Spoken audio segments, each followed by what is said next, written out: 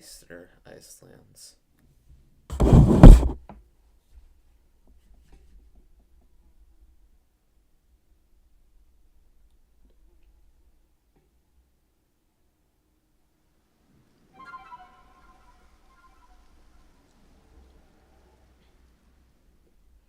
I forget where I left off.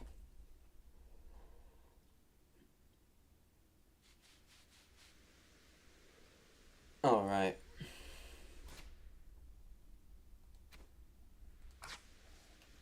Will, my beloved. Frederick, my beloved. Hib, my beloved. Kazane, my beloved. Kilometers, meters worth, my beloved. And Grain, my beloved. Grain. Grain. Grain.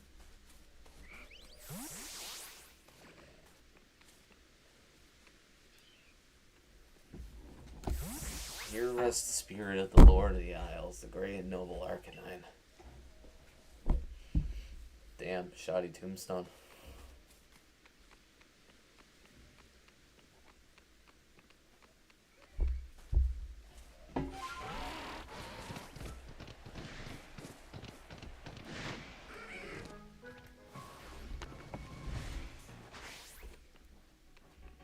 I thought that was breakable.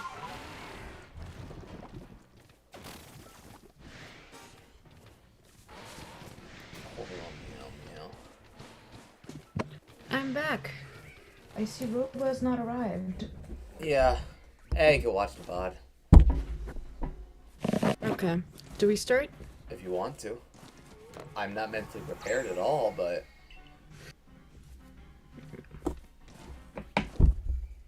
You know, I did give you permission, so... Alright, hold on. Currently playing Pokemon Go. Well, not Pokemon Go, but just Pokemon. Yeah. Falling, I thought. I'm falling, I thought. What a way to go. I braced myself with the impact, but it never came. That's weird. I should be dead by now. I looked down, and sure enough, there was my corpse. A mangled mass of chalk-white skin, cat vomit color. What? I was 11 when I wrote this, and this was before. This was like, I think this was like when I first got on Amino too. This was I'm sorry, but terrible writing. cat vomit colored. I mean, it depends on what the cat's been eating, but I also don't think your flesh turns like a weird color right after your death. So like, okay. Sasha, this is the first one. This is the bad one. Everything else after this is decent. Alright. This is the only one that's like actually gonna deal a little psychic damage to you. The rest of it's like tolerable, if you ask me. I'm not taking psychic damage. I'm just the cat vomit colored flesh. I'm taking psychic damage from hearing my terrible writing read aloud, which I gave you. We should alternate then. Permission. We should alternate. What do you mean? As in like alternate short stories. Well, am I gonna have to read yours while streaming? Oh no, I'm gonna read it. Oh, okay then. But the rest of my stuff is the rest of the stuff I sent is tolerable. Actually, I think it's like, despite the fact that I wrote it when I was 11, like it's a good start to something. Mm. Actually, A now that I massive think about the one with chocolate- Phobos, I think I wrote like last year actually. So. A mangled mass of chalk-white skin, cat vomit-colored flesh, and broken bones. Hundreds of thoughts flooded my mind at once, but they all said the same thing. I'm dead and I can't feel my legs. Okay, I will. Okay, I think that is actually kind of funny. I'm dead and I can't feel my legs. Yes. Why would you? I think Instead that's of kind of freaking out- funny. It is. Instead of freaking out like most people would, I decided to examine my new body. For some odd reason, I was inverted. Pitch black skin, magenta eye, royal blue cloak. Looking nice. Looking real nice. Looking real nice. Oh my god. Imagine. Oh god. I mean, it's saving grace is this first person, but like, oh lord. Looking nice. Looking real nice. Then I heard it. That is Or rather, I genuinely the heard way her. fucking that character talks. That is the way he talks. He sounds like a fucking idiot when he speaks. Freeze! I cursed silently and put up my hands. I just died, and now I have to deal with this? She grabbed me somehow and shocked me with some weird doohickey. I don't care what you call it. I'm calling it a doohickey. I then Why did proceeded I to say use all seven. brackets for parentheses? Kill me. Yeah. I then proceeded to say all seven cuss words. Yeah, 13 for again, a I was sailor. 11 at the time and didn't consider the fact that, wait, I can write curse instead of cuss. 13 if you're a sailor. I love that. That is a reference to a SpongeBob episode. Silence, you freak of nature. Sorry, that's... Wow. No comma? Okay. I turned and looked at her. Do you gotta be so rude? Besides, you're kinda one yourself. She was speechless. Like, okay, but like, I'm sorry, but like, we need like an explanation as to why? What, Sasha, you gotta consider that when I was 11, this is when I I actually know. started writing. I know. I I'm didn't just like, understand any of the fundamental rules despite having read a I lot know. as a kid. I know. I'm just like, I thought wrong. No, it's fine. I want all the criticism though. Even She if was this was speechless. I was 11 and I've since changed a lot, I want you to tear 11-year-old me apart. Imagine being rendered speechless by someone just telling me, "Oh, you're kind of one yourself." This just a no you. What happened? The cat got your tongue? That's when I realized I made the biggest mistake of my life. Death? Hearing this out loud makes it much worse than reading it yesterday. No space bar, like no space after the dot, after the fucking triple dots. Okay then. She punched me so hard, even you mean Saitama? I was bad at spelling as a kid too. Would be impressed. My body made a Also, sizable bend. let me just that line. Your corpse body? What wall? Do we know how this character died? What's happening? Sasha, I was stupid. I know I'm I asking for you to know. bully young me, but You're also, telling me to bully you, and then you're like making it's excuses for just I yourself. feel so self-conscious, even though this was It's years fine. ago It's and fine. I'd It's grown so fine. much as a It's writer and a fine. It's person. fine. You have. Like I'm not going to say, oh, I'm still a terrible writer. No, I would like to think You I've have gotten much improved. better. Ow.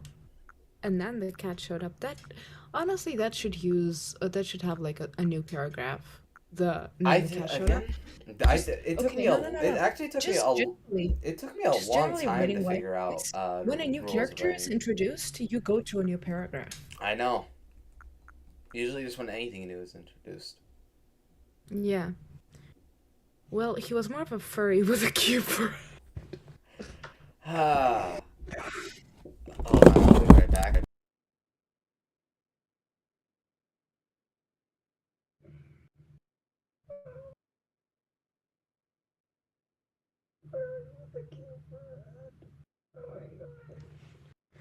Oh Lord.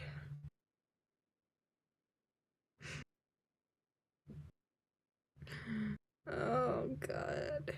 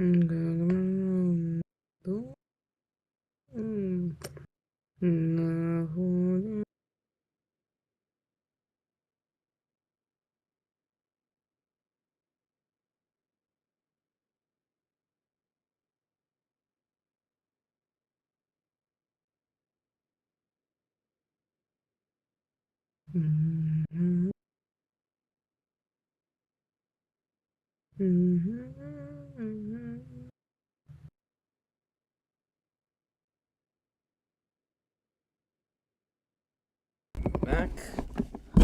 Welcome back. Dad just came to say some stuff. That's it. Don't worry, everything's fine. God. It was more of a furry with a cube for a head. Lich. Lich. Don't say lich. Don't you lich me. I'm gonna lynch you. No. We both looked at him, utterly confused. Okay, I don't think I can handle hearing any more of this, even though it's almost done. What? I don't know how much more of this I can stomach, even though I know it's almost over. What the freak? I just knew I would deal you psychic damage right after you finished that phrase. I knew what was coming next, is the thing. I knew what was coming. My client would like to plead oopsie daisies. She said, pretty sure I'm in the wrong dimension. In under a second, he was on the other side of the room. He repeated this a few times. Oh god, don't tell me. He did it 4 more times. Oh no, oh no, no, no, no, no. This can't be happening. Wait, he as in the furry? I think? Who's saying this? Sasha? Who's saying this? Sasha, don't ask questions about young me's writing. Okay, fair because enough. It doesn't make any sense 90% of the time. Who are you? Who is he? Where am I? And what the heck is going on? Oh god, Let's... heck. Well, heck is fine, honestly. Heck I is say not heck sometimes. acceptable in my case.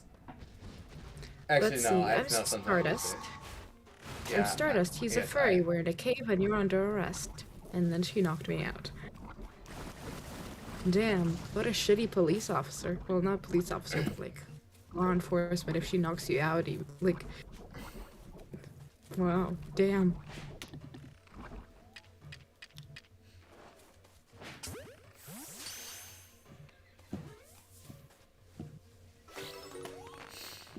My face hurts. Do you wanna catch a break with In a moment, I need to process everything I just heard, even though it was my own writing.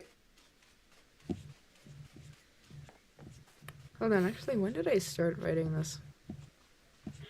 Well, at least I can drown my woes by watching Spiels be Spiels. Oh. Aww. Mine.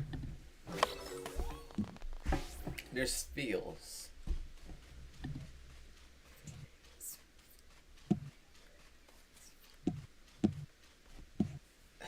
The round belongs to me. You say Rowlet is like the roundest Pokemon, But look at Spiel. This Well, is honestly, the the roundest roundest one is Pokemon. Voltorb, but Uh no, yeah. Yeah, on true.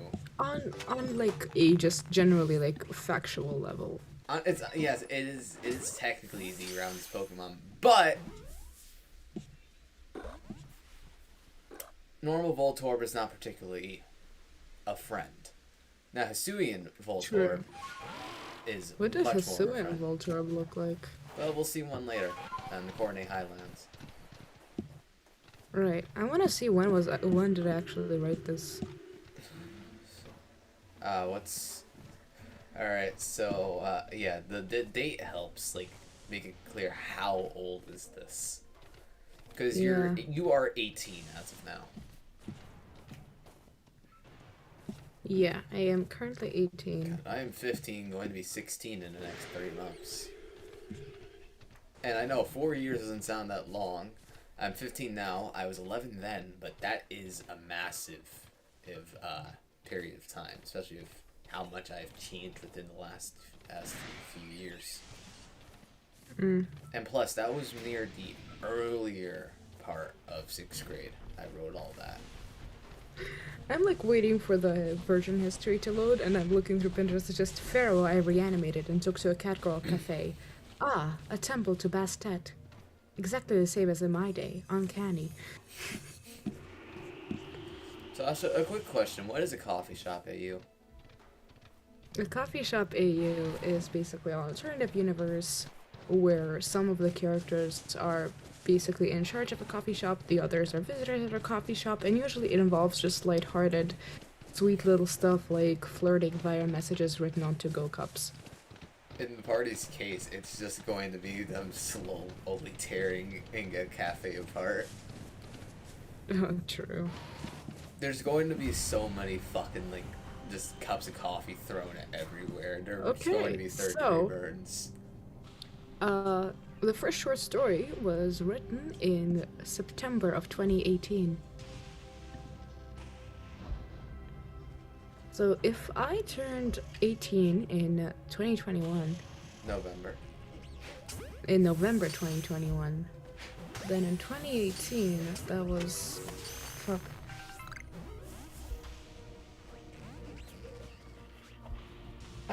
I haven't even turned 15 yet, I was 14. Wow. Yeah. So do you want to hear a story? It's about murder. Oh.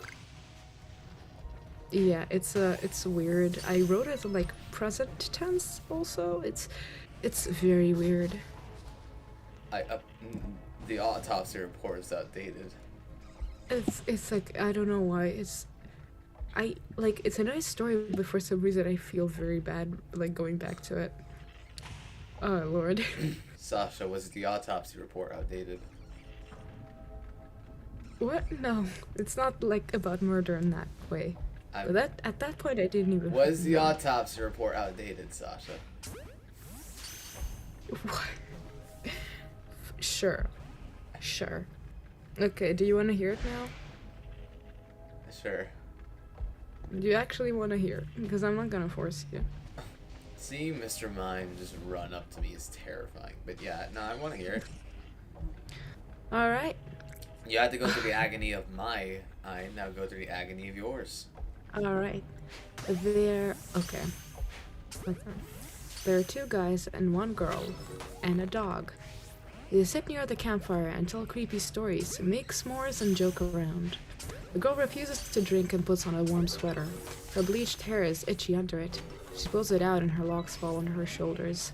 The blonde guy takes out a flashlight and aims it at his chin. He mimics the ghostly storytellers all three of them used to watch as children. The dark-skinned guy with short hair and his left hand covered by a cast throws some sticks into the fire. The dog looks up and slowly lowers its head. It understands now that its owner is not playing fetch. They chat amiably as the fire warms their skin and souls. Then they all stop. Their thoughts race away from the cozy circle and into the dark and unexplored. They listen for sounds in the woods that creep up on them from all sides, for the crackling fire and the night owls, for the sweet murmur of the river and the rough rustle of the trees. But what they really listen for is an otherworldly noise, a scream, a shriek full of menace.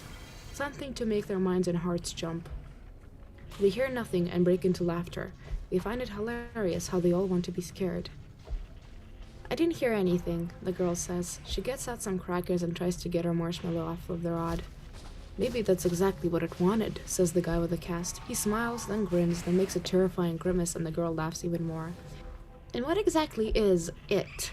The girl asks and scoots over to the guy. They smile at each other and both fall silent. They see no one else in the world, and the blonde guy awkwardly clears his throat.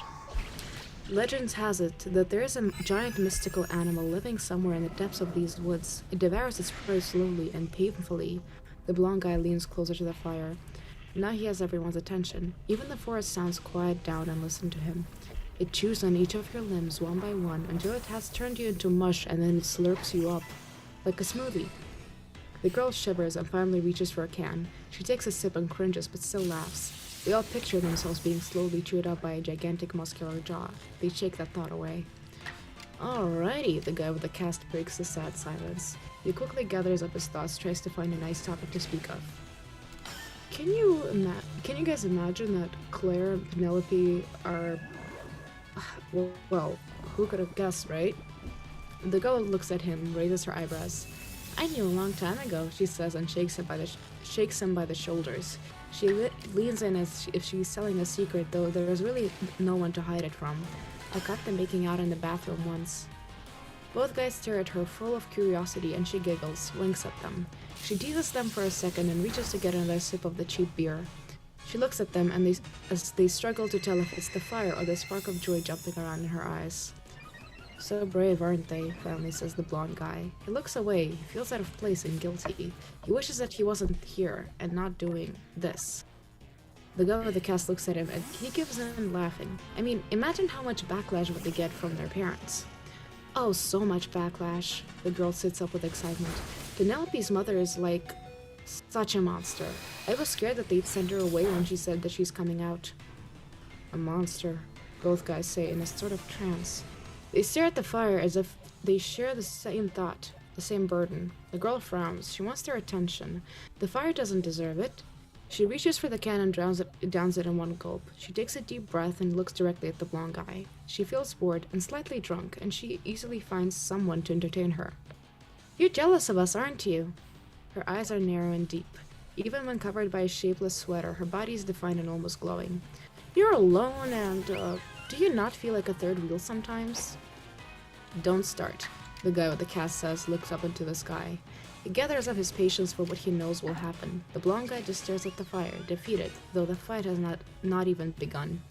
Don't start what? The girl only quickly looks at her boyfriend and back at the third wheel. I want to know if my friend feels awkward around us. I bet you haven't even noticed. Poor guy. Do you want me to set you up with one of my friends? The third wheel smiles because it has to and doesn't dare to look up.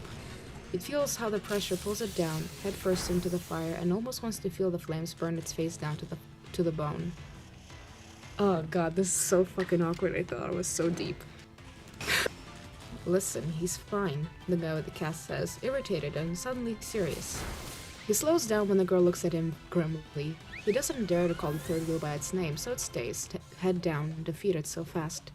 The girl takes her victory and leans back, reaches for another can. As her imaginary grip loosens on the guy's throat, he looks away. Mark doesn't need a girlfriend to be happy, does he? He hates to play the game how she does, but has no choice. His only options was to stand up to their non-existent fight, and give the object that was tossed away a name and a face. Mark looks up. He has fair skin and light eyelid. Fuck. I also did not know how to make my text readable, apparently. This is so difficult to read, honestly. What size is it? What's the font? Huh? What's the size? What's the font? It's Arial 11. I'm going to kill you. It's just the basic font, come on. I'm going to kill you for being basic enough to use Arial. The thing is, I don't care what font I write in, so I just let it be the default. At the very least, Times New Roman. Okay, Jesus. Or Merriam. Okay, so you're allowed to get on my fucking 2018-year-old case. Wait, not 2018. I'm getting 14-year-old. I'm getting on your ass in general. Use anything that's not Ariel. I despise Ariel. Just Okay, fair enough. I just generally don't like it. It has nothing to do with your writing. It's just your font choices. He has fair skin and light eyelashes. His eyes are almost purple, Also, but still size blue, and 11, his at lips least are thin like and 12 wide. to 14 is reasonable. So you can fucking read it. He has a bruise on the bottom of his left cheek and a scratch near his collarbone. His hair is pale and messy, and he always appears to fade in the back of everyone's mind. Never the topic of conversation, except for now. The girl and the boy with the cast look at him, discover him. Discover that his mother basically lives on therapy and his dad sometimes comes back in the mood for a fight.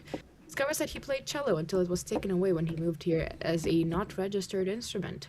Discover that he likes to draw with black pen all across his right arm.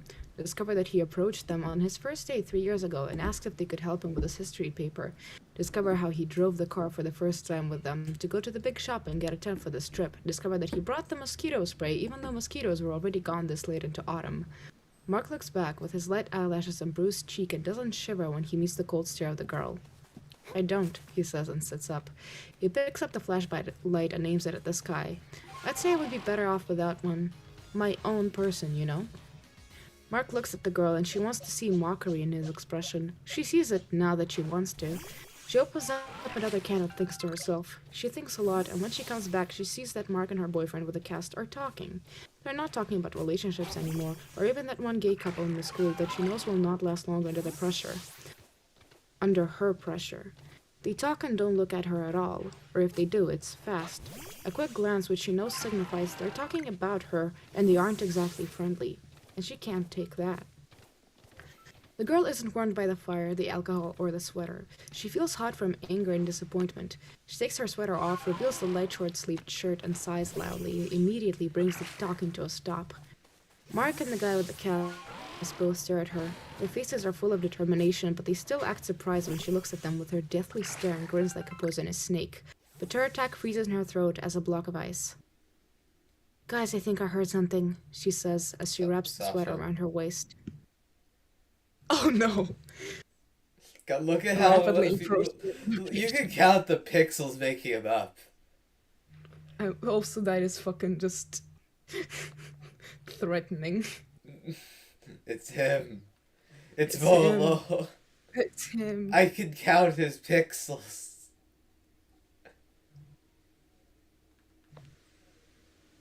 Anyways, you may continue. Sorry. Guys, I think I heard something, she says as she wraps the sweater around her waist. All of them quiet down and listen. The fire grows smaller and quiets down.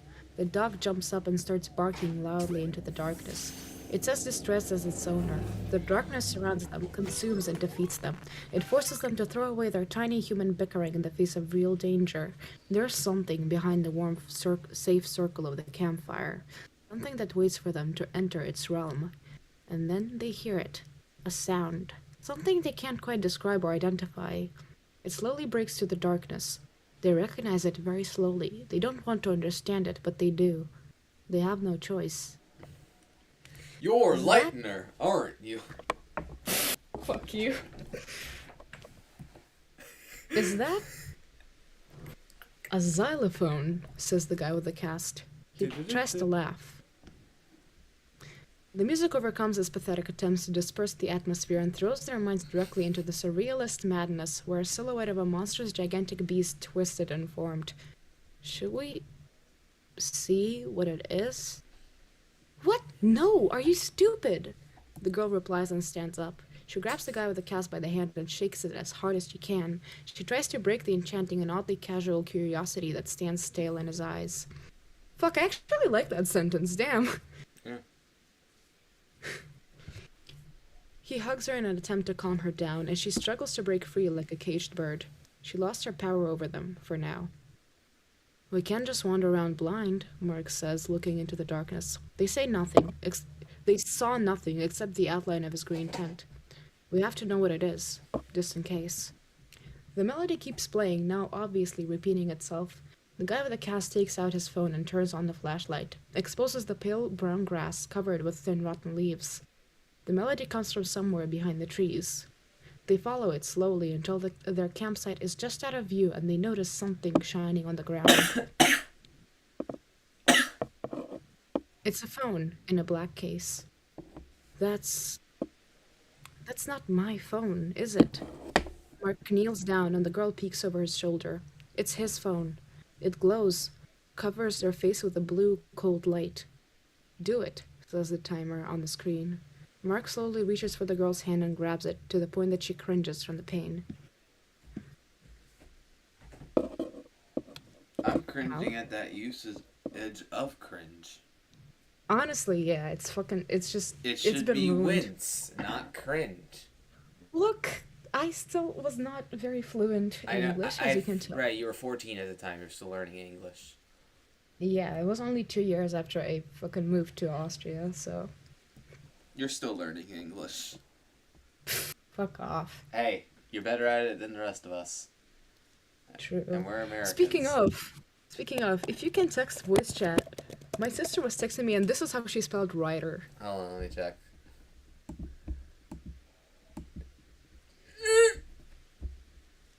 I've been dealt psychic damage. Sometimes I'm just appalled by her English. Like she's gonna be 20 in less than half a year.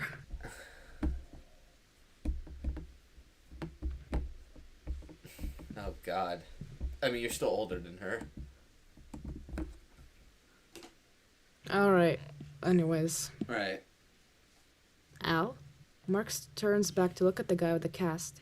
He stands still with his flashlight. Oh yeah, no, flash because it's on the phone, aimed at them. His skin looks even darker in the night, and only his eyes with the fake green context in them stand out on his face. His hands are covered in scratch marks left by his dog. The cast on his hand is teeming with signatures and smileys. He has short frizzy hair, and his left ear is pierced. His clothes that used to belong to his older brother are stretched out and old. He sways from side to side as they look at him, with a sudden rush of fear. They see almost through him, all the way to his soul. They see him sitting quietly at the dinner table, with his parents lecturing his brother once again. They see him go back to his room in a rush and hide from the world in the depths of the internet. They see him hide the 5 cans of beer behind the piles of schoolwork and laundry baskets, and see him pretend that they aren't his when his parents find out later that same week. They see his mother break down in desperation, give up on both her children, and they see Al's hand tremble as he pulls out a knife. 2 guys at the campfire, and a dog. He sits still and stares at the fire, and the dog growls, moves aside. The smell of blood confuses its domesticated nature. The guys don't talk and don't even notice the fire die down. The sound of the woods no longer intrigue them, and the darkness no longer lures them inside its cold embrace. Instead, from the gloomy abyss, a pale face peers into their very souls. It's full of anger and fear, and it has long bleached hair that now sways like seaweed at the bottom of the river. Blood slowly trickles down from a gash on the tender neck of the girl. Her eyes are open wide, still like smoked glass. Her hands, usually bare and fair, are covered in bruises. The last bubbles of air leave her lungs with great sorrow, and the heart that has stopped working just a couple minutes ago now lies still within her lifeless body. Jenna. Her name was Jenna. She wasn't a person they wanted to see. She wasn't a person they wanted to see alive. Just look back at this tree and it's fucking Volo. That was the point, just to catch you off guard. I was like, does this motherfucker have mascara on? Or I Honestly, if he does, slay. Look at him. Yeah, damn. Damn. Cat eye. Like, yeah, sure, he's the bad guy, but. Anyways, are you finished? that was the story. Yeah. How long was that? That was only what? Hold on, give me a sec. That's only, that's one of the shorter ones, actually. How many pages was that? That was like 3.5. That was 3.5! Yeah, 2,278 words. Right, you write size 11 font, right? I write like, I'm like 12 to 14 on average. I write with bigger font because, honestly, I struggle to read smaller fonts. I have very good vision, I just struggle to read smaller fonts. Alright. So, it was good. Sasha, there is a lot of potential there for something. I think that's something you should revisit. That was actually Maybe good. Amazing, no. there's still a lot to improve on. Plus, you were 14 and we're still relatively new to English. Yeah. But it wasn't bad by any means. And now I can continue reading. Well, actually start reading. Why, hello there, Miss May. Fancy running into you out here. Me? Oh, I'm on hunt for some plates. How's your plate hunting going, my friend? They're delicious. Meh.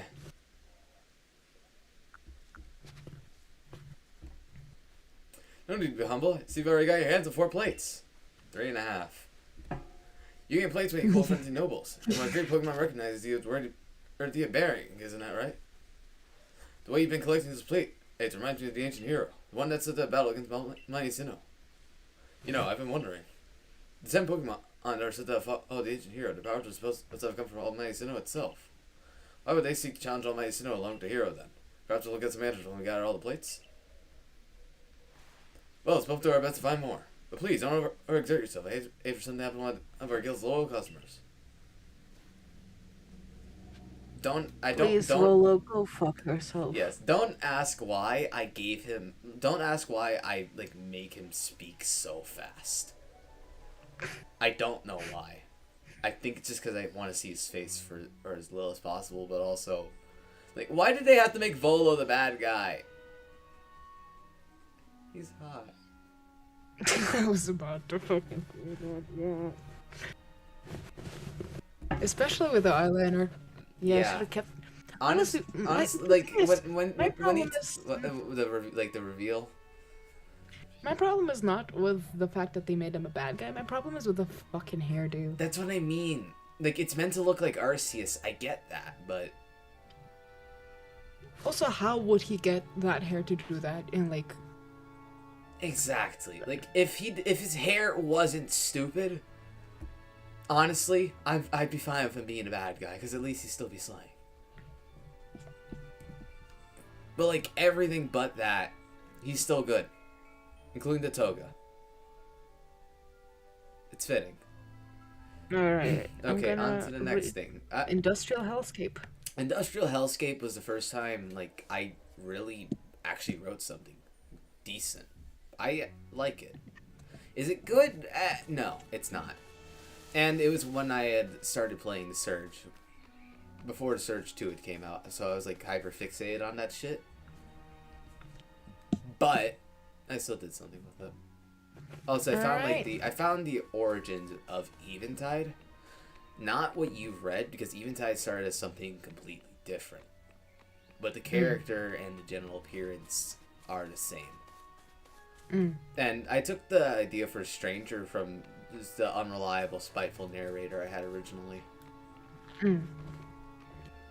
The grinding of gears, driving the assembly line. Steel striking steel is the machine's complete task after task, never questioning their purpose, for they lack mouth to speak and mind to think. The smells varied, sometimes grease, sometimes gunpowder, always sweat, tears, and misery. Oh, I like that. I like that. Yeah, I do. I like that line too. A human here was a rare sight. The factory was nearly autonomous at this point, only requiring field technicians, a dangerous and risky job. You had to be quick, efficient, and cautious. One small slip-up, and whoops, there go your arms, there go your legs, there goes your life. Me? I lost my arms while replacing a saw blade in the foundry. Did it hurt? Well, what do you think? I can't imagine having a limb sliced off is very fun, is it? Finding a smile amongst these sad, sad souls was like finding a needle in a haystack. Slim, but not impossible. Some were demented enough to enjoy working in this hellhole. They loved the monotony. They felt safe under the gaze of the Apex, our overseer. I think they might have just gone cuckoo from the fumes. Or maybe I'm the cuckoo one. Hell, we've all probably gone cuckoo. It's cuckoo. Cuckoo, sorry. That's just how you spell it. Like my fellow co-workers, I wanted to break the cycle, get a taste of freedom again. The only problem? The Apex was always watching. It's not like you can just walk right out of the door, not without him sticking his warhounds, what he had dubbed the security robots, on you. That's why we devised a plan to take him down. Apex is short for Automated Pacification Enforcer X. Pacification, huh? Nothing says force pacification like a 10-foot military-grade death machine. I get. We make weapons and industrial tools. But having... I skipped. I forget words sometimes. I type fast and I don't look back. I know. I'm just also reading it like it is on purpose. Ah. But having that watch us is a little bit extreme, don't you think? Even the warhounds are enough to stop someone from running off with some government equipment. Anyway, here's the plan. The first step in our plan was to take out the security force, greatly limiting the Apex's tyrannical rule over the factory. But to do that, we needed to head deeper into this industrial hellscape, and there was no telling what hid in its depths. Some said it held nothing but broken robots and rotting corpses. Some said they were building more machines there. Some said it was just empty space, nothing to worry about. The last one was from those ass-kissing loonies that liked it here. Jesus. I can't read. It's fine. What up? I'm Jared. I'm 19 and never fucking learned how to read. I still love that vine. If we were really gonna do this, we needed to arm ourselves. The perks of being a field technician was that you learned to know the factory like the back of your cold, dead metal hand. Oh, nice. We raided the equipment sheds, weaving in and out of the paths of warhounds, not stopping till we were back at our quarters, our hands full of old tools, plasma cutters with barely a breath of life left in them, saw blades so dull even pizza cutters had more edge, rivet guns big... There, I read it perfectly, no problem. Moving on. Rivet guns big enough to shatter bones and split your skull in two, and an old engine block which we dubbed the Engine from Hell. Aptly named, given the size of the flames that baby kicked out.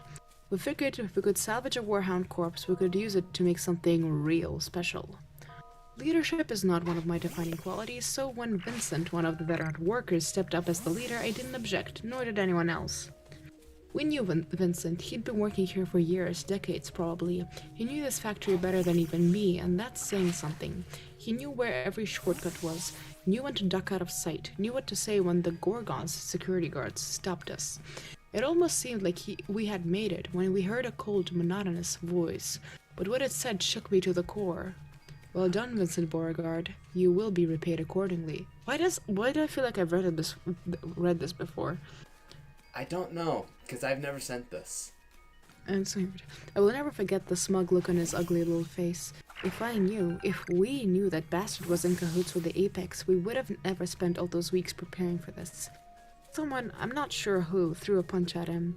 A warhound jumped out of nowhere and killed them on the spot. We didn't have any time to react before our seer started speaking again. You humans were fools to trust in one another. You were fools to think that you could outsmart me. You were fools to think you had a sliver of hope escaping with your lives.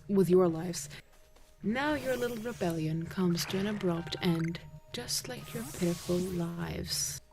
Now as I lay here in a pool of my own blood, I think about the Apex's words. Maybe he was right. Maybe we were wrong to trust each other. Maybe we were wrong to hope. We trusted our traitor, and now we're facing the consequences of our actions. It's almost funny. I wonder if Vincent will find it funny when he's damned to hell with the rest of us.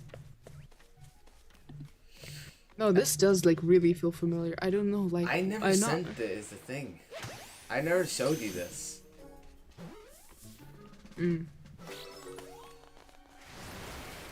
It's not the worst thing ever, but it's by no means good. Okay. This one is a lot shorter, but it's also formatted as a letter. So, yeah. Hello, my enemy. I will have to call you that from now on, though I still love you with all my heart. You might not remember the end of the world, but luckily, I do. It was the most beautiful sight in my life, and it was a pleasure to share it with you. The walls broke down in front of us, and we watched it all burn. We loved it and smiled like children. We let the last of the human kindness die in the screams and desperation. Yes, it was us that had ruined the world. However, only one of us had realized the mistake we made. The world had burned down, and years later I came back to its ashes, tears in my eyes, dirt under my skin, and blood on my hands. When you have refused to listen to me, we parted, and I haven't seen you since.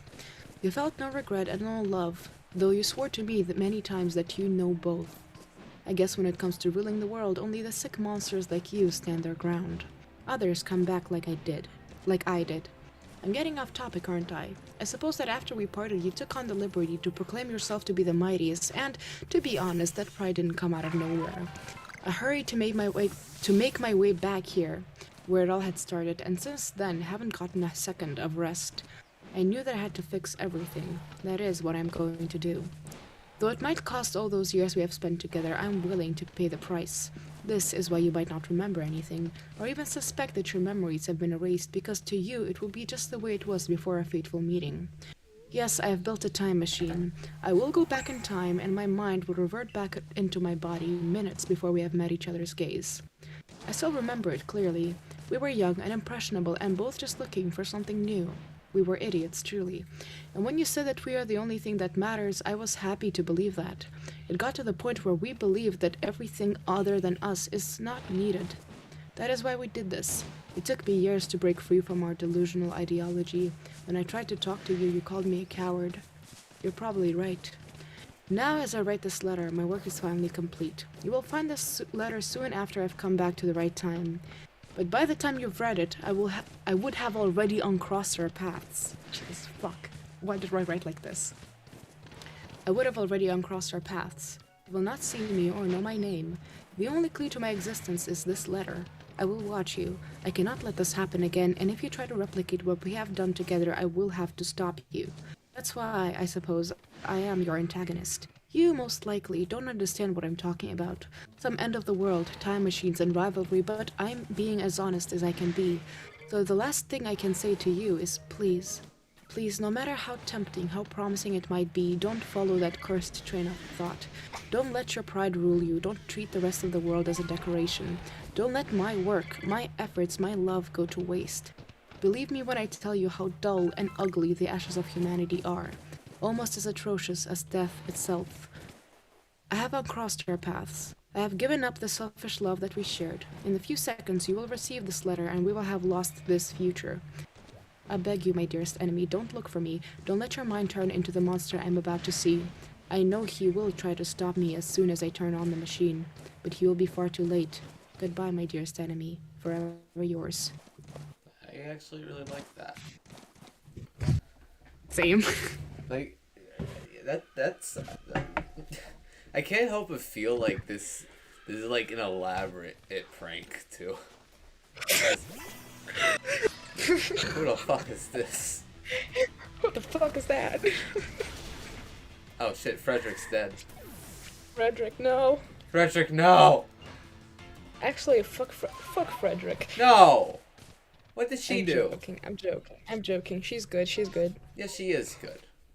Fucking hell, why am I so cold? Should I just get out gloves? Should I get my gloves? Should I fucking pick out a pair of gloves right now? Look, Sasha, Sorry. you're a sickly Victorian peasant, okay? I'm a sickly Victorian child. Oh, yes. Anyways. I don't know, I really enjoy that one. It's just like this tragic love letter. But it also could be a prank. Yeah, Also, it imagine feels like it could easily be either or. It's like either an elaborate... It's either an elaborate prank or, you know, sort of love letter. Also, though, just like imagine a story starting with the main protagonist just having this letter and nothing else. Like not knowing who the fuck their quote-unquote antagonist is, but knowing that they have someone trying to stop them from doing something. That's actually a good idea, and just having to make sense of the letter as time goes on, both you and the protagonist. Yeah. I think that's a good Anyways, idea. Keep that in the back of your mind. Snake. This one is just short and sweet. I didn't actually finish it, but I like it conceptually. It's something I would actually like to build upon. Alright. 3 months ago, I somehow convinced my mom to buy me a snake. And mind you, I was 7 years old. It was around 6 inches long, tiny for snakes. She was the same color as peanut butter, which led me to name her Peanut. She was a shy little thing, but she was just as curious. My mom is a gardener, so every now and then I would let Peanut roam her garden. Oh, that's so sweet. She would usually light linger near the tomatoes, coiling around the poles as if she was a vine herself.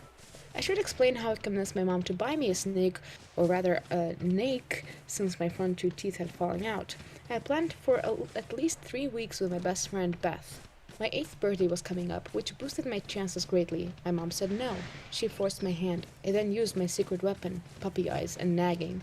The first week she would mainly stare at me with those black eyes as she was questioning my very existence.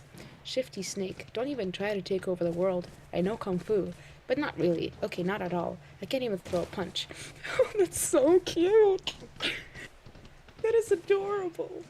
As time went on, I found that I could talk with Peanut without being judged, or at least not out loud. I get lonely when Bee is not around, but at least I get to hear her stories when she comes home from school. Oh wait, no, that's... Oh, is that the snake's POV? Yes. I get lonely when Bee is not around, but at least I get to hear her stories when she comes home from school. Once I snuck into her lunch bag to see just what exactly goes on in her school. She was so surprised to see me. Once she realized it was me, she said, "Hi, Peanut," and smiled. The friends shrieked when they saw me. Guess not everyone's a snake fan. That is so cute. It's just short, simple, sweet, and I would love to build upon it, honestly. That's like the one old thing I found from me that I didn't cringe at, because there's nothing wrong with it. Hi, Panda. Oh, hi, Panda. Sasha's been reading my old shit, my old writing out loud. I'm reading some of mine as well. Yeah, basically alternating. Decision that staying here and doing my index cards is probably better because you two can keep me on track. We're not going to keep we you on can't. track. Because I'm playing Pokemon and Sasha's reading stuff. Yeah. So basically, what we're saying is it's a bad idea to ask us to hold you accountable. That's Well, for the past 2 hours, I haven't done anything. That's not our problem. Except watch YouTube. Panda, that is not our problem. If you need someone else to hold you accountable, ask your mom to do it. Sit down in front of her and fill out your shit.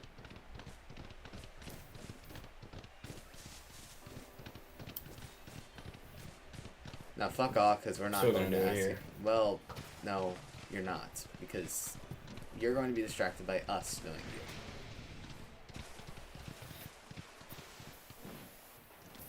Also knowing me, I'm just gonna keep asking for a second opinion. Yeah, so, Panda, shoo, get out. Please. Fine, dude.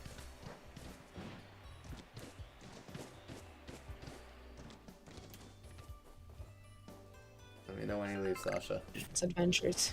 Huh? Let me know when he leaves. He left. Alright, cool. Yeah, so I would love to read about Peanut's adventures. I want to expand upon this.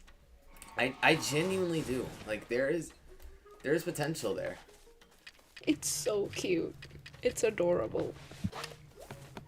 Fuck. Oh, Lord. This one is, kinda long. It's kinda long. So, buckle up, I guess? It's also, semi-horror or semi-post-apocalyptic. Also, that was like me actively delving into my fear of mind control. Yeah. So, buckle up. The little town on the outskirts of the farmlands faded in through the mist of the morning. The dirty smoke light bulbs swayed from side to side, barely glowing. Their light revealed the gloomy rooms and tiny houses. The town, surrounded by cold air and the smell of yesterday's smoke, slowly came back to life. Raising from their thin, hard beds, the townspeople steadily lowered their starved, pale, dirt-covered legs onto the wooden floor, almost like they've rehearsed it, and the simultaneous creak pierced the air. The silence was broken, and the routine had started. Synchronized, their clothes bunched up and rustled as they quickly stumbled their way through the room. They hit their elbow, hissed in the silence, slowly filled the table before them with their trembling hands, and finally found the box shape of the radio. Their hand rested on the dial. The townspeople looked up in their muddied windows and peered into the dead silhouettes of the other houses. In that very moment, they all take a deep breath and turn the dial. The sounds from the radio twitch and change, all in the exact same way in each house. They faintly hear bits of a weather report, some vintage music, morning exercise beats, until finally the sounds disappear. Now The for static weather. noise. And now the weather. Yeah. The static noise slowly fills the ears of the townspeople. It's like a buzzing hive bubbling in the silence of the town. It grows more and more like an infestation, climbs under their beds, into closets and old microwaves. It inches its way through the shower drain and the gaps under the doors, and soon the entire town is filled with static. The town lights up. The mist disperses, the grass is green and fresh, encompassed by the warmth of the rising sun. The townspeople, their cheeks rosy and full, and their eyes bright and lively, get ready for another day. Women put on floral dresses and shining slippers, brush their hair and pull it back with headbands and hair ties. Men clear their shoes, roll up their sleeves, and shave their faces as they look quizzically in the mirrors. The kitchens are shining clean, and the townspeople practically waltz into the cozy rooms, looking to prepare breakfast. Bacon, scrambled eggs, and a mug of hot coffee, of course. The plates are white with a blue rim, and the tablecloth is red and orange. The smell is enchanting, warm, and feels like home. The soothing static fades into the background noises, like crickets in the evening and footsteps at a party. Townspeople clean up, their plates ring together in a cheerful jingle, and the water, cold and fresh, runs down the drain with the dirt and the rest of the sad morning haze. The town is in the static now. All doors open at once, and the townspeople step outside.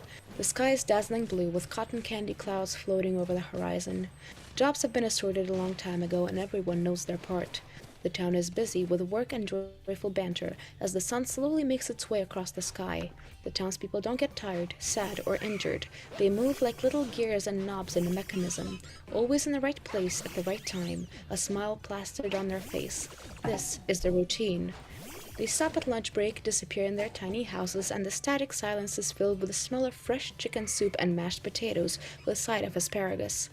The taste is rich and full, melting in their mouths. All at once they stand up, their feet light and full of energy, their backs straight and faces bright with life. The townspeople, like colorful dots, emerge from their homes and continue on with the daily ritual. The evening slowly lowers down into the farmlands. Shops and cafes close, lights dim, and streets empty. Doors shut gently behind the townspeople. Each one of them lives in a separate house, just by themselves. They tidy up, hush their dog, and prepare for the evening, the last part of the routine. As they sit silently with a book by their side and a warm lamp shining over the cozy couches, they all become aware of the static. The buzzing electric rustle that they have been ignoring for the entire day. They feel it in the air, a thick fog of plain noise. It sticks to their eyelashes and between their fingers, in the wrinkles of their clothes and in their steady breath. It seeps through their pores and creeps into their ears, up their nose. It flows along with their blood, bounces in their brain, stretches and contracts within their muscles. It reaches everywhere, and it burrows its way through anything, like a sickness encompasses an entire being. The citizens stand up in a unanimous motion, head over to the table, and place their hand on the dial of the radio. The warm atmosphere of the home slowly peels off as they turn it. Darkness falls, shadows bloom, and the floorboards scream through the still air. Townspeople run through the rooms, pale, wide-eyed, shaky. Their bed, cold, thin, and unwelcoming as their last defense. Tumbling and falling, they reach it, as always, a second before the last ray of sun disappears behind the grass. The night collapses onto the town. Hours have passed. The little town on the outskirts of the farmlands faded through the mist of the morning. That's basically the fuck. I thought I was so smart just repeating the first paragraph of the story. So I'm not gonna read that. In that very moment, they all take a deep breath and turn the dial. All but one. Near the tiny garage of one house, the one on the edge of the town, stood something quite peculiar. An old orange car. No one seemed to notice how and when it appeared. It wasn't there when they closed their doors, but it had appeared to be standing there for hours when the sun dawned. The car was covered in mud, the windows were tinted. It did not belong to any of the townspeople. The morning that the car appeared, no one in the house turned the dial off the radio. No one looked through the old windows in hopeless terror. No one felt around the table looking to get a grip on the small metallic box. No one hissed as they hit their elbow or stumbled across the dark and tiny room. No one slowly lowered their corpse-like feet to the floor, and no one even bothered to get up from the cold bed. The static fell onto the town without the final humming electrical voice in its choir. The house with the orange car parked in its backyard stood isolated and gloomy. It remained the same dull old little shack, unlike the tidy, shiny houses in the depths of the static. Oh, that was a mouthful, and I'm not even done. Oh, God. The house, no longer part of the bustling town, was inhabited by a woman. If she ever had a name, she did not remember. Fuck. Fucking scared me, you bastard. White woman dumb scare. If she ever had a name, she did not remember it now. It must have been ages since she ever heard a single name being yelled across the busy streets. The woman might have had blonde hair, or she might have been a brunette. She didn't know. All the mirrors in her house were crooked and rusty. She didn't remember seeing herself in a mirror once. Right now, the woman was lying in bed, underneath a thin layer of fabric serving her as a blanket. She slowly opened her eyes, tried to move in that familiar motion. She sat up and put her feet down on the floor. It didn't creak.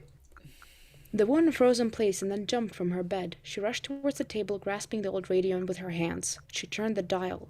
Nothing. She spun the dial both ways, listening for a single sound to emerge from the box. Nothing.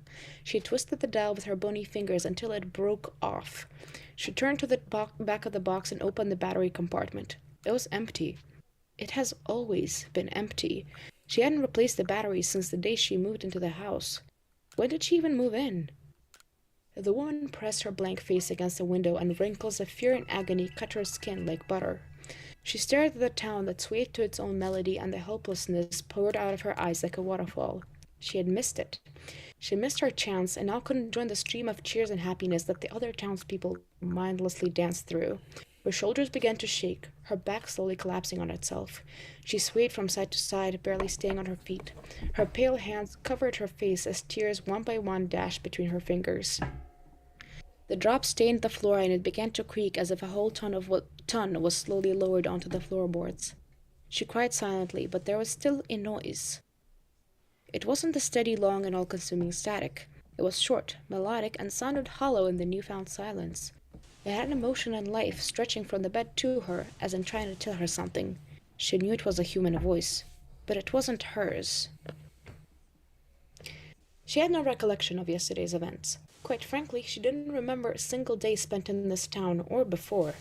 However, she did remember slowly getting up late in the evening and fearfully opening the door after hearing a knock. The man standing at the doorstep was young and lively, with a smile on his face. It was a stiff smile, an attempt at portraying happiness and hiding great fear behind it. However, the woman, not knowing a single thing about smiles, believed it and let the man stay for the night. Now she saw him lay in her bed, tossing and turning. The bed was extremely uncomfortable, and the mattress was almost as thin as the blanket. Why didn't she ever notice? The man looked unique, or more so, the fact that the woman could even recognize any of his features was unique to her. If she knew what casual looked like, she'd say he looked casual, but she didn't, so instead she stopped her silent sobbing, distracted by the man's brown hair, long nose, deep-set eyes, and wide lips. She wondered if she's ever seen a man like this, but her memory, once again, only presented the hazy mist in which she must have spent years of her life. The lack of memories began to terrify her more than the fact that she missed her daily ritual. That's it, the ritual. The woman thought back to her routine of standing up, reaching for the tiny box, and turning the dial. She squinted, trying to remember what she did next. Next, she turned off the radio and rushed to sleep. Nothing in between. What was she doing? Why has she done it for all the time, however long it was?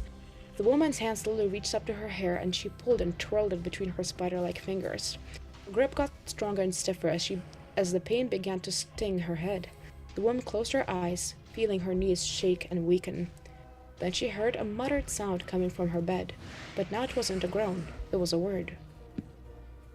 Bailey, the man called out in the same hollow voice, turning from side to side as he struggled to open his eyes, as if previously they were forced together by glue. That's so fucking funny. Ah yes, glue your eyelids shut, why don't ya? He peered into the cold air of the room and finally recognized the silhouette of a woman before him. She looked scared and distraught, her hands gripping onto her hair as she stood on her knees in the middle of the room. Where am I? She looked at him as her eyes somehow grew even wider. She moved her lips as if trying to speak, but only let out a painful hiss. She grabbed her throat with the same stiff grip. Her pale face became red as she continued trying to force out a sound. She bent down to the floor. This image strangely resembled a cat trying to cough up its own fur. The man sat down near her. Ah, shit, you dead. No. Not quite. Can you not speak? He reached for her shoulders but stopped himself. With a look of realization, he flinched and his face twisted with disgust and fear. Or did you forget? The woman shook her head violently as she continued to cough and hiss. Slowly, sounds began to emerge from her throat. Her voice was hoarse and weak.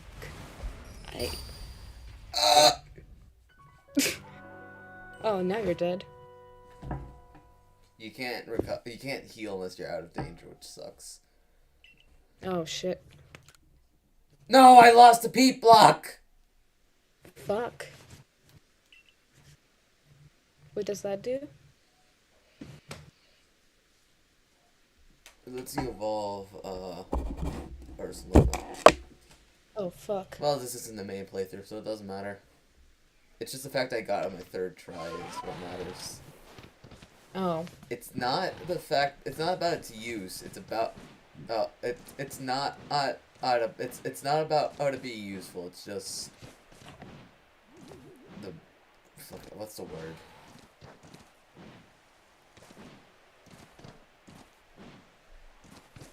I don't know. Who cares? I don't know. Continue. Impressions so far? I like this. You call your old stuff bad, but like... It was mainly just the first story. Oh. Yes, same here in my case. Everything else, I think it has potential. Well, Infernal Hellscape was a start. Was it good? No, but it was a start. That's what matters. You gotta start somewhere. Also, this is not my old stuff. My old stuff is in Russian. This is just the oldest English stuff I can find. Yeah, it's still old stuff, relatively. Because, like, 4 years ago is old. Yeah. What? The woman looked up at the man with tears forming in her eyes, sticking her eyelashes together. There were thousands of questions running around in her brain, but none of it she could form into words. She reached for him with her hands and he moved back again. She could have noticed the panic on his face if she knew what it looked like, but at least it seemed like he understood her confusion. Alright, hey, wait, listen. The man spoke, stumbling over his words and gesturing for the woman to move away. She sat back down on the floor. My name is Toby, but I figure you don't remember yours, do you? The woman shook her head and her dirty hair covered her entire face. As she stared at him with her eyes through it, she looked more like a nocturnal animal that had just been startled by bright lights. What would you want me to call you? Toby said, with a pause between each word as he carefully picked the right approach. Mary? Angelica? You need a name now that you can, remember it. The woman closed her eyes as she thought of all the names she knew. It wasn't that many. She picked on the rotten floorboards and moved her lips, trying to find the right sound. After a while, she looked up at Toby with the look of a hunted animal. Bailey, she forced out as her voice cracked and quivered. Toby's face changed. He furrowed his eyebrows, pursed his lips. He started to blink often as the corners of his eyes turned red and watery. No, you can't be Bailey. Bailey is... he said, words clashing together into a mush. The woman started crying again, her long fingernails scraping the rotten wooden floor. Toby flinched and pulled on a smile, just like the one he had on yesterday. You can be Haley. Haley's good, right? Are you happy? He held out his hands as if trying to calm down an enraged animal. He watched the woman tilt her head to the side and nod, staring off at the space before her eyes. He laughed, letting the air escape his lungs as his shoulders lower. Toby stood up, his hands reached up to his ears as the floor creaked and he examined the room. It was incredibly tiny, with a single old light bulb hanging from the ceiling, 2 narrow, dirty windows, a thin bed in the corner, and a corridor toward a different room. He noticed the small table standing in the corridor beneath a window, with a radio box on it. Toby reached for it carefully, but pulled his hand back before it touched the box. So, Haley. He turned back and saw the woman slowly get up. We should probably try and look for some food. Do you think you might have anything that's canned? Haley walked past him through the corridor into a different room. She opened the door and slowly closed it with a puzzled expression. Not kitchen, she said as her voice slowly grew stronger. Where is? It's fucking mean. Like, I know, like, I was trying to just, like, write as someone trying to remember how to speak and how to make sentences, but right now it just fucking reads as meme speak. It's like, not kitchen, where is? If that's, I mean, that's not really what came to mind. I saw as, again, someone struggling to speak. Yeah, also, coming up is a graphic description of a corpse. Ah, delightful! Okay. Sasha, you don't need to warn me about that. I live for that stuff. Okay, good. I live for the Toby grotesque. squinted, taking notice of the putrid smell emitting from the door Haley just opened. He looked inside it and barely held back a scream. On the floor of a rusted bathroom, full of flies and insects crawling between the gaps and brown and gray puddles, he saw the corpse of a dog. Even though it was almost entirely consumed by ants and maggots, he could still tell how deathly thin the dog was before it died. Small strands of what used to be muscle and nerves hung off the bones like cheap decorations, and the fur, soaked in blood, spread around the floor like ink. Thousands of small insects constantly moved over the dog's body like quicksand, slowly chipping away at its remnants. The gums of the dog's mouth were already eaten, revealing even longer and sharper ivory teeth, with not a trace of flesh left on it. The empty eye sockets were still surrounded by fur. The dog's hind legs and tail were completely gone, with only the stains of the discharge left on the floor behind it. Its body seemed to open like a cave, with the thin skin and fur hanging off of the ribcage posing as a ceiling. Beneath it, the insides were slowly but steadily hollowed out by the hungry insects of all sorts. Toby shut the door and closed his eyes, finally allowing himself to breathe out. He stood near the door for a moment, his hand gripping onto the handle, as he collected his thoughts and forced away the image of the dead dog. He wondered that maybe the insects and maggots started to eat away at it before it died, that maybe it was just too weak to fight them away. Toby shivered. "Let's go find the kitchen," he said after taking several deep breaths. "I'm sure we can find it." The kitchen was behind the next door they opened. It didn't look any better than the bathroom, crawling with insects, filled with dirt stains, and a strong smell of rot coming from the sink. Toby didn't even have to look inside it to picture the mold surrounding the plates like a long, fuzzy, but extremely poisonous caterpillar. He moved away and began to check the cupboards. The fridge? Haley tilted her head and pointed at the refrigerator with her ghostly hand. "No chance, it's all gone by now," Toby replied, and flinched away from a centipede that slowly made its way out of the dark corner of the cupboard. Good thing it's not a spider. Haley sighed and remained standing as she watched the insects crawl up on her torn shoes. She didn't seem to be able to find it in her to be disgusted. With a lively aha, Toby pulled out a couple of cans of soup, beans, and fish. "At least something useful in this dump," he commented as he straightened his back and looked around. "Come on, let's get out of here." "Where?" Haley said, looking up at him. "Hell knows," Toby murmured as he exited the kitchen and headed towards the last door at the end of the corridor. "Oh wait, are you gone? No, I'm You still there? Oh, okay. We need to get out of here and look for a place to get more food or clean water." Haley nodded, swinging the insects off of her foot with a flick. They flew off like rain droplets as she walked to the exit. She moved slowly like a figurine attached to a moving platform. They had spent very little time in the house. After searching through drawers and other compartments, Toby swung open the door and stepped outside. They slowly wandered out into the cold air. Haley held a bundle of dusty, thin clothing. Toby was stuffing the found cans into his bag. As they made their way around the house, Haley lifted her head up and stopped abruptly, her eyes fixated on something in front of her. Toby followed her gaze and also froze. The town was right before them. The houses were modern, colorful, and full of energy. There was movement, laughter, happiness, life. Toby tilted his head to the side, unable to look away, and let out a long sigh. The warm static reached soft waves towards him, crawling into his ears, gently brushing past his hair and face, sneaking beneath his clothes like a lustful siren that is bending her victim's will as easily as paper. Jesus fuck, what a goddamn sentence. Too difficult to fucking read. Ah! The static brought color to his skin and eyes. Toby slowly leaned forward, his hands reaching toward the town, when he saw a figure move past him. In a haze, he stared at the silhouette, trying to recall what it could have been. The absence of memories echoed in his mind until they grew into a roar that made his head ache. Toby's head dropped to the side, his fingers shuffling and mixing between each other as he forced his hands to his temples. The static slowly inched away from him as his skin grew pale and deep shadows pressed on his face.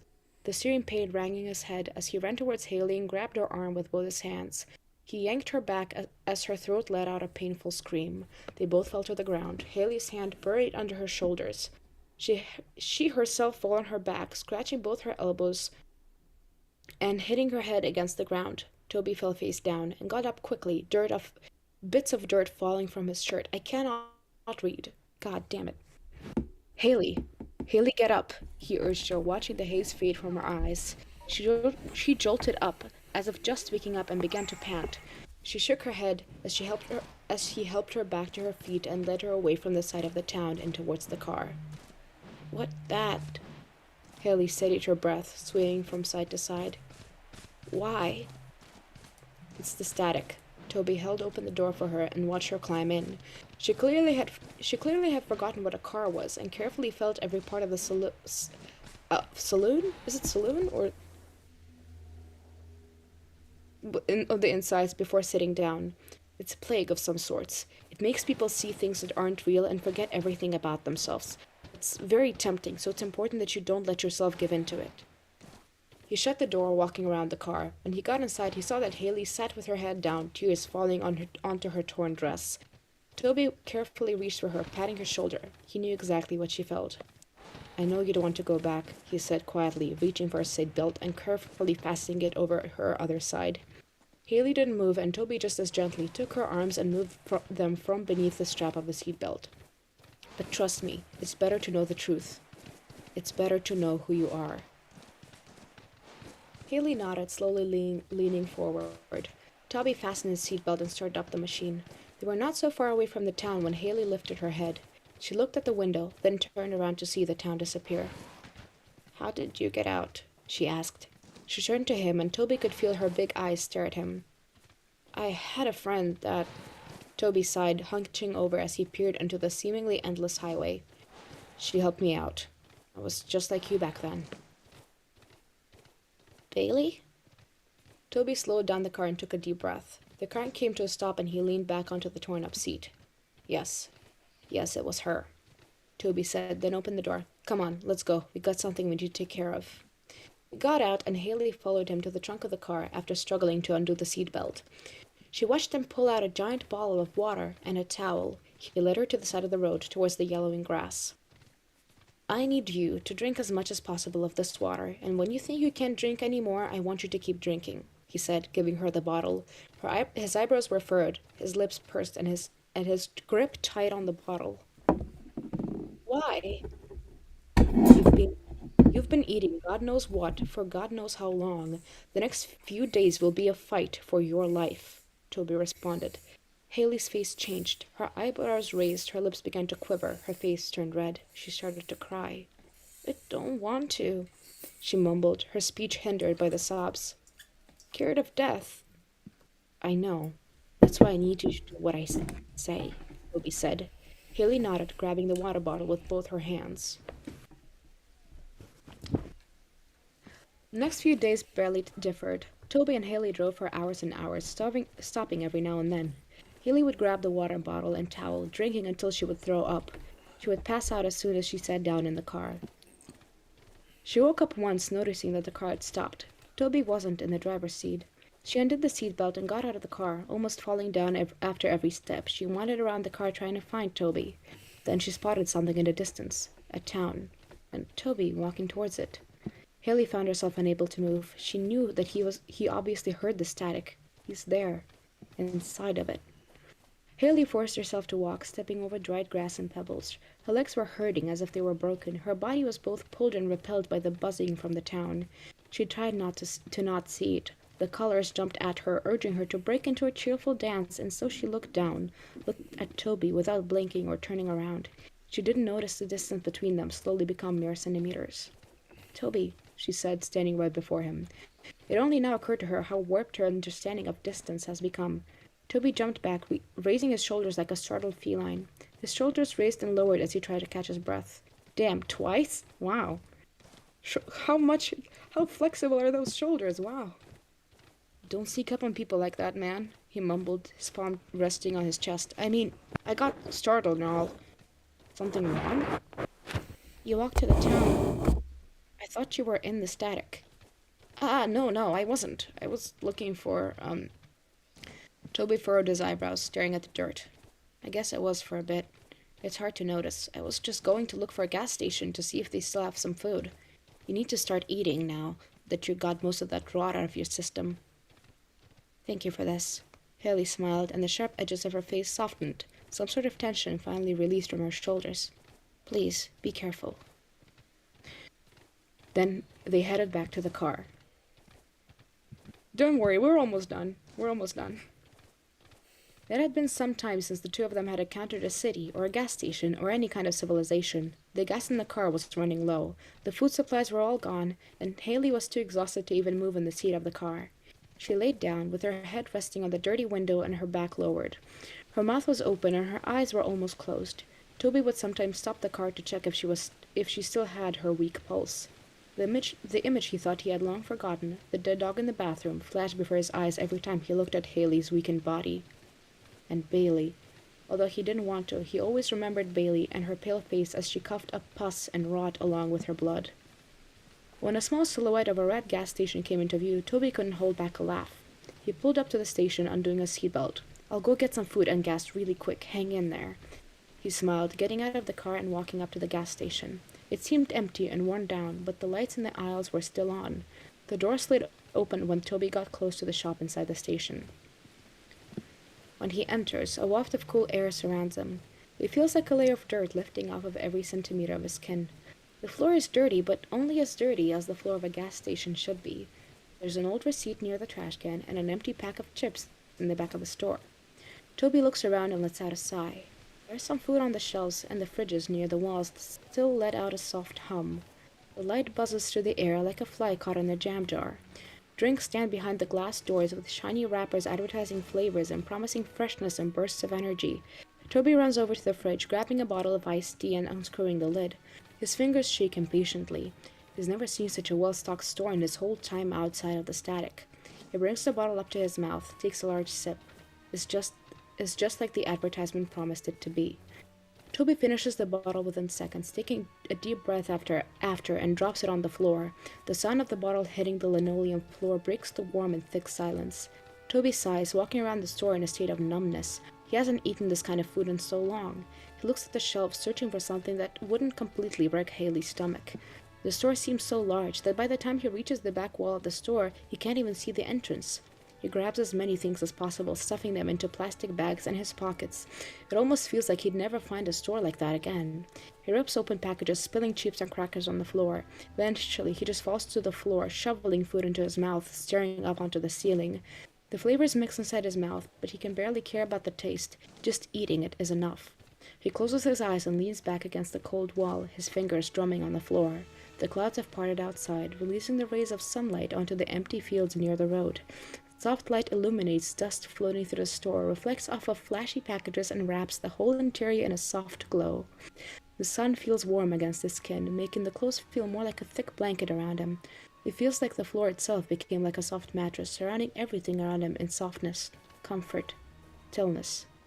At the corners of the ceiling, the speakers released a soft hum hooked up to the radio.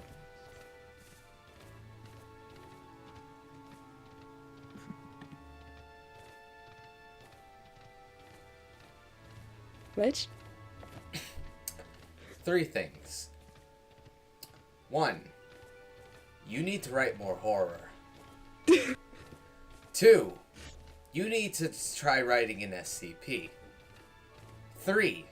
I think you wrote a cognito hazard. Oh shit. And 4. Yeah, I said 3 things. It's 4 now. 4. That was fucking great. Genuinely. That was great. I knew what was coming at the very end, but still. I mean, the giveaway was supposed to be that it shifted tenses. That's like the thing that Yeah. I like kind of. Yeah, exactly. That and the general, just the change in tone, just there. I knew Too Good to Be True. There ain't gonna be no happy ending to that shit. God, that was really good. That was really good. Yes, I was screaming inside because long, but that was still great. How long was that though? That Like, was... you were genuinely reading that for like a good 20 minutes. Hold on, that was... That was 5,288 words. How many pages? Hold on, so...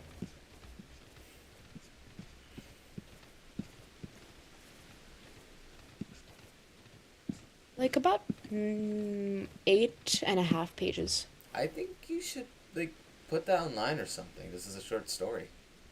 It's old, but it's good. I don't get how that's a cognito hazard though, because like cognito hazard is like the problem is knowing about it. Okay, yeah, fair enough, but it's just... still, I think you accidentally wrote an SCP. Fucking just the static. SCP something something, the static. There have been some entries that have been, like, actual accounts of the event. Like, When Day Breaks, the entirety of When Day Breaks is multiple entries written by personnel at the facility. It is fucked up. Just When Day Breaks is disturbing in general, but that personal connection just makes it worse. Maybe just short scary stories. Like, yeah, but still, Sasha, you should really do more horror. That was great. Thank you. I really like that. Thank.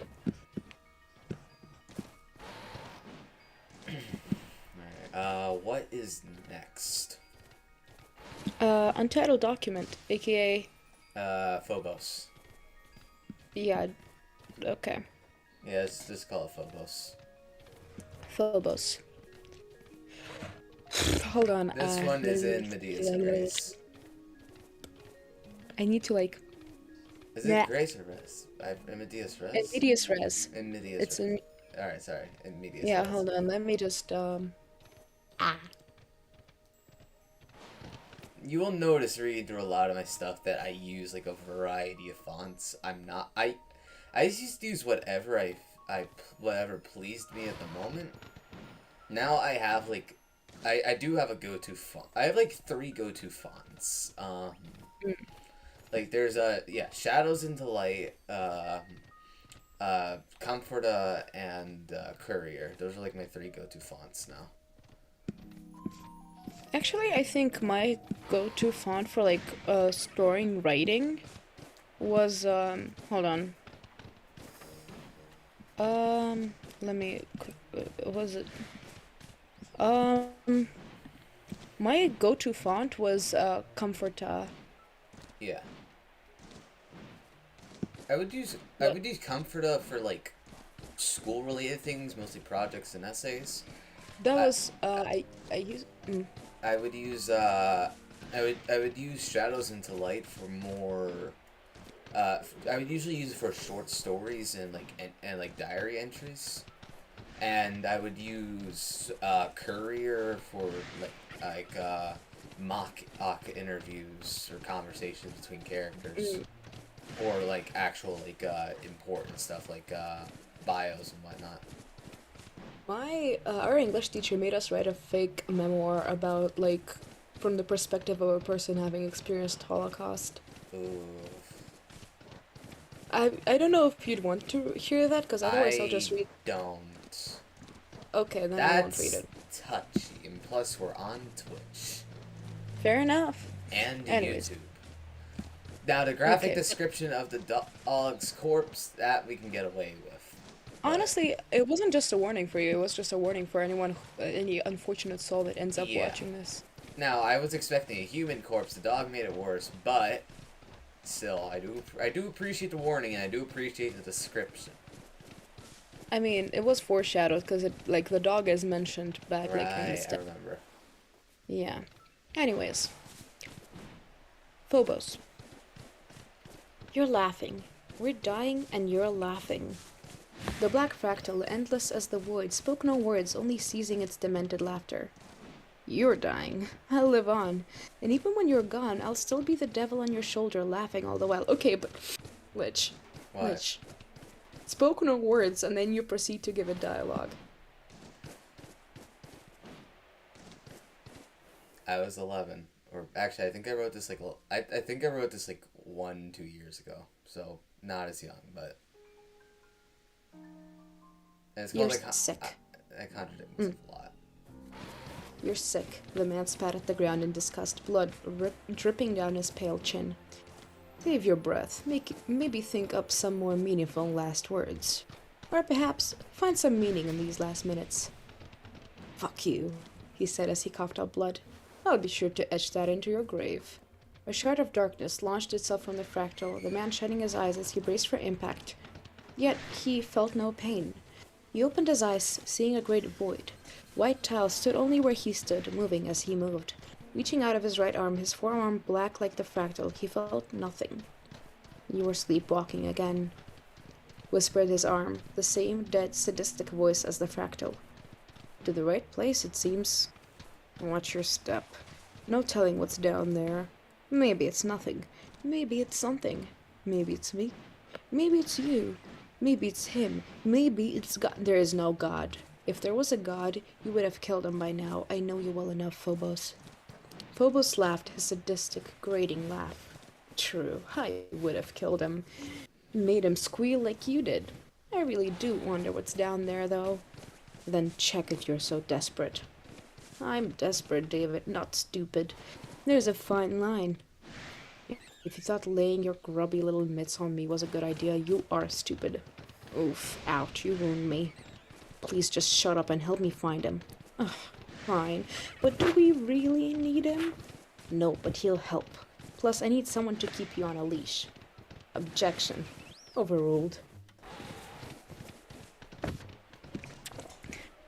Phobos made a pouting noise, though shut up for a while. Detaching from David's stump, it was never a pleasant sensation. Not for either party. This was just like a fragment of something I had in my mind, but I don't remember what it was. Sometimes, I mean, sometimes the beginning I start is nice, writing but, like... things. I sometimes it starts with like this dialogue I have in my head, and I just keep going. I don't know what this was about though. I have. Oh, I do like it. I have a singular character named David, but I don't. But well, that's a rhyme. I was like, wait, you like it? It's a bit all over the place, and it's a bit difficult to discern what's happening, but... Well, that's what happens when I start writing stuff in medias res, especially when I don't even remember what I was writing about. But there's a concept there to work with. From the character entries that I sent you, have you only read Lewis's? Yeah, I have. I need to get to the other one. How about I read it now? I'd rather actually read it, because I'm not trying to tune anything out. It happens on its own sometimes. Look, tomorrow I will read, or in the middle of the night I will read it. Cause all the other short stories I have are unfinished or World War II fake documentaries. Okay, fine, read it. Fake memoirs. Okay, there we go. Because I only have one more thing left, anyways. Yeah. This is from Jaden's point of Right. Yeah, I not only I think I specified what his age was. Let me check real quick, cause hold on. Yeah, wait, no, that's not it. That's not it. That's just where did I I sent it somewhere, but I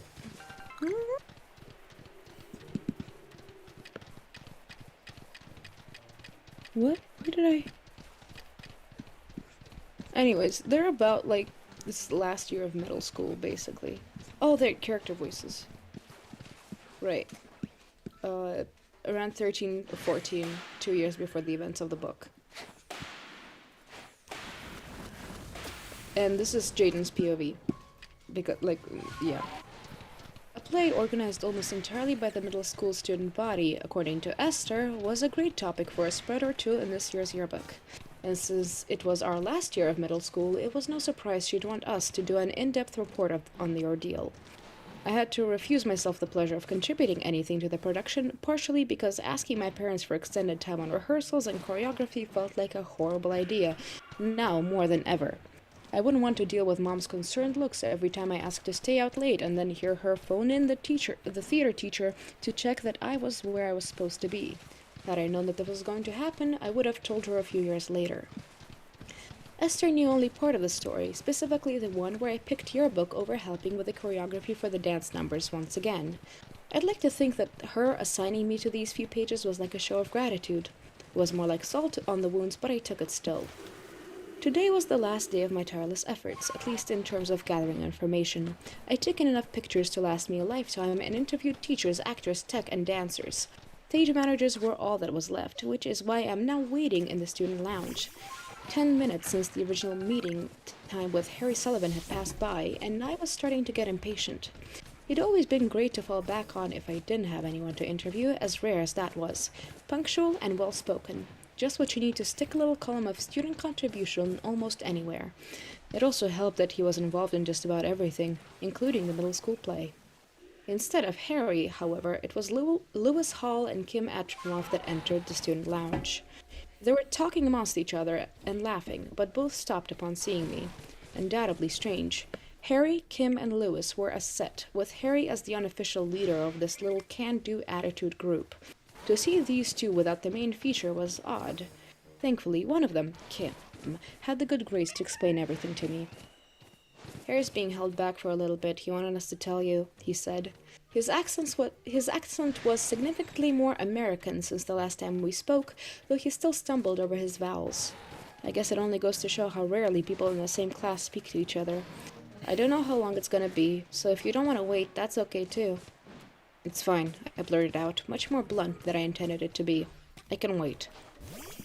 Then you're stuck with us, Lewis laughed, as both him and Kim settled down opposite of me. The awkward silence that followed didn't bother me one bit. As soon as the two started talking to each other again, I pulled out my notebook and began jotting down notes. There was a list of questions I absolutely had to ask in the top left corner of the page, so I used the rest of the space to sketch possible page layouts that would still fit the theme. Oh, if I put that one photo behind the header but lower the opacity just a little. I didn't notice, but rather felt, a pair of curious eyes trying to sneak a peek at my writing. I tilted the notebook towards me on instinct, before seeing who it was trying to invade my personal space.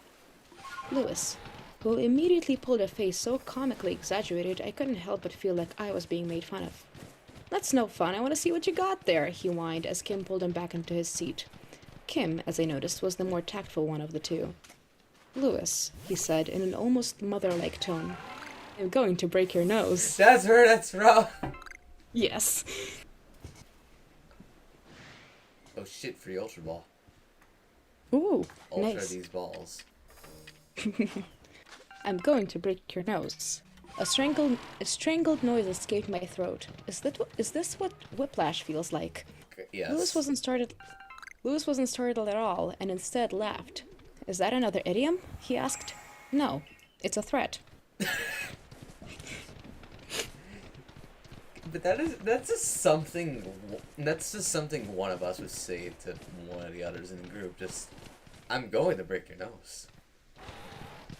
Yeah. Something I would say. Usually I'm the one to come with the physical threats like that.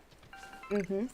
I blinked, staring at the two. I was no stranger to the violent sense of humor people usually share in a close friendship, but I certainly wouldn't have thought Kim would be the one to say such things, especially with his nonchalant way of speech. I forced my attention back to my notebook, trying not to stare at the two. Because I don't think of myself as a jealous person, and thus it's not a good idea to revel in jealousy over the fact that other people get to have friendships in which they can talk so freely with each other. Are you saying you're not curious about what he's writing in there? Lewis shoved his friend, almost falling off of the seat himself. Maybe it's a plan for world domination. Well, if it is, then us seeing it would spell our death, Kim retaliated, though his words were barely discernible through the laughter. I struggled to remain silent. hypocritical. In my head, I curse my loneliness and despise my jealousy, but at the same time, what would it take for me to laugh along or say something that fits? Any other person could just as easily join in on the conversation, maybe even make a friend or two. Couldn't even imagine what I could say. But will I? God, no. I'll wait quietly until Harry shows up, take the interview, thank him profusely, promise that I didn't mind the wait or his loud friends, and leave. This whole time, I will pretend that I wasn't glaring holes at my notebook, wallowing in self-pity about not having friends I could threaten with extreme violence.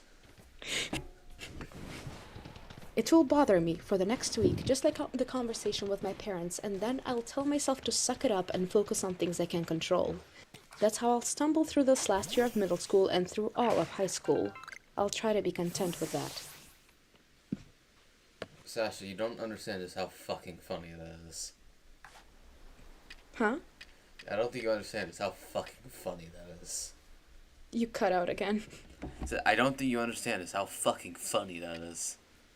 It's pretty funny. It's good. But yeah, that's Lois. He's stupid. You mean Jaden? Yeah, that's Jaden. He's also stupid.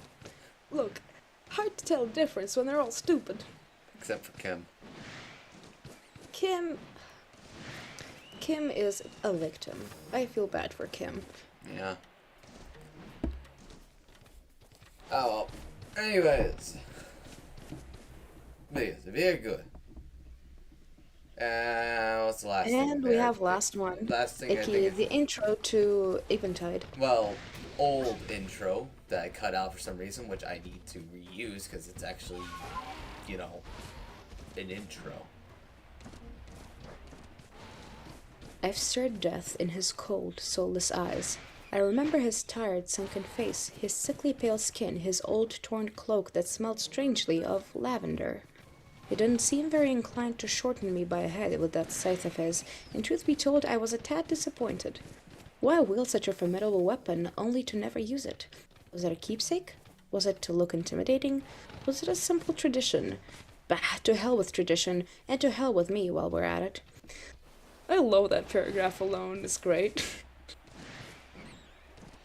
The devil is far more of a gentleman than one would think. He's a nightmare in a card game and has impeccable aim and knife throwing, but that's simply skill.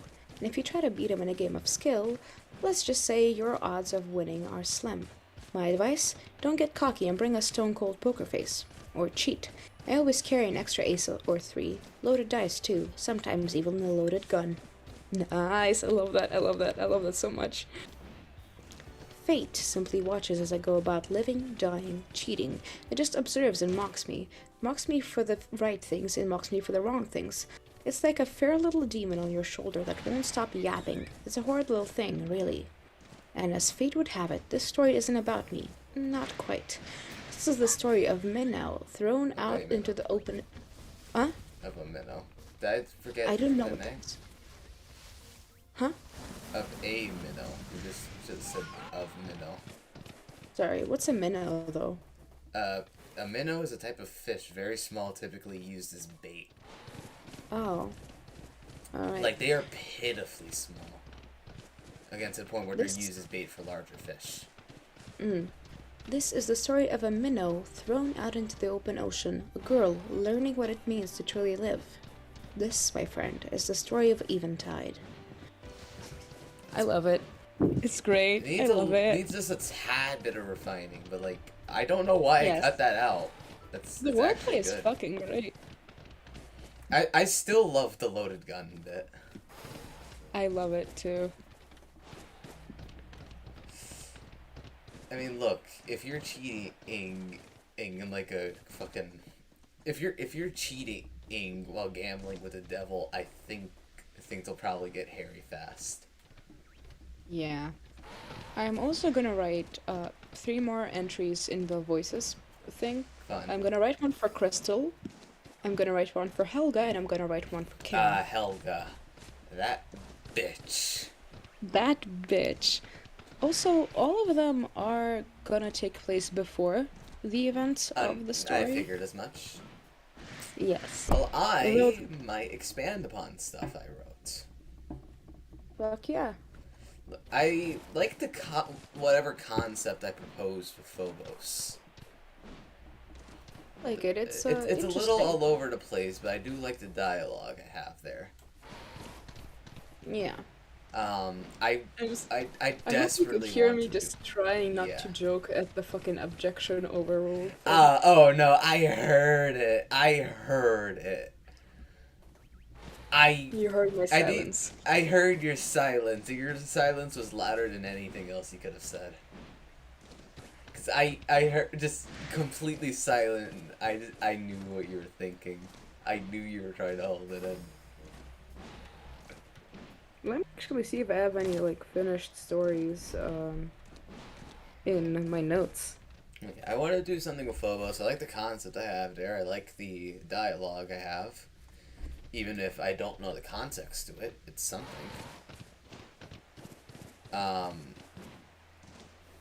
Fucking, I desperately want to make I desperately want to turn Snake into a full-on thing. It is adorable. Yeah, it's just there's nothing there to cringe about. It's just cute. It's sweet. It's nice. Yeah, there's plenty to work with there. And I want to reincorporate that cut intro from Eventide. Also, here's the concept for the other couple stories that that I was writing in the time.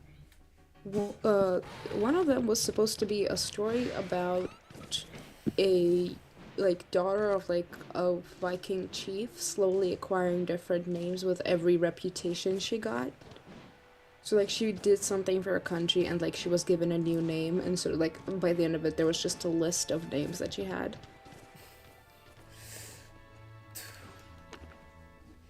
Just There was fucking Eminem going through the whole list.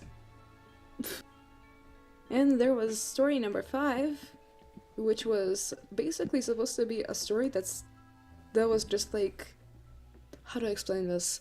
In the beginning, you read it and you just see a woman trying to hide evidence of a murder, but then later you find out it's just her trying to hide that, like basically hide the evidence of her having like a giant feast without her while her husband was away.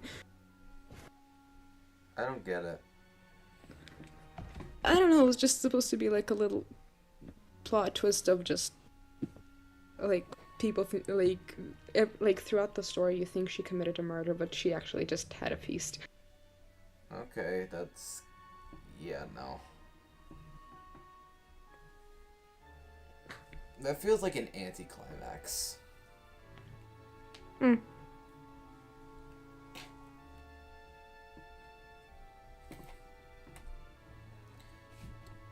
Anyways, I need to progress the plot of Pokemon. I've been waiting.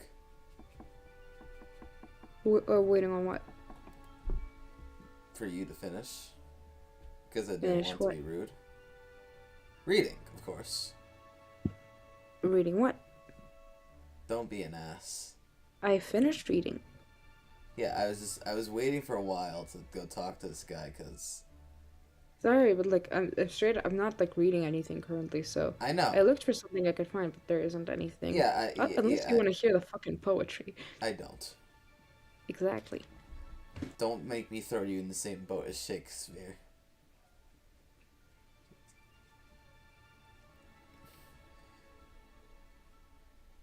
That's a joke. No, I'm just waiting. Are you gonna progress the plot? I don't feel like reading, is the thing. I don't feel like Right. voicing anyone now. Do you remember who that is? That is Iscan. Okay, whatever. I don't know who that is. He's the dude with the receding hairline. He's the other warden on fucking Cobalt Coastlands. Has the fucking receding hairline. He's the one who gives you access to Basket Legion. Also the one who's like constantly going to piss himself because Pokemon's scary. Do I have a visitor? I'll be right out. Give me a moment. Yeah, yo, get the fuck out. I'm gonna fucking fight you. So,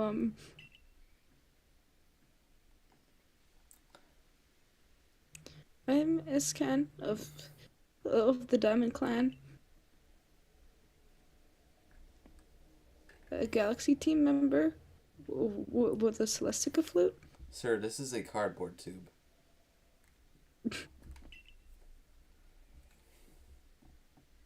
Oh, you must be May, right? You're the one that eats bars. It's plates. Wait, sorry. Have I done something to warrant your visit? Are you gonna eat my plates? I've come to eat your bars of soap. Come to eat your soap. Dormammu, I've come to eat your soap. I'm putting that in quotes even though I don't remember how to spell Dormammu. Just sound it out. I think it's just like Dormamu.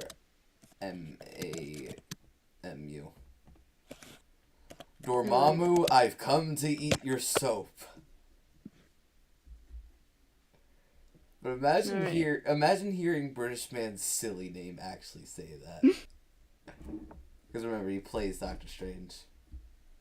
Yeah. Have I done something to warrant your... Yes, you have. Sudden visits give me quite a shock. I do hope you'll give me advance notice in the future. No, I will not. I will barge into your home unannounced. And I will eat your soap. So, why are you here? To get you to square up, motherfucker. To get yes.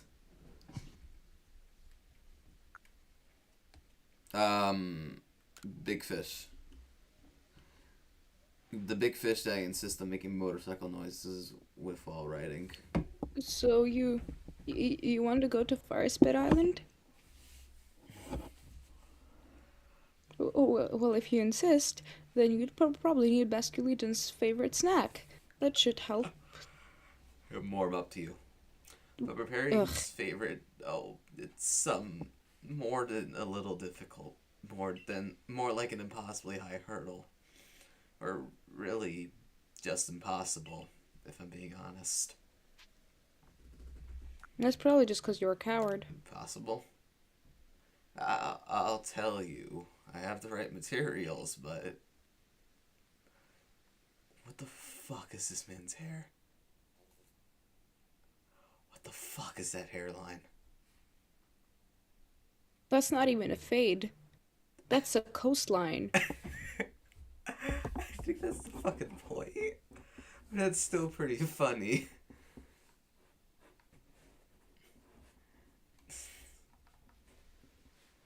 But then you see, this next part is something I could never manage, but you need to catch this one Pokemon that appears at night. Out with it, you fucking coward. You really want to know? You really don't value your own life, do you? Never, but that's not the point. Sir, I eat bars of soap. I stopped fearing death a long time ago. It's the Dusclops. Ooh, even saying its name fills me with dread. So, the materials for the food have to be imbued or flavored by Dusclops' dark pulse. Nintendo, I'm going to Nintend you.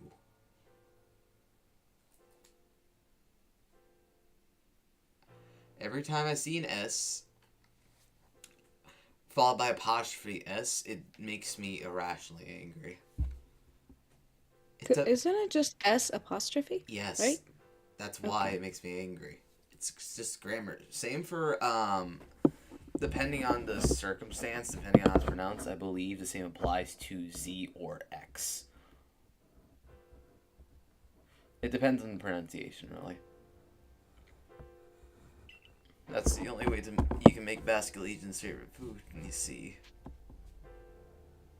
Got it. Wow. Is everyone in the Galaxy team like you? Your nerves aren't just steel. They're titanium. Titanium is not that much stronger than steel. It's stronger, but not that much. Get a life. It's positively frightening how fearless you are. I doubt you can grow even one spinal fucking vertebrae. Yeah. I can't say it. Well, the Pokemon I need has only one eye. It can be found wandering on Deadwood Haunt. You already said its name. Deadwood Haunt is the area that looks like a hand on your map. You're there when you find the wrecked boats. I try very hard to avoid those one-eyed Pokemons, and so I know a lot about them. You see, pussy. Coward.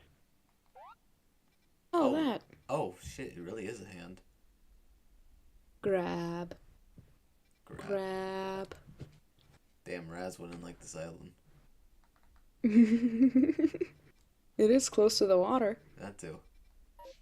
Well, he doubly wouldn't like that island then. Well, is it really? It's not an island.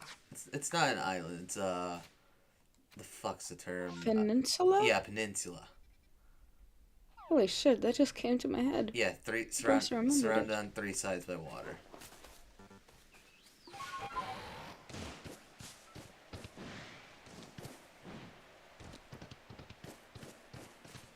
Clop, clop. Skyrim horse away. Pamphlet, away.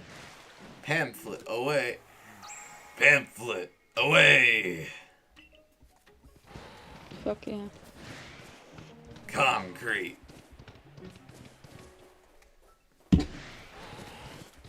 Just looking through, I'm going, fuck yeah, concrete.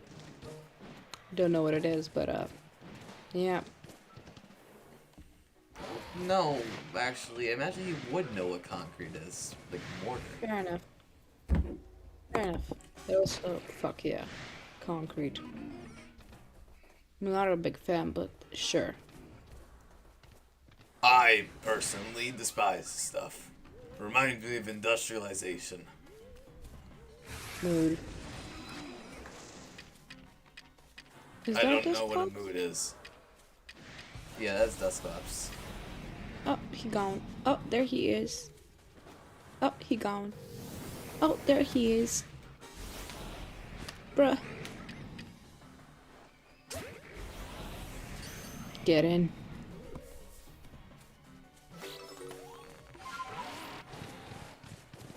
I used a great ball just to make sure I caught it. Only because I want to get this over with. I would add it to the team, but thinking about it, we don't need a 8A ghost type. Because Quill will eventually evolve. Right. All day. All the time, all the time.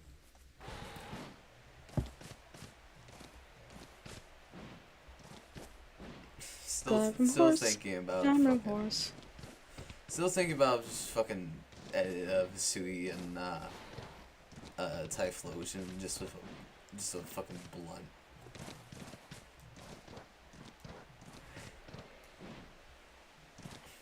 I just fucking love these like action lines as if we're moving fast and not just trying to hop up a mountain. I played enough Skyrim.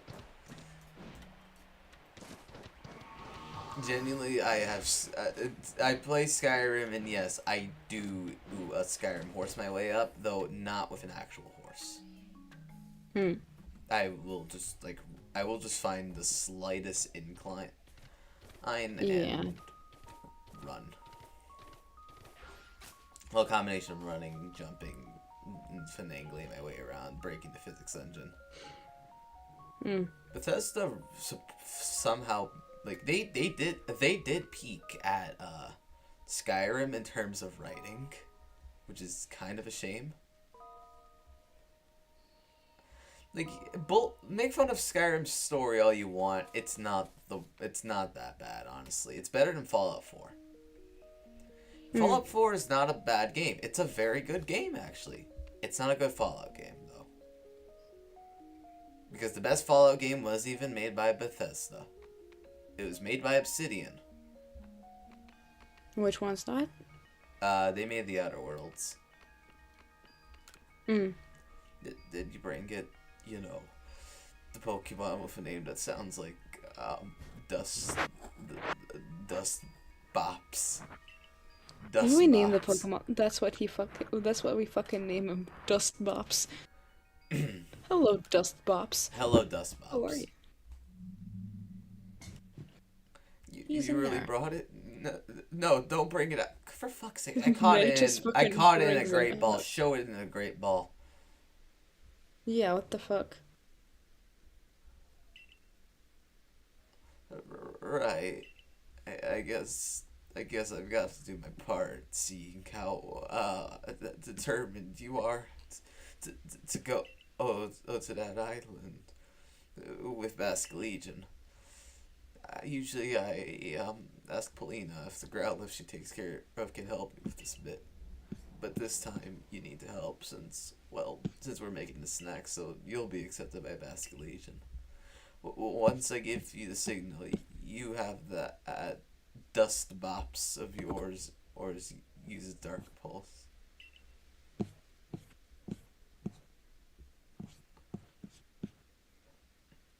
Bro, how can you be scared of this guy? 3, 2... no, it's too frightening. Get a grip. Dude. Right, so counting down onto it just makes the anticipation and terror worse. Let's simply have you do it when I say go. And go. Skadoosh. It's not even scary, it's like a derp. Exactly. A delicious aroma wafts through the air. Basque Legion's favorite snack is now ready. What does ghostly energy even smell like? Fucking no grapes. Crepes. A ball of Basque Legion. Okay, as funny as it would be name them Dust Bops for the joke, now I want to name them Crepes. Okay. Now God, it's do good to people hear. actually still write stuff in PokeQueers? Apparently. I haven't checked in the longest time. I only check Wow. the memes channel and the media channel. Honestly, I mean, fucking, what's their name? What's their fucking name? No, fucking, the Ash Ketchum is over party. Oh, that is, What? fucking variety of names. Currently, fucking, like, Lemon, ooh, Vessel, all those names work. You just every Ugh. now and check in for their art, because it is nice. I do love their style. Sir.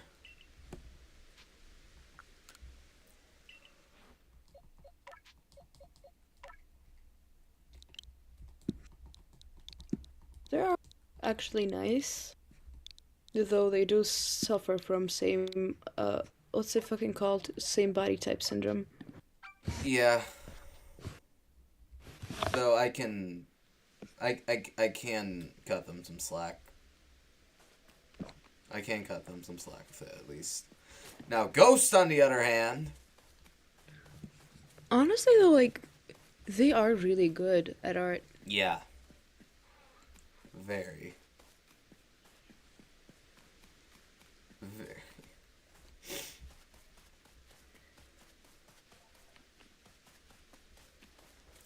Does Ghost still upload to his channel? I have not checked back this on his channel. Why don't you check now? What is it again? Hold on. I have no fucking clue. I never subscribed to him. Why would I? I was never that fond of his style. Or him in general. Fair enough. What was that sound? You think that might have been my my stomach?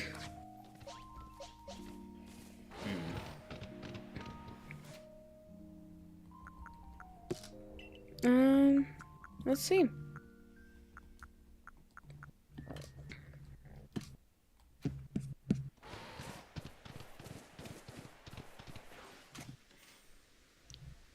Oh, hello, May. I was just waiting for you.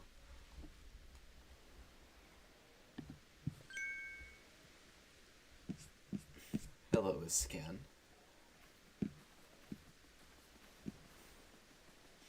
Oh, I'm not reading through this shit.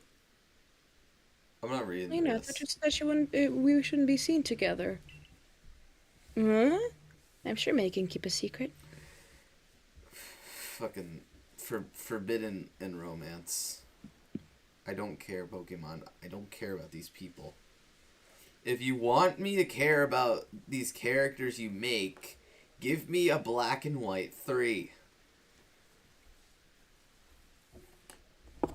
The last they uploaded is 4 months ago. Recent enough by YouTuber standards. We got over 500 subs though. Good on them. Him. Shit. Besides, both I and the Growlithe pups were eager to meet with the great Boston region again. Them works for everyone.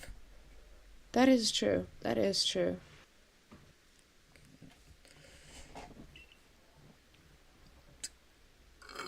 I see. Well, in that case, let me summon Basculegion. Big fish, big fish. Fish. Big fish. Fibs. Get out that fucking rolled up paper. Fibs. Fibs. Fibs. Fibs. Fibs. Maypog Also, again? what? Maypog. Why was there like clouds passing behind the moon? Like, that's not how the moon works. Shra. Shra. Shra. Go on, mate. You can give the food to Basculegion now. Just fucking takes off my entire hand. Yes. Shra. In that pose, like, she looked like she was ready to throw hands. Yeah, she's like, fucking fight me. She's It's been a while going to past punch mentioned the food. fish. Oh. Oh, wait, no, that's Iscan. Oh. Shra. Shra. The great Basculegion. Oh, thank goodness. I was a little worried about whether Basculegion would accept this favor. So, May, you should let Basculegion hear you're playing. Okay, It's the same cool. fucking tune. Let me get out this cardboard tune and play the same fucking end tune.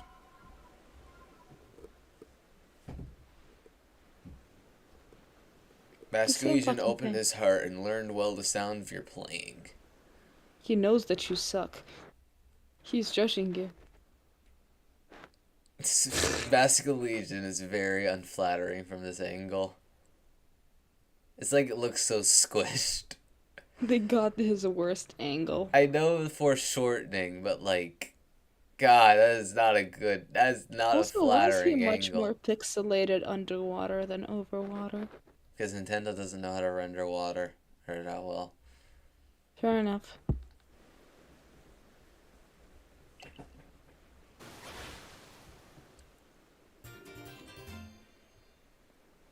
Or I guess it's Last not week- that they don't know how to render water, it's Game Freak doesn't know how to render water.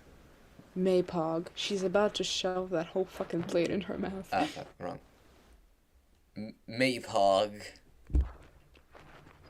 She's about to just. Oh. POV, you get another bar of soap for Christmas. Christmas? Christmas. Just disaster in the background.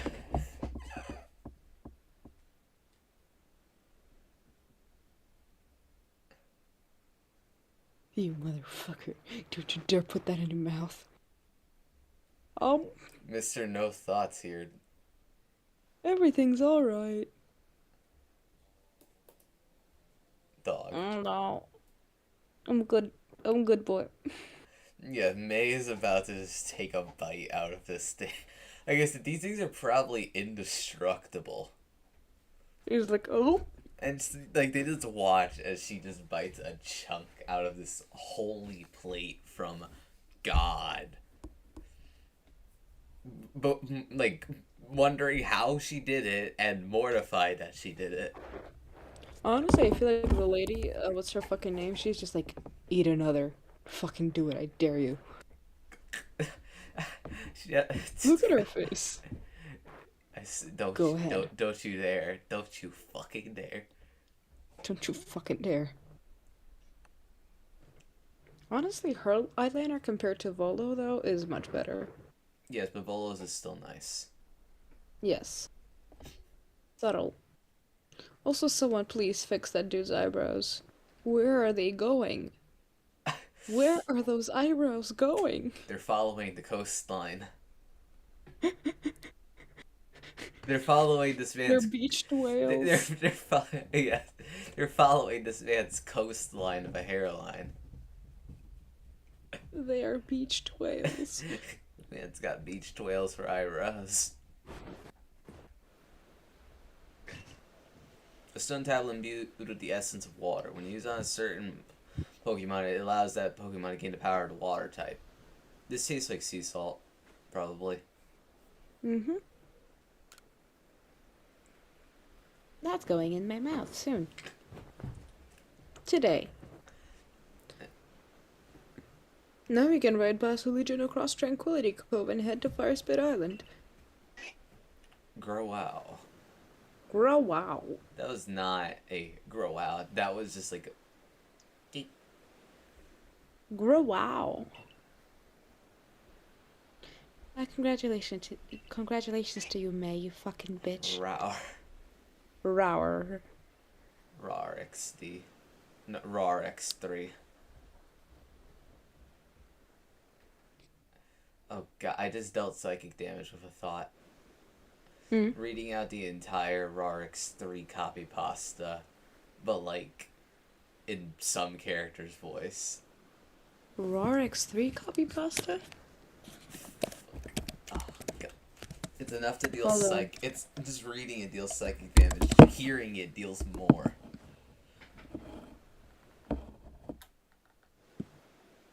Oh. I was thinking do it in Dune's voice, but he would drop dead before he finishes the first sentence. It's like it fucking sounds like a pile of bricks here's the floor. You just turn around just fucking he's just him reading that. It's just you turn around for 2 seconds, hear like a pile of bricks here to the floor, and he's just on the ground dead.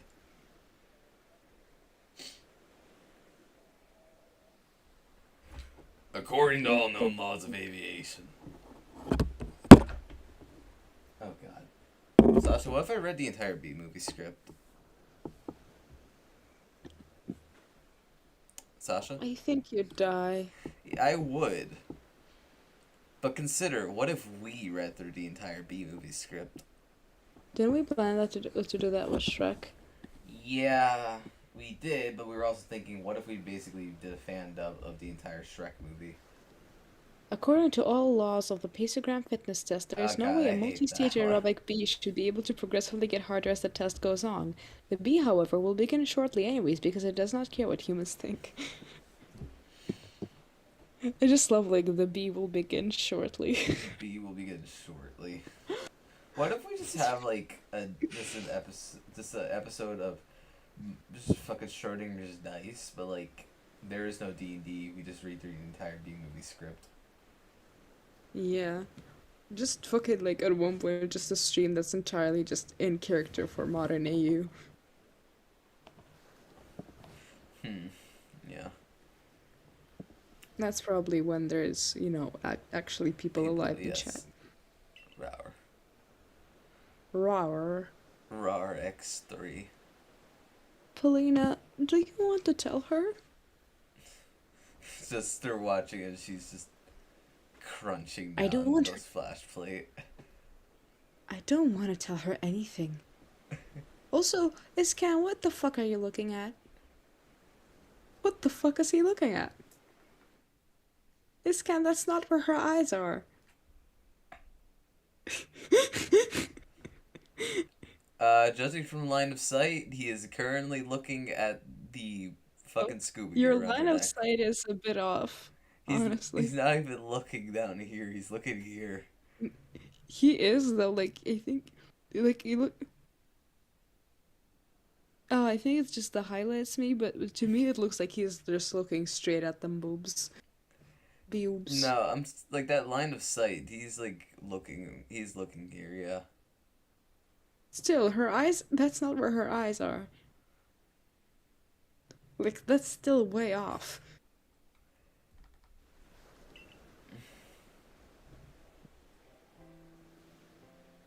I mentioned to you before how the previous lord rescued his Growlithe pup.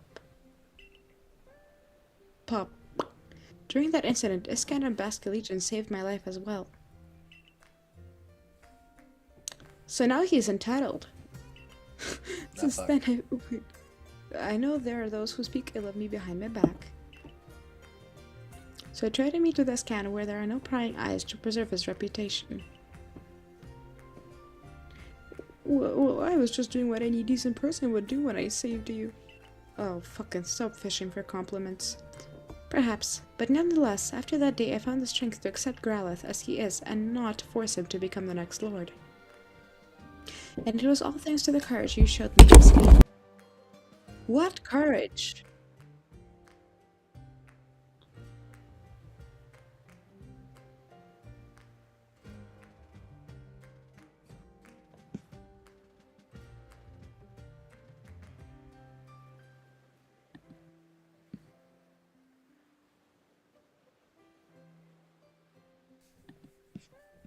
Hello? Yes. Yeah, Hello. that just kind of barged in there to grab something. Mm. But we're good.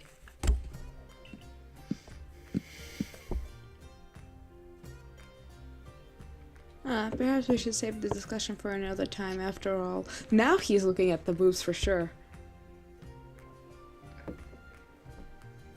she's aware of this. She does not care. She's just tired of his bullshit. Rower.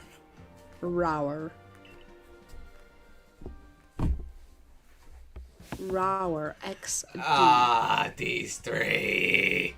I I bring good luck to my sisters wherever I go, and ill An luck to inlet. anyone who crosses our paths. I'm the eldest, and I'll be your unlucky charm. Oh my god. Though you spotted a four-leaf clover, well, I'll soon have you seeing double. Those two sentences are not related. I'm the middle sister, and I'm the one clover you can't pick. Heads, I win, and tails, you lose. You've got no chance in this game of fortunes. I'm the youngest coin, but I'm definitely not your good luck piece. God. We're the misfortune sisters, known across the frigid land of Hisui, and your luck's just run out. Sorry, what Now the get fuck ready is up to with hand over that Growlithe. What? Coin? What the fuck is up with your face? With all of them, honestly. Yeah. But Coin mainly. You want to take my partner? Your aim is to pester us with bad jokes? If your aim is to pester us with bad jokes, those ridiculous introductions of yours were more than enough. Damn. Damn, Polina went for the throat. After blood. Yes, exactly what she said. Bottom. He gets pegged. Yes, he does. We had the same thought. We had the exact same thought. It's not a bad thing by any means, but like, We he both had does. the exact same thought.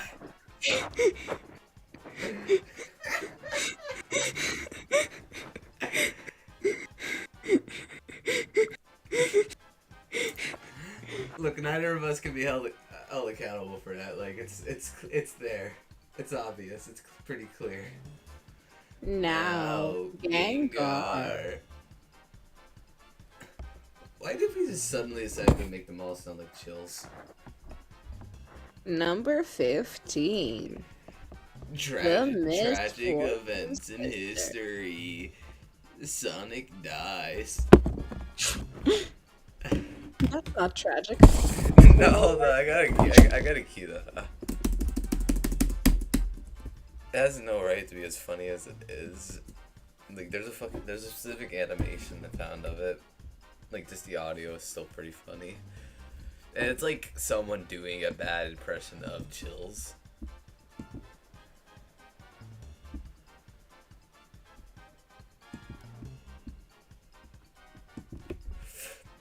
Hold on.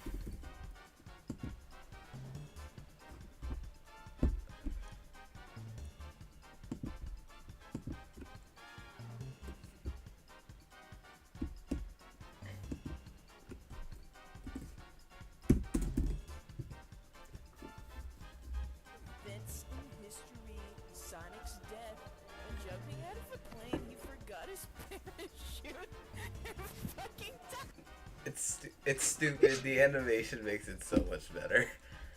Hold on, let me see the animation.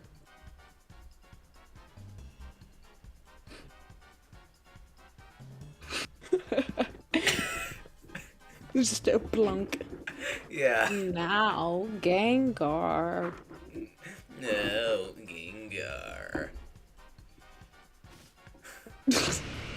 Hello. Brow wow. He's on drugs. Bro, wow. Bro wow. Bro, wow. It was Question he mark? who let the dogs out. Boward Woward.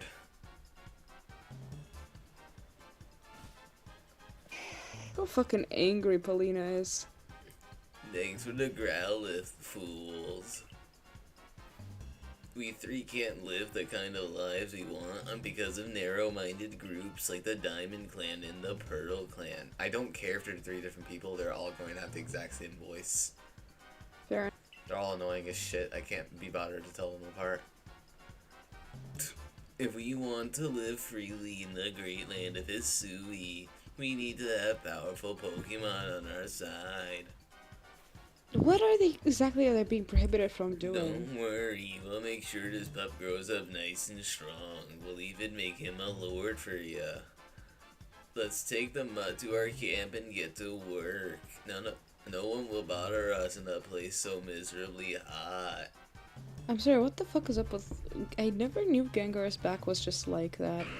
Yeah, it is. I'm still thinking about Stone Gengar.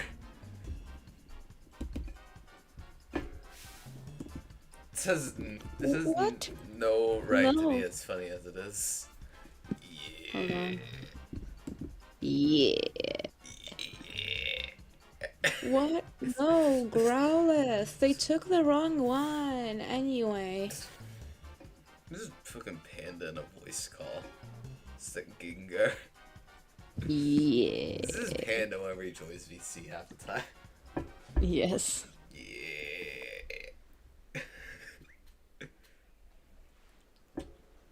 What should we do, May? This is an emergency, right? No. No, it's not. You know it's an emergency? The fact that I don't have enough bars of soap. Hmm? None.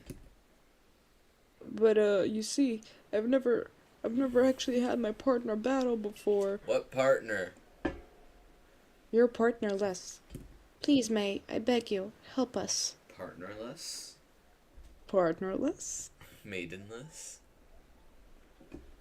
The Growlithe is a very, very dear Pokemon to me. Please save him. No. I can't do shit. I'm basically fucking useless. They said they were going to a place where nobody would bother them. Oh wait, no, that's Iscan. They're whatever. They have the same voice. The only place around the Kubel coastlands that seems suitable is Fire Spit Island. Oh, now that you have Basque Legion to help you cross the water, you can reach that island too. Holy shit, I don't like that face. I'm going to poke you in the eyes, man. I'm gonna poke you in the eyes. I'm gonna gouge your eyes out. Lord. I'm gonna gouge your eyes out with a plastic spoon.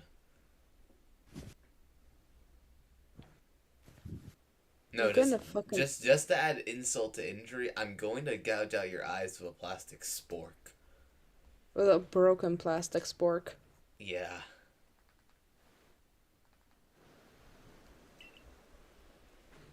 Please, could you find it in you to help Polina? No. Well,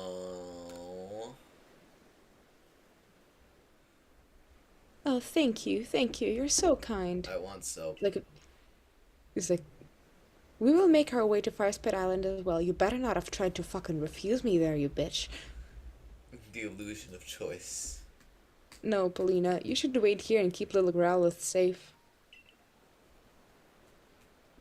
I'm sure he needs you right now. Give me the dog. Besides, you're a woman. You don't get to do anything.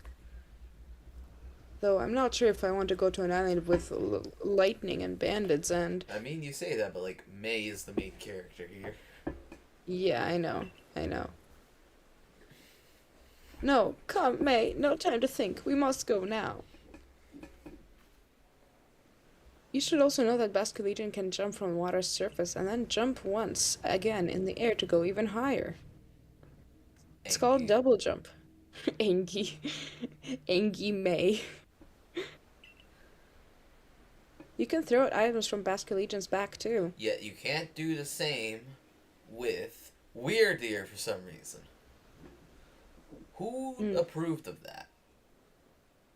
It's either you can't do it on any of them, or you can do it on all of them. In your case, I guess I would mean throwing Pokeballs to catch Pokemon. Balls? Pokeballs to catch Pokemon. Honestly, I have to admit it, I'm a little scared. Do you think you could head over first? Coward. Cool. Like, sure, what?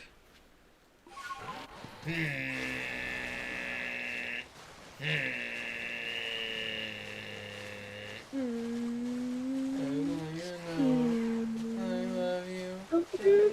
And I miss you.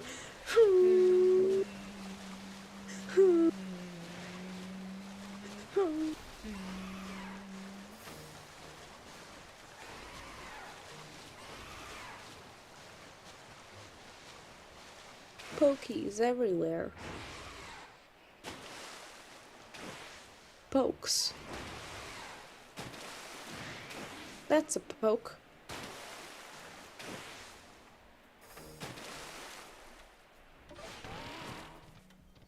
Poker man. That's a poke.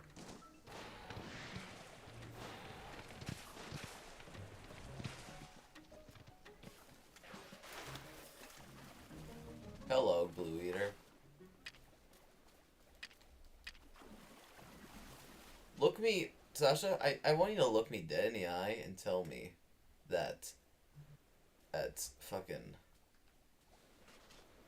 these guys don't eat glue. Oh, they eat glue. They're also inspired by the sea slug, I bet. Look at its little Yeah. walk. That's adorable. Mine. Nudibranch is the term. Or I guess they're more colloquially known as sea slugs, but their actual name is Nudibranch. Almost, you don't have to, why didn't you have to pick up the Pokeballs once you throw them? Player convenience. Mine.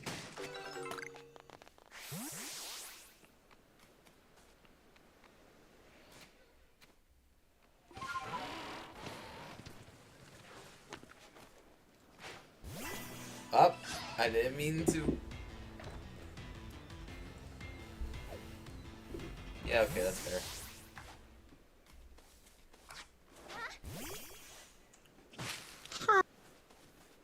Huh?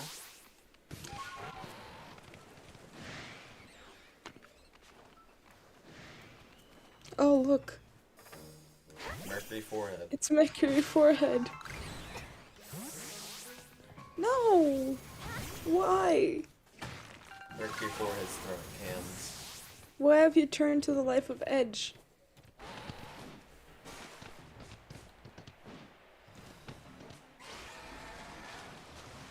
I can't believe they fucking made a bird a defense attorney.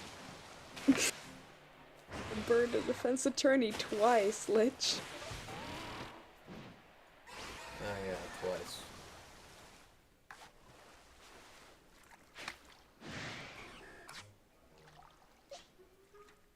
That's small and anky, I love it. Damn. You just got fucking owned by that little puffle fish. Pufflefish. Puffle What? fish. Puffle fish. Puffle fish. Puffly puff. 1 million points to Griffin Puff. Looking for where that's from. It's a vine where Right. Dumbledore gets drunk. Right. I just haven't seen it in a long time. Fuck you, Severus. 1 million points to Griffin Puff. Why does Harry Potter exist? Because the world is a cruel place that doesn't allow a good escapist fantasy to actually, like, an escapist fantasy to be good. Percy Jackson. I don't... Yeah, here's the thing. I'm not into Percy Jackson, Fair so enough. I don't care about its existence. I enjoyed it. I mean, I I'm understand. not crazy for it like Panda is, though he's not crazy to the point where he's like in a fandom or by any means. But you know, he still does enjoy it much more than me.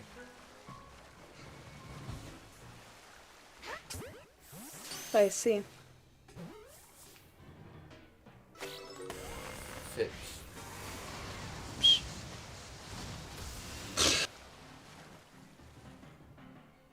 Not today. Fish. Like... Oops. Fish. Ah.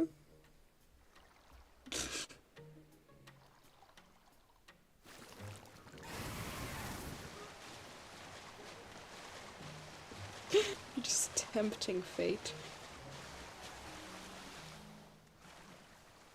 Not tempting it, I'm baiting it.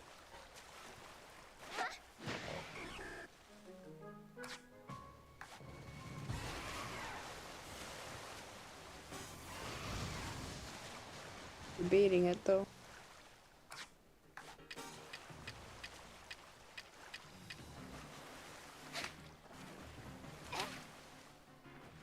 Just gonna throw apricots at it.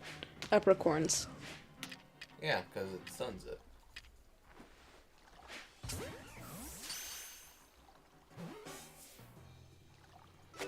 Pro tip, if a Pokemon is angry at you, throw rotten apricorns at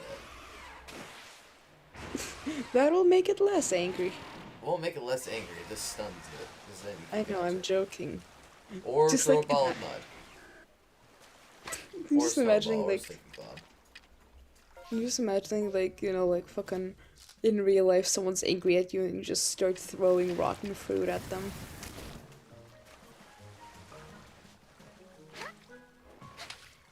I'll be right back. And she never returned.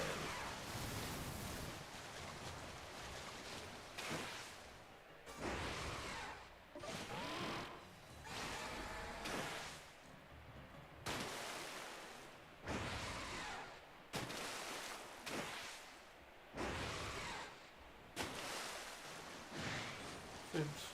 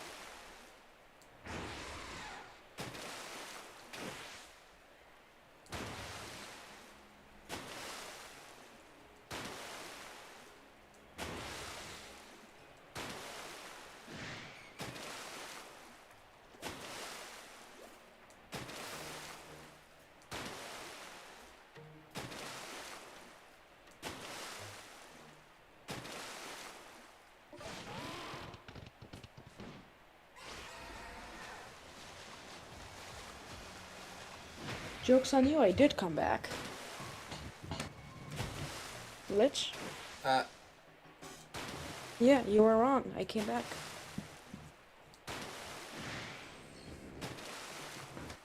Who's the stupid now? You're so stupid. Well, yes, but at least I'm not alone in stupidity. Yes, you are. Ouch. Slander me all you wish. I am brilliant. I am a genius.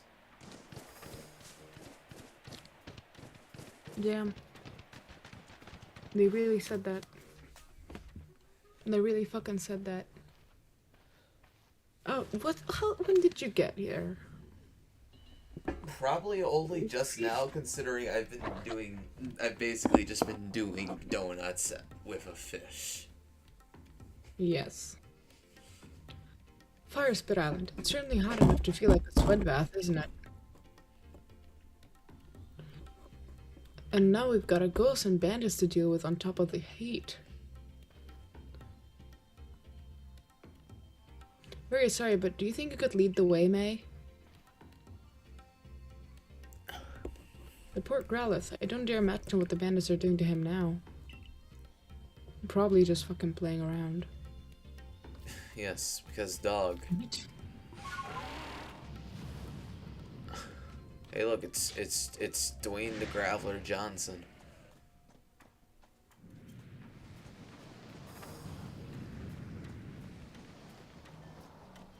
Fucking, he's really taking sweet time rolling, isn't he? Yeah. Wouldn't you if you were that? Yeah, fair point. If I was Dwayne the Graveler Johnson, I would take my sweet time rolling. Let the good times roll. Hey, baby, let the bad times roll. I don't even know why I like that song. I don't even know what that song is. I've never heard it. It's Let the Bad Times Roll by The Offspring. Ah. I've queued up a few songs from that album, actually, including Army of One. Right. And me just being like, I swear I've heard those vocals before. I was thinking I'd make a Spotify playlist of stuff I feel fits Dune, but then I realized, well, wait a fucking minute, it would literally just be The Offspring. He would listen to The Offspring religiously. Like, despite the fact that he probably hates politics, he would also probably love it for the political undertones, just a lot of commentary on society. Like, yeah, sure, music's good and catchy. There's also a lot of symbolism to it. Some subtle, some not. Like, this is not Miitopia literally criticizing the fucking legal system, shit like that.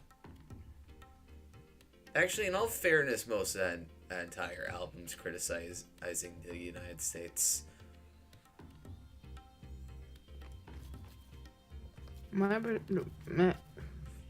That's it. Yep, no, that's it. I give up. We're done here. We're done. Yep, that's it. How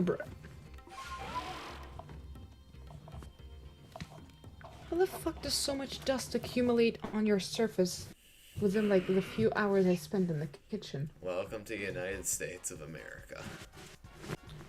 Come on. Evolve already.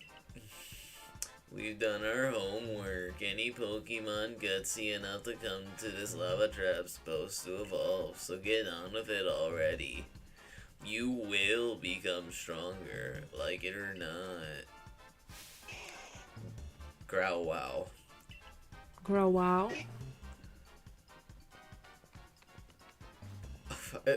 It looked like May was just like Bookhead just gonna fucking like deck her in the back of the head. Yeah. Just gonna hit her with the soap that she hasn't eaten yet. Better yet, just fucking hits her with Miles.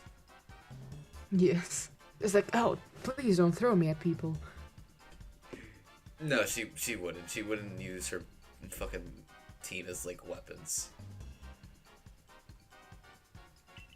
I use my family members as ammunition. Stand back, sisters. I'll take care of her. Go, Obama Snow.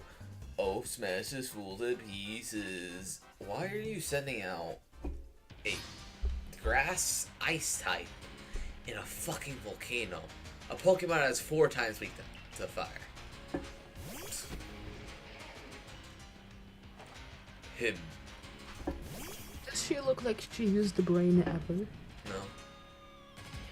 Battle. Big boy versus big boy.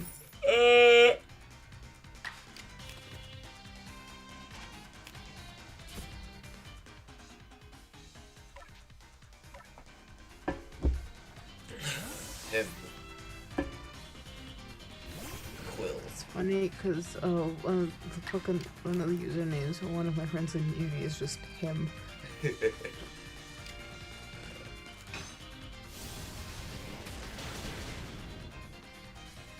Sir. Or ma'am, you are making a ma'am, you are causing a scene.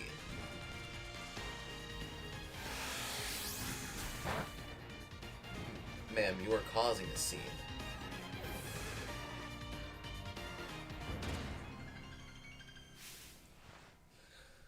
I don't get it. How'd I lose? Because you're stupid. What? And What level does what level does Cyndaquil evolve? hold on. I wanna know when we get the stoner. What level does Cyndaquil evolve? 16. That's, Oh, and wait, Cyndaquil is Quilava. yeah, sorry. Evolves into Delta type Lotion starting at level 36. Delta Typhlosion. What? Anyways, Oh, hold on, what am I? No, type 36. Oh, he's almost there. Also, I'm thinking just for the joke, like there's NyQuil, there's Dayquil. What if for the joke when he evolves, change his name to HyQuil? Just HY, yeah. just to stick with the spelling. You know, Obama Snow can't fight at full power in crazy heat like this. It Yeah, you wasn't a sent him fair out. battle. Yeah, You're the one that sent him out. stupid. You dumb bitch. Just double the speed of this. Just like one. Just Motherfucker is explaining how blank. Just Matt Pat explained the FNAF lore to a random homeless guy. Pat explaining how human kid is actually an animatronic stuffed inside a kid suit and an animatronic in a kid suit. I'm gonna try and memorize the entirety of the FNAF lore. Just The what? I'm gonna try and memorize the entire FNAF lore just for like a single fucking joke. just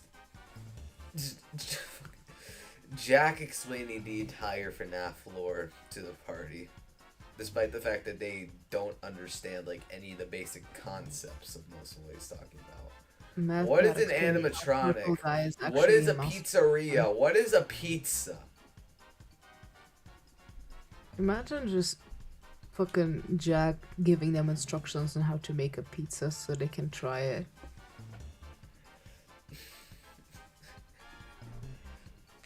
The party getting to try pizza. It all started with these two men, Michael and William Afton.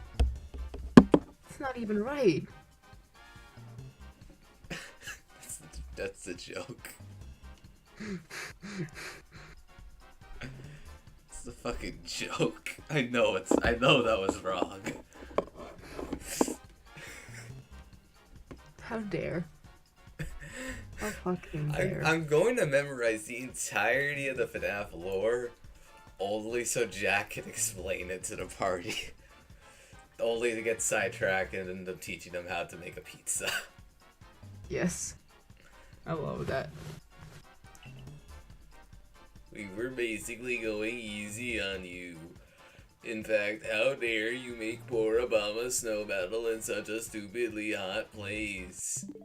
Well, listen here, stupid. Maybe don't make him battle in the stupidly hot place. You sent him out. She looks like she's about to cry. I mean, yeah. Isn't she? Probably. I hope she fucking cries. You're the one who sent out Obama's no sister. Exactly, thank you. Sister. Okay, but just a Gengar in the back, just fuck they doing over there? They're doing. They're doing. He's just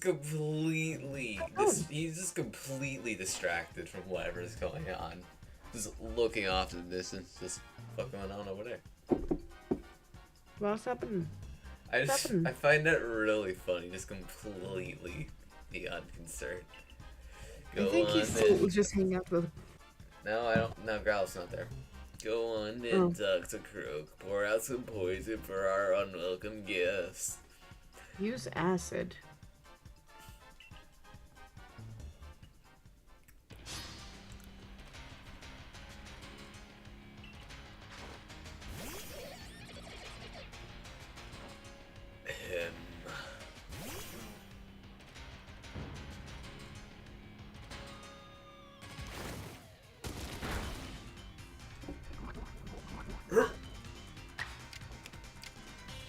Hey, guess what?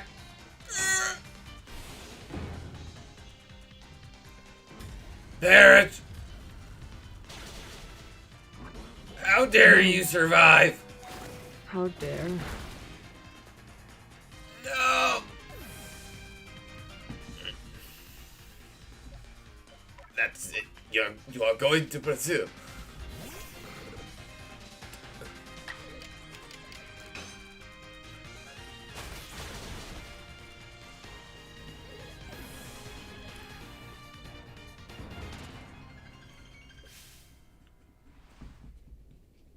What a blithering mooncalf I am. How could I let myself lose? Bitch, speak English. Mooncalf? Speak English. We're not in Victorian England. You know, modern English can be your friend. Tell it to Simon Blackwell. Guess who Phoenix was talking to at that exact point? Right, that's the actual line. Yeah. I thought you were just trying to be funny. But no, Look, it when was I tried- Phoenix Wright trying to be funny. Yeah, that was Phoenix Wright speaking to Simon Blackwell. Just, you know, modern English can be your friend. Just a thought. Just fucking Blackwell just throws him at the courtroom. It doesn't matter if he respects him. He's not going to be disrespected like that. Mm.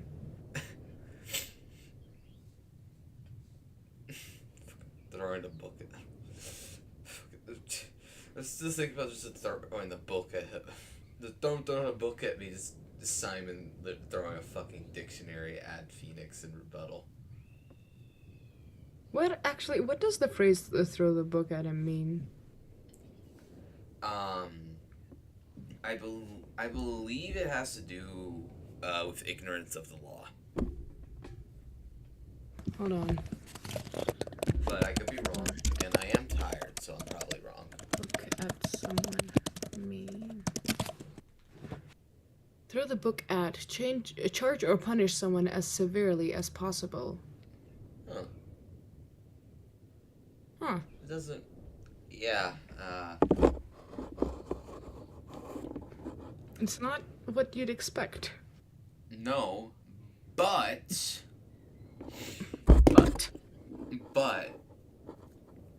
I had a magic weapon I came up with that was kind of gimmicky. But not really gimmicky, it just had one gimmick, but like it was a very useful gimmick depending on who had it. And by that, I mean depending if they were smart or not. That has nothing to do with intelligence, it just depends on, are they rational? That's it. Mm. And now I think I have a new item to go with it. Also, fucking Robo named the weapon in question. It's like the dumbest fucking thing, but like, it feels appropriate. Hmm. I'm not gonna say what it is. I'd like to probably throw it in the first dungeon because it wouldn't make sense elsewhere. Anyways. Oh, come on, he didn't level up. Damn it. I guess I lose the coin toss sometimes. And I'm going to toss you into that lava. Also, oh shit, you were right. Yeah, because I actually Yeah, 'cause remember the what was angle. happening when they came on. Yeah. Still looking at High Gengar.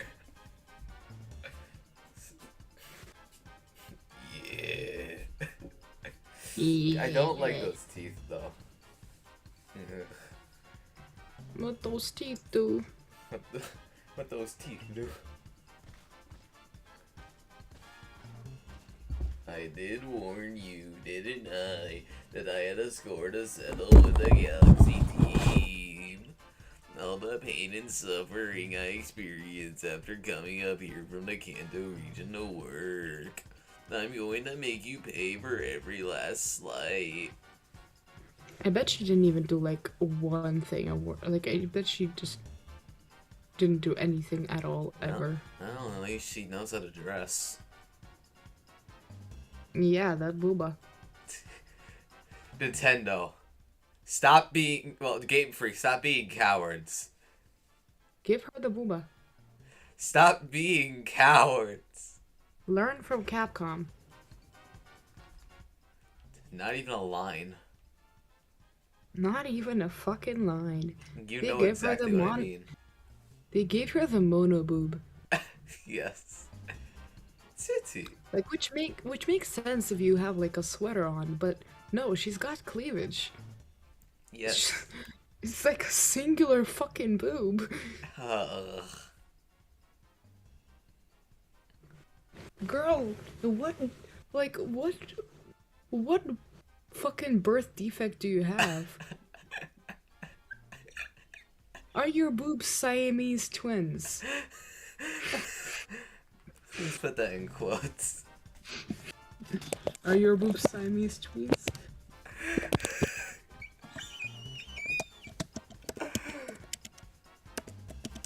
What quotes did we get today? Besides that. That's not a shark, that's a sex toy. Oh god, right. And Dormammu, I've come to eat your soap. Oh, I thought we had more. Sorry. A lot of the time we did spend just reading stories. Bandit So. Charm challenge you to battle. Right on these nuts. I was about to. Couldn't beat me to it. Or right on the stick. Okay.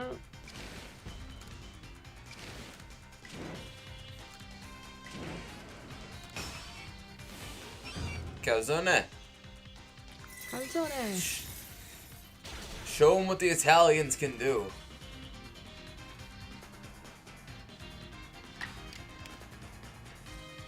Or show her what the Italians can do. You got this, Calzone. Show him how the Italians roll.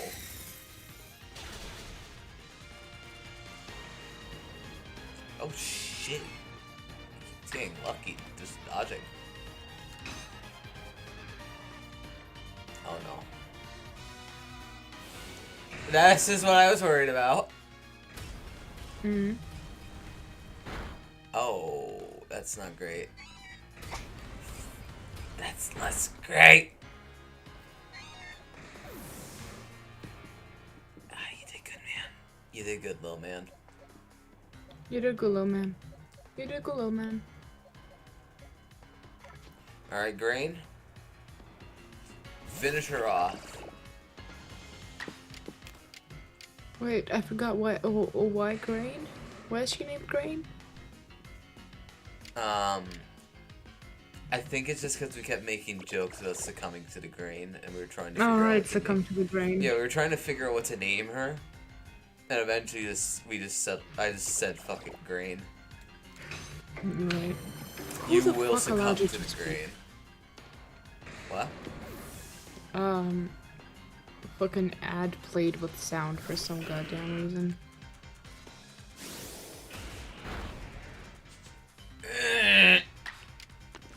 Not great.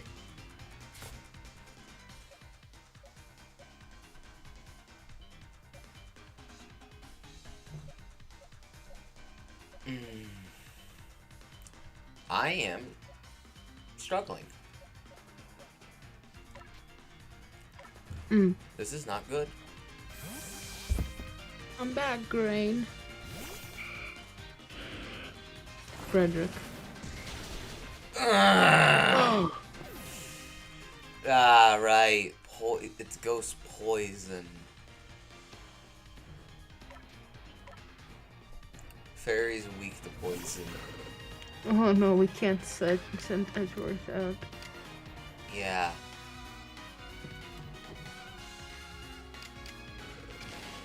Quill, you're gonna have to do this.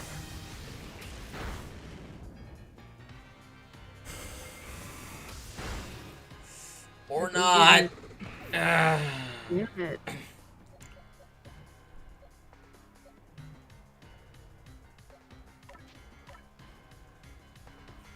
It's just the fact that these are back to back is the problem. Mm. Without any healing.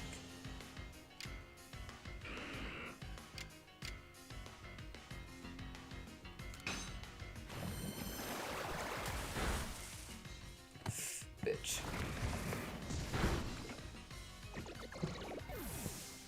Grain, no. Grain has succumbed. Oh no.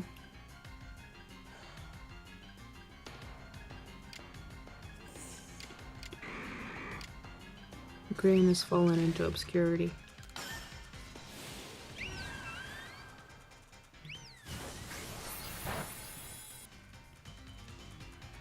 That was... Oh. Ugh. That was painfully close. It's not a Nuzlocke, but it doesn't matter. Every time someone goes down, I worry.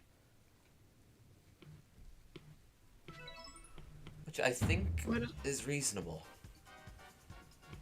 Mouse Edgeworth in the background was like, thank God I was not like How could all of us have been? What? fucking Miles Edgeworth in the background like, thank God I thought she was going to throw me at that thing. Why am I even here? I can't fight. Hey Charm, I heal up a bum of snow and coins stocked a crow, good as new. Now we can keep battling until we run out of potions.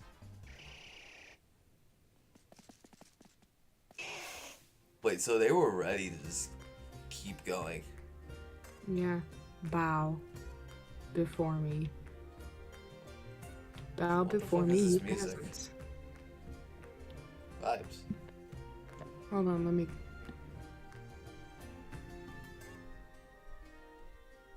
I like the clapping.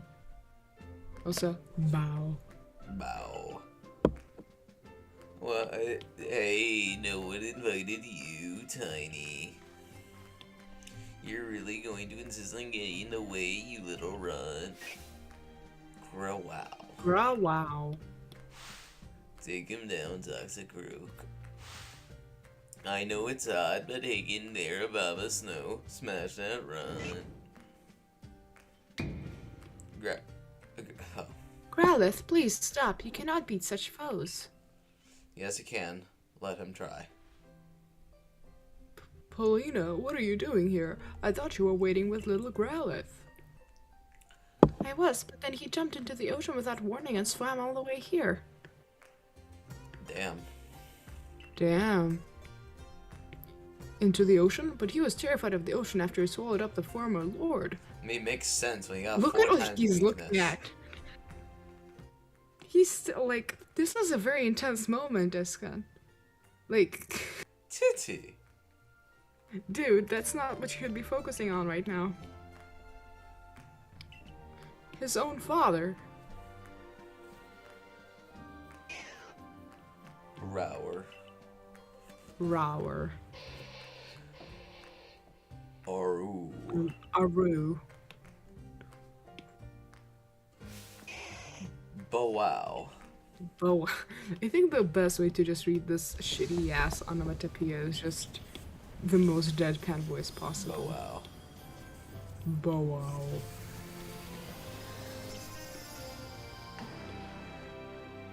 Hey yo. Hey yo. Looks like he finally found his courage. The late Lord's child, he's evolved. His true bravery lay not in crossing the sea, but in finding the strength to face hardship head on. You gotta be joking me. The fact like when Game Freak puts in the effort and budget for actual cutscenes, like they're very well done. Just they don't do them often. I can't get over it. Just sisters. Oh no, Oh lord. I'm sensing a boss Literally. fight. Oh lord, very funny. What? Polina Pog? Polina Pog? Poglina. Poglina. Her face is really funny though. Yeah, just oh.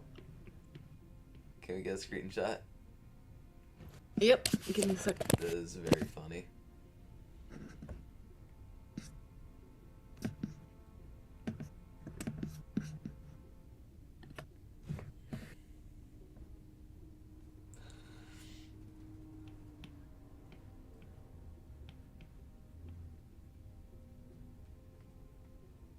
It is there. Okay, Screenshot cool. gotten. Polina, stay back. Aru. Gra. Well, what's happened to him? He got cooler. That strange lightning hit him. He's become frenzied, just like the other nobles. Oh, this is exactly what I didn't want to come to this island. Coward. Oh, everything was going just as we'd wanted before that awful mud ruined everything. Enough of this, sisters. We leave this place. Hey, We sisters. won't be making any living without our lives. An astute observation. You can't make money if you're dead. Hey, wait, this is all your fault. Yeah, and they're not dumb enough to suffer the consequences. We should get out of here too, Polina. Otherwise, we're fair game for Arcanine. Come on, May, we should hurry. No, I'm not a coward. You'll never stop me.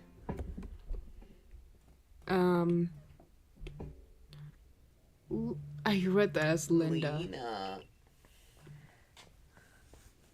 Oh no, bumroll. What are you going to do about Growlithe? I mean, Arcanine. Yeah, I'm not doing that voice. Alright. It's okay, I can do it. That dear little Pokemon is my responsibility. As his warden, it's my duty to protect him.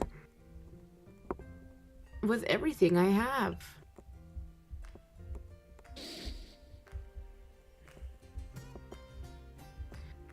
May, what must we do to quell his frenzy? Please tell us what we need. Snacks. We'll need to make some bombs. I'm sorry, are you the main character? Yeah, she wasn't talking to you, Irida. Bumroll girl. Bombs? Irida, what are you talking about? I wasn't even talking to you, you wrinkly bitch. Yeah, I could have. I'm the leader of our clan. Is it so surprising that I know a little more of these things than you, Lena? I held my tongue the first time, but now I must insist. Stop calling me Lena in front of everyone. I thought she was just gonna call her a little idiot. And yes, I'm aware you're our leader, Irida. How can I forget that you were the one chosen? Oh, I see some bad blood. You can use your celestial flute to summon Pokemon and have them carry you to even the farthest reaches of vast Hisui, and I've learned a little about these frenzies as well. There's a special method for dealing with them.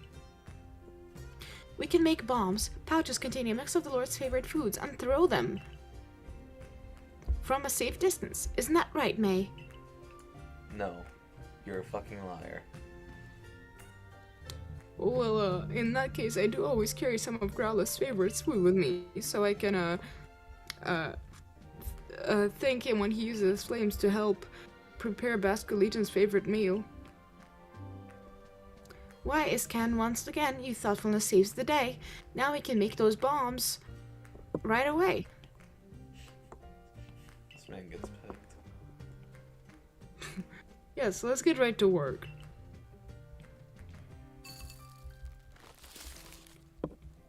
Just fucking Breath of the Wild cooking noises. Yeah. They're ready.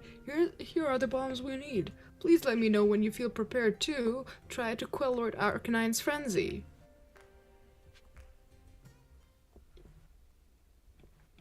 Yo, can I have some of those bombs? Like, just as a snack. Not for Arcanine, just nom. Look, they are full of food. Are you ready, May? Nope. Can I nom? Are you ready, May? Nope, let's do this. May, please do your utmost to save my dear Arcanine. You don't even want to, like, heal up the pokes. I imagine they were healed up in advance. May have finally become a lord, but it's clear that frenzy is causing him to suffer greatly. Be on your guard. The late Lord Arcanine would launch devastating attacks after standing still and gathering light around himself. You're basically telling me how Dark Or Souls to works. avoid area attack. God, that fight was it was simple, but it was very fun. It's like the only reason I wish it's like fucking force field was back in Psychonauts 2. Hell, I prefer the fights in Psychonauts 1 more than anything. Except for the Milkman conspiracy one. Oh god, the Den Mother sucked, but like all the other ones, I kind of prefer more. With the exception of the judges in Compton's Cook-Off, that was actually a very fun fight. Also, the music was good. Trying to think if there's any others like that I am fine with. I like the one in Boss Battles conceptually, but execution it's more annoying than anything.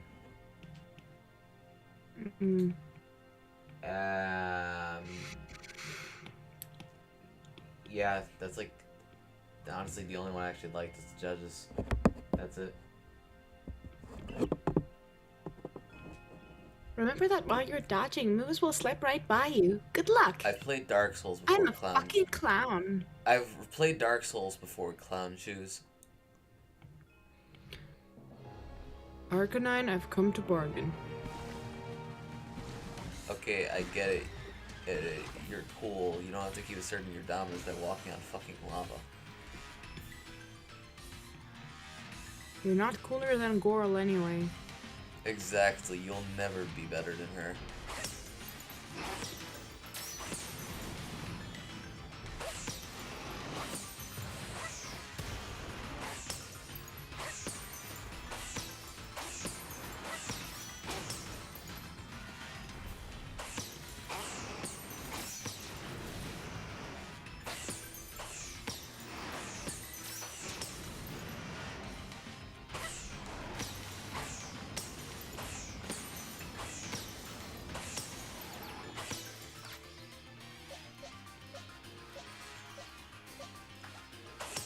I don't actually have any water types. I should probably remedy that. I could get my hands on a Walrein. That's water and ice. Nice. Is that the one I made a Gajinka of? Yeah.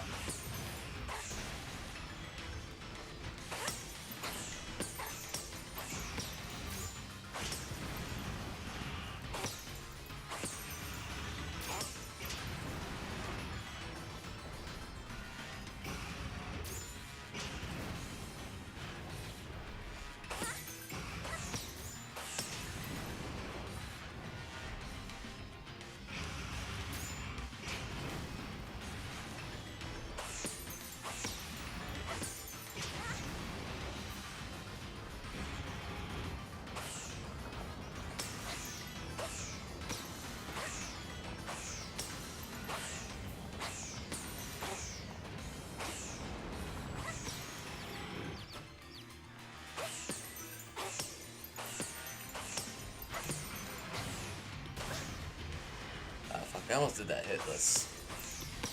Damn. But hey, one hit. Not bad.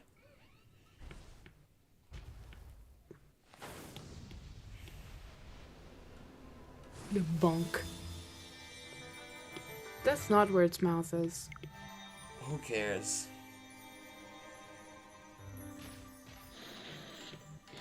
Large dog. Oh.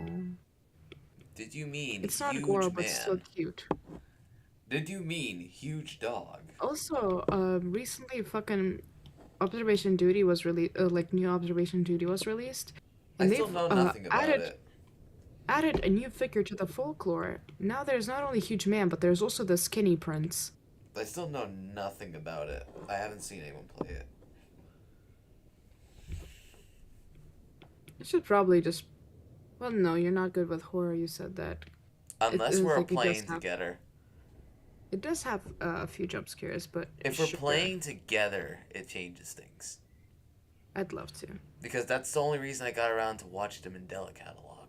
I didn't even get around to watching it. I had only heard of it. I knew nothing what it was about. So I said, fuck it, we're watching it.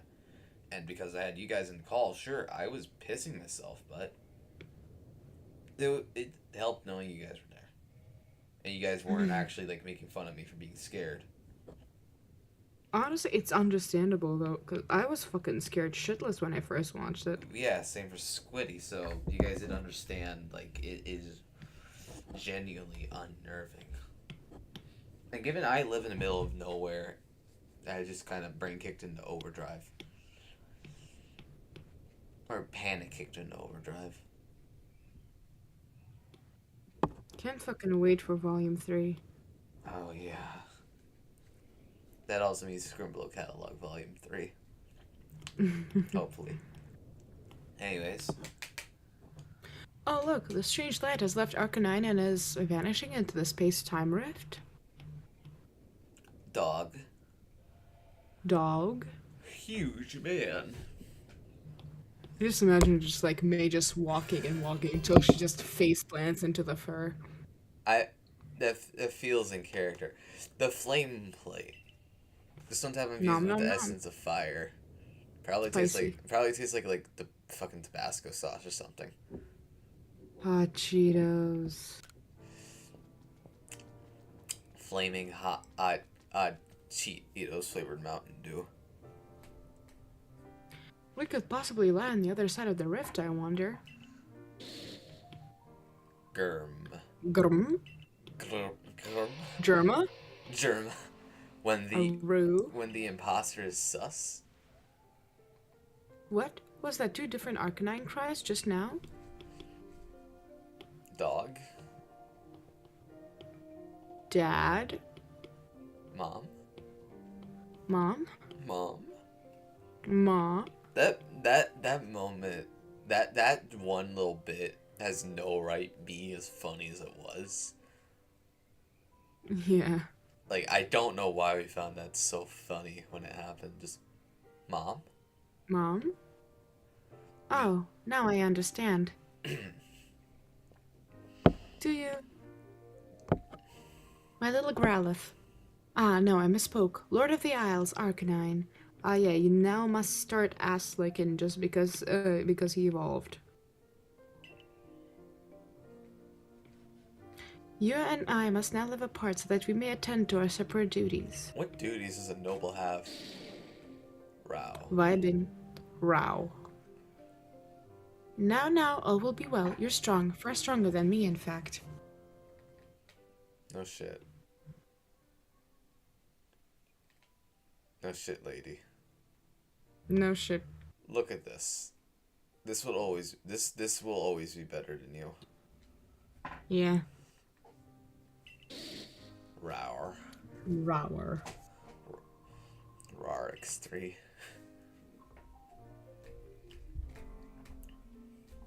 You're at least. From now on, let us each strive to fulfill our duties as Lord and Warden. Did you mean huge dog? Now go, Lord Arcanine. Your realm awaits. Grar. Grar. RAR X3.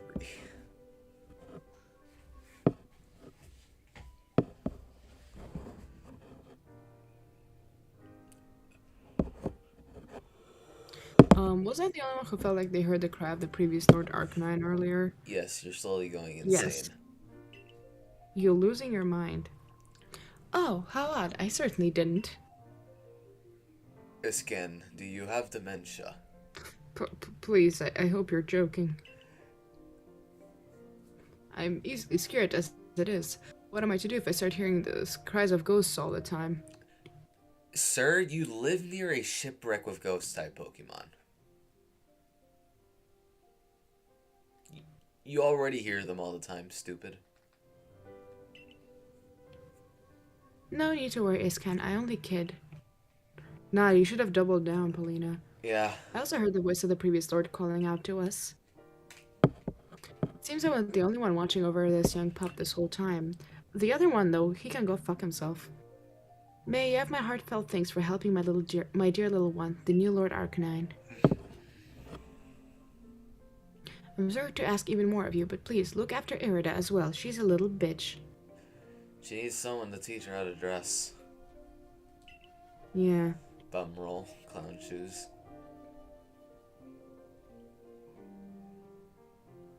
Now then, Iskan, I believe we'd best be off.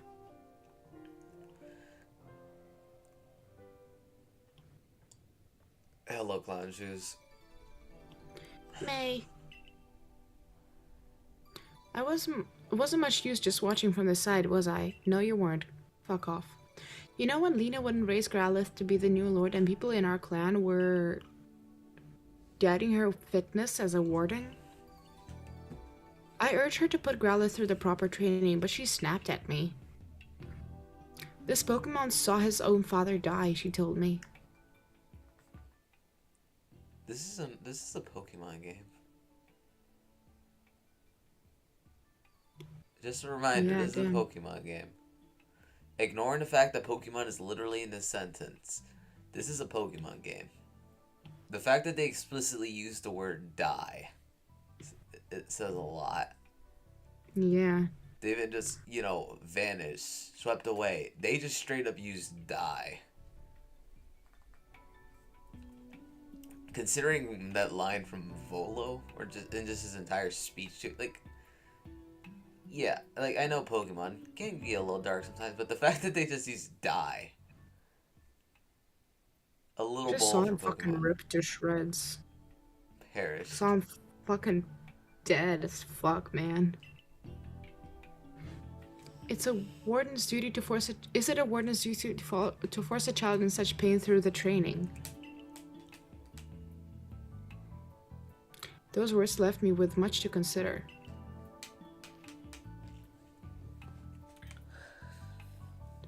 And even when Arcanine became Lord of the Isles and grew frenzied, all I could do was watch.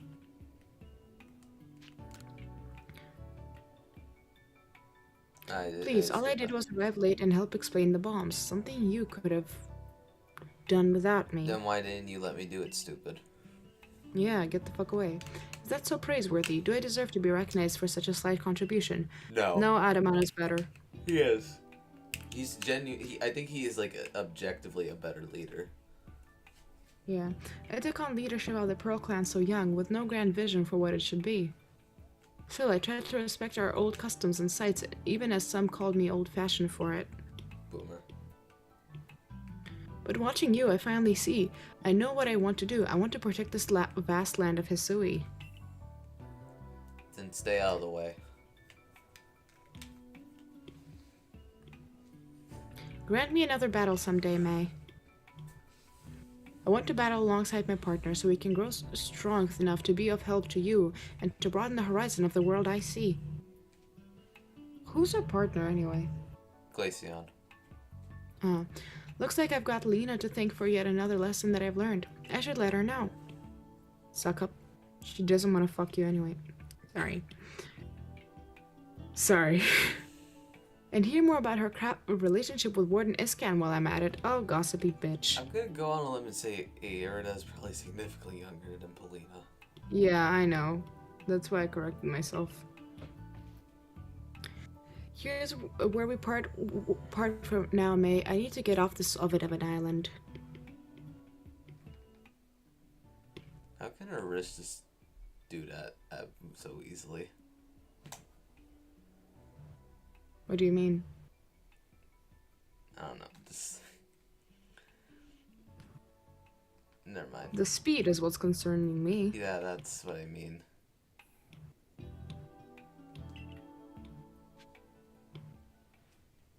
Before anything,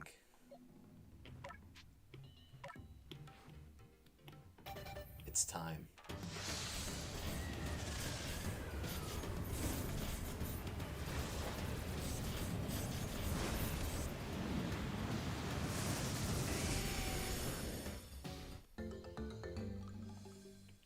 Yo, it's him.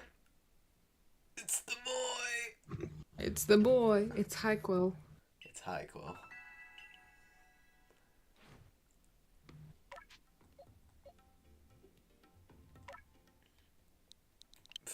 You're hearing Hyquil, my brain just went to IDO.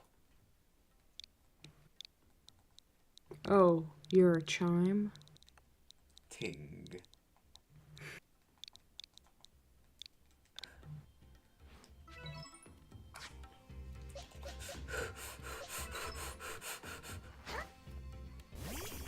Him. The Him. bad badger.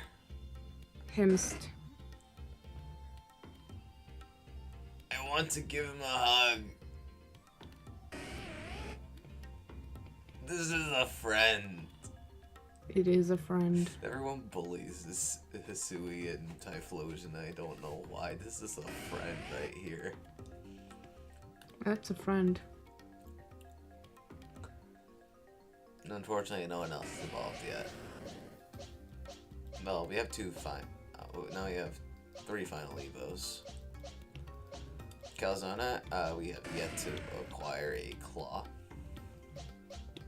Frederick, I don't know when she'll evolve. When does Curlia evolve into Gardevoir?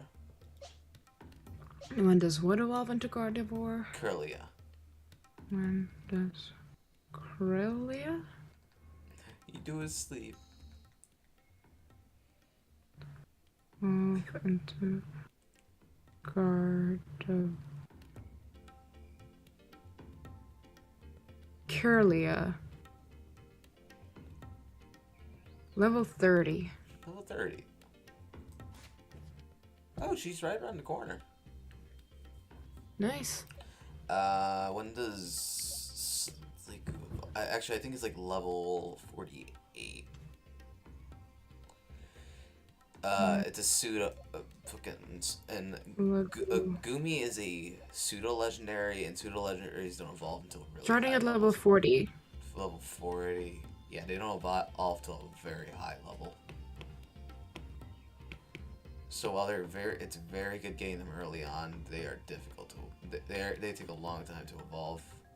So like their stats are lacking for a period of time until you eventually evolve and they become forces of nature. He sleeps standing up. Oh. That's a mood. That's a mood right there. It's more impressive than anything. More of a mood than Also, anything, his tail's honestly. very funky. Yes, that's a funky tail. So like those markings on the side of his head looks like hair. It's like a weird dude. Yes. Like one of those hairstyles from like the 20s or something. It is him.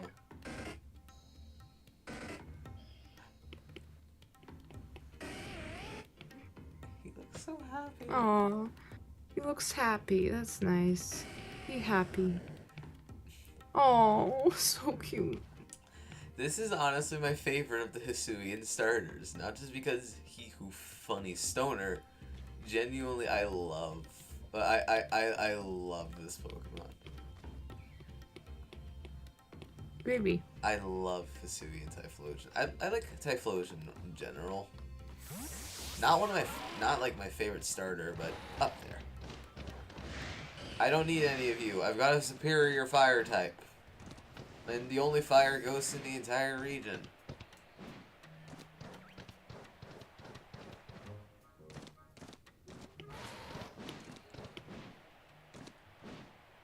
However, I believe...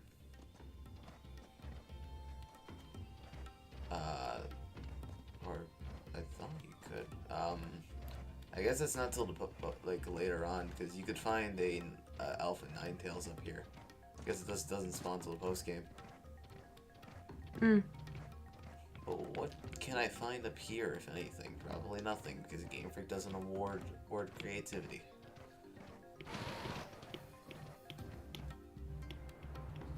Yep, all I find is pain. Who would have thunk? Pain. All I know is pain. All I know is Winston pain, Gaspin pain, ouchie pain. Royal pain. Is that your fucking Ace Attorney self-insert? No, I just made a joke with royal pain before. Remember? Just like the next pain. I know. Frederick, kick ass. I want to evolve her before we leave. No!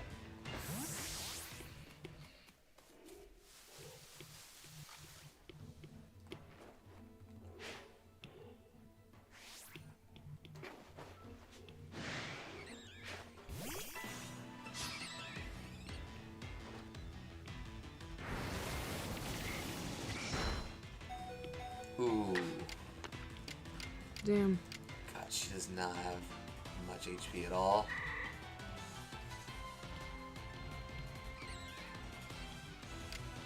She is very antsy. Like, look at her. Damn. Very antsy. You just decided to kill Mercury Forehead.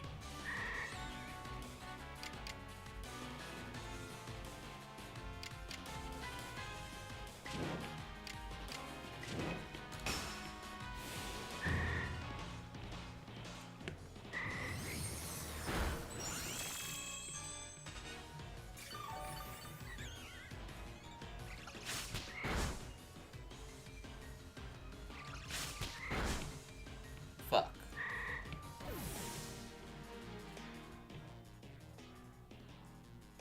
No, I don't think I will.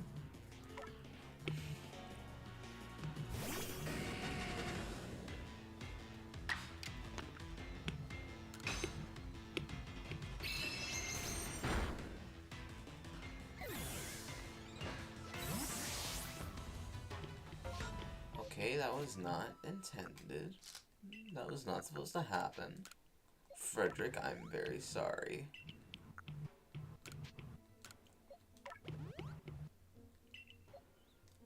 God, I need to... I probably have plenty of grit stocked up. And if I don't, I can release some Pokemon in the box to get some more grit. Because, oh god, I gotta boost her HP.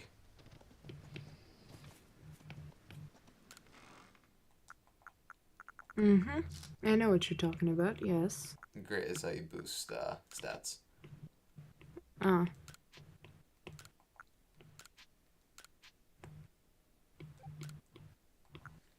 Haha, I knew that. You've sat through basically an entire playthrough of this game with me, Sasha. Yeah, do you think I listened to anything other than the Hee Hoo funnies?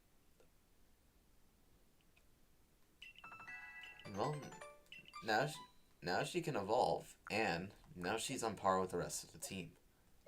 Actually, a bit higher than that. Fucking finally.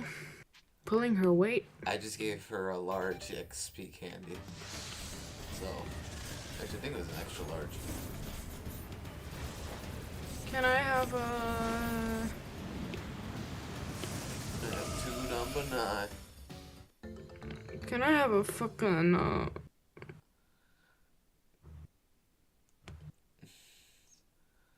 Frederick evolved There she is. into Frederico. Frederica. No. Frederick evolved into Despacito. No. No. I'm going to. I'm. Sasha, I'm going to slash kill you. Please do. It's been a long time overdue.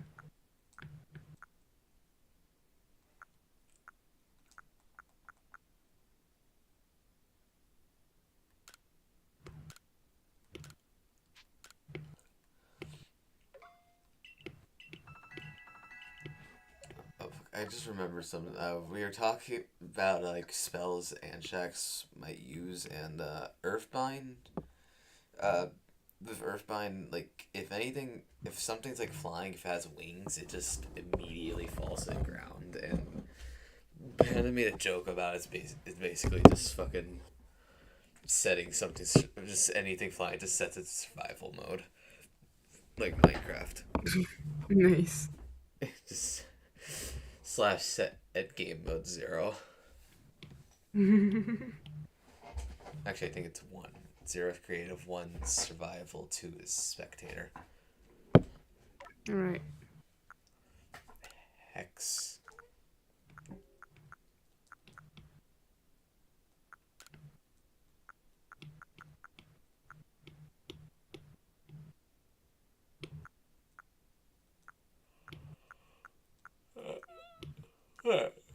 Does he not learn the fucking signature move yet?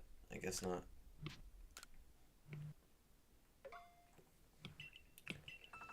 But hey, ghost move, got stab.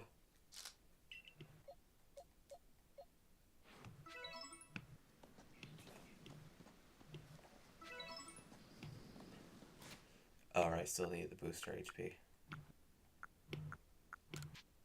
Oh. Booster vaccine shot.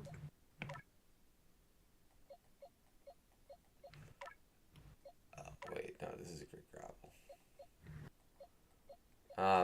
Booster stop over 3.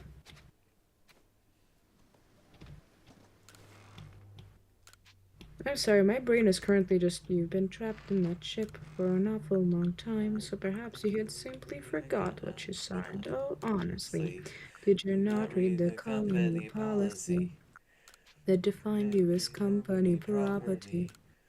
That waivers your say and autonomy. The conglomerates got you in lock and key. We put the dollar back into idolatry.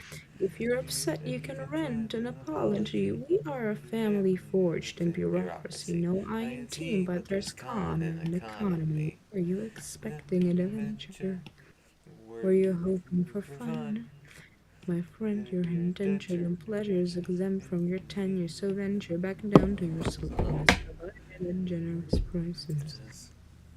Your worth is determined by your sacrifices. All term of service went down on the His surface. wordplay is so good. Yeah, damn. I envy him.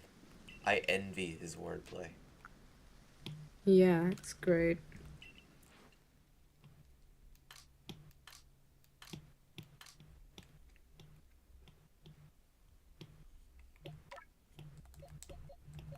Alright, we're doing a box purge. Because simply put,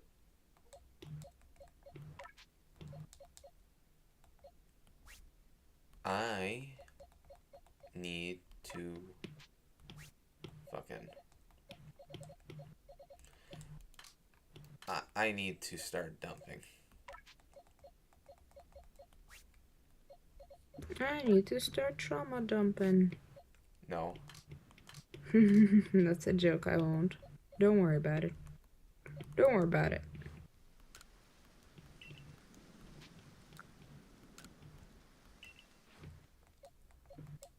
Don't worry about it. Don't worry about it.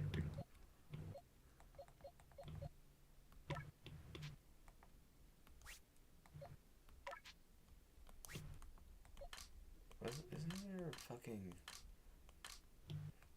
Can't... I thought you could... Am I having a stroke?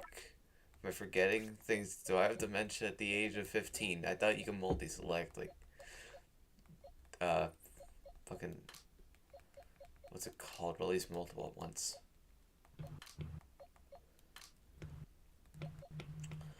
Unrelated, what, here's the thing, I don't want to get rid of any members of the team. I don't. I like what we have. I like who we have. He who. But also at the same time, just having Pokemon I like is one thing, but having a team that's good is another. But at the same time, I saw a Tumblr post where like someone, their like little cousin beat all of Sun and Moon with an Incineroar and 5 Wishy-Washies, so, you know. Also, prosecutor team. Prosecutor team. That would be pretty funny, but that would involve getting rid of Quill, who's been promoted Shit, to you're High right. Quill. Just make it into Blackwell and deal with it. Black Quill.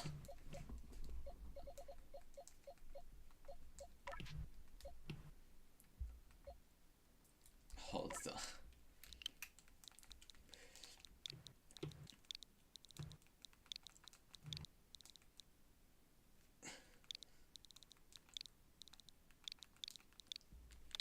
Black Quill. There you go, dilemma solved. Yeah, but High Quill's just funnier. It is. And this isn't Simon. Not funny, bitch. Also, didn't I Yeah, funny bench? funny bench. So yeah, let me just change. Back to high call you go. Yeah. Probably gonna go to sleep in the next few minutes. You should. My eyes are actually burning a little. Damn. Get some rest, Like tall child. they have actively been tearing up. No.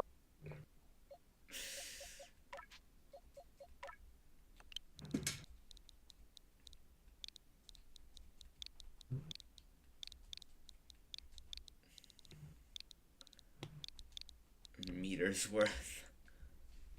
Meter worth. Everyone else is cool. Kazone event, he will evolve at like level 70. I'm not allowed to evolve until he's like level 70, just to keep the continuity, or the kind of sort of backwards continuity, since I'm gonna make sure what's her name, Pizza, evolves first. Right. He got stuck in the worst timeline where he evolves second. So I just kind of find it pretty funny how on average, Hisuian Sneasel is shorter. So just like, he gets like an extra foot or two on her. Just like, haha, you're short or now. Well, I'm taller than you now. And then she evolves, comes back later, just, guess who's the tall one now, bitch. Bench. Bench. Yeah, considering she would have like she wouldn't be too much taller than him. Now I think about it, like, considering she was only like 3'9", I think. Yeah, no. Still quite small. So still like a runt of Sneasler. But still taller at least. It's still funny. Also still want to hold her under her arms like a cat. Unfortunately, I cannot do that to Quill before he is... Not you. He is large. Actually, let's... How you lift me when I am large. Right.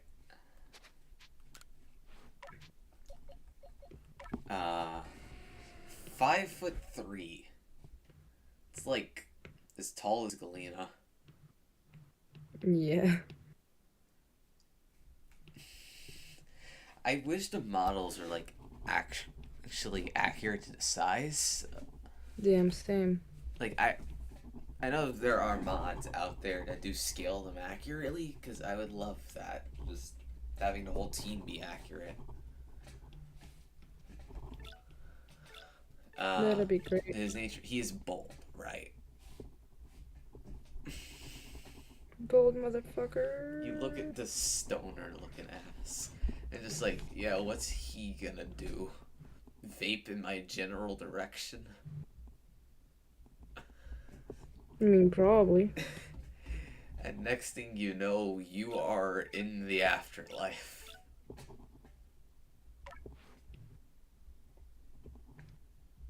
I mean, you're in the afterlife because he vaped in your general direction, Yeah. though. Boy. I love this boy. I love this lad. Understandable. I love how he just perks up, though. Yeah, it's so sweet. Oh, cool. I love this badger.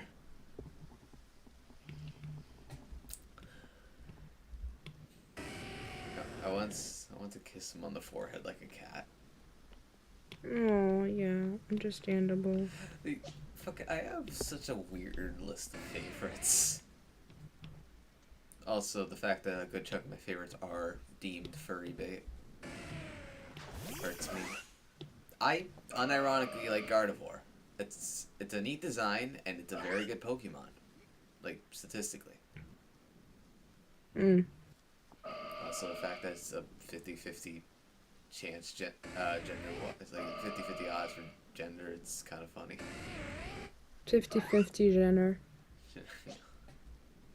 Jenner. Jeffer not to say. Yeah, Jerfer.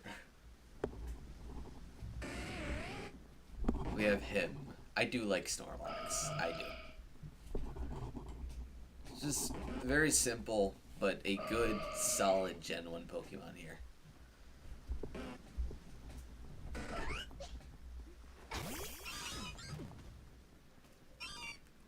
I wasn't actually the biggest fan of Sneasel at first. Eventually grew on me because pizza. Sometimes, like, this game has kind of made me reevaluate my favorites list, only because actually being able to look at your team, just here, just chill with them, it changes some things. It does. And I would not have expected to love Hisui and Sneasel as much as I did, and it's only because of pizza that I've come to accept that Sneasler. And now would you look at that? Now look how the turntables. Kilometer or meters worth. He still doesn't understand why he's here. Sylveon is still my favorite evolution. Yeah, it's still my Understandable. favorite evolution besides for like Leafeon. I hate the name, but I do love the way it looks.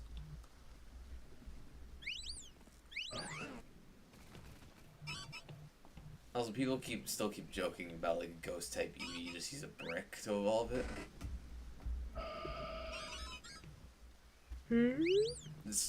But also, it doesn't make sense. Why don't we have a ghost type Eevee? It's another special attacking type. True. Because, fun fact, all of the evolutions are special attackers. But at the same time, there's special moves for every type, so we could get an Eevee of every type. Hello, also. Every. Oh, God. So this is the oh wait, missing Grain. Hello, Grain. Not gonna forget about you.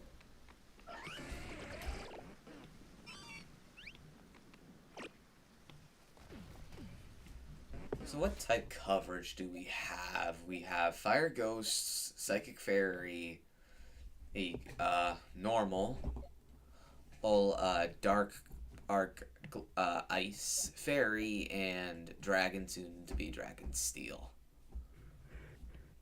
Hmm. Dragon Steel is one of the best typings in the series. And what? It's one of the best typings in the entire series. Mm. So, having not just a Dragon Steel Pokemon on your team, but a Dragon Steel Pokemon is a pseudo-legendary.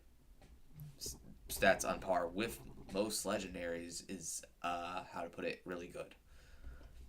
Hmm. Especially I'd with the imagine so. inflated stats in this game. Because the only other Dragon Steel you can get in this game is Dialga. Oh. Yeah. It's a rare typing. And it is very broken.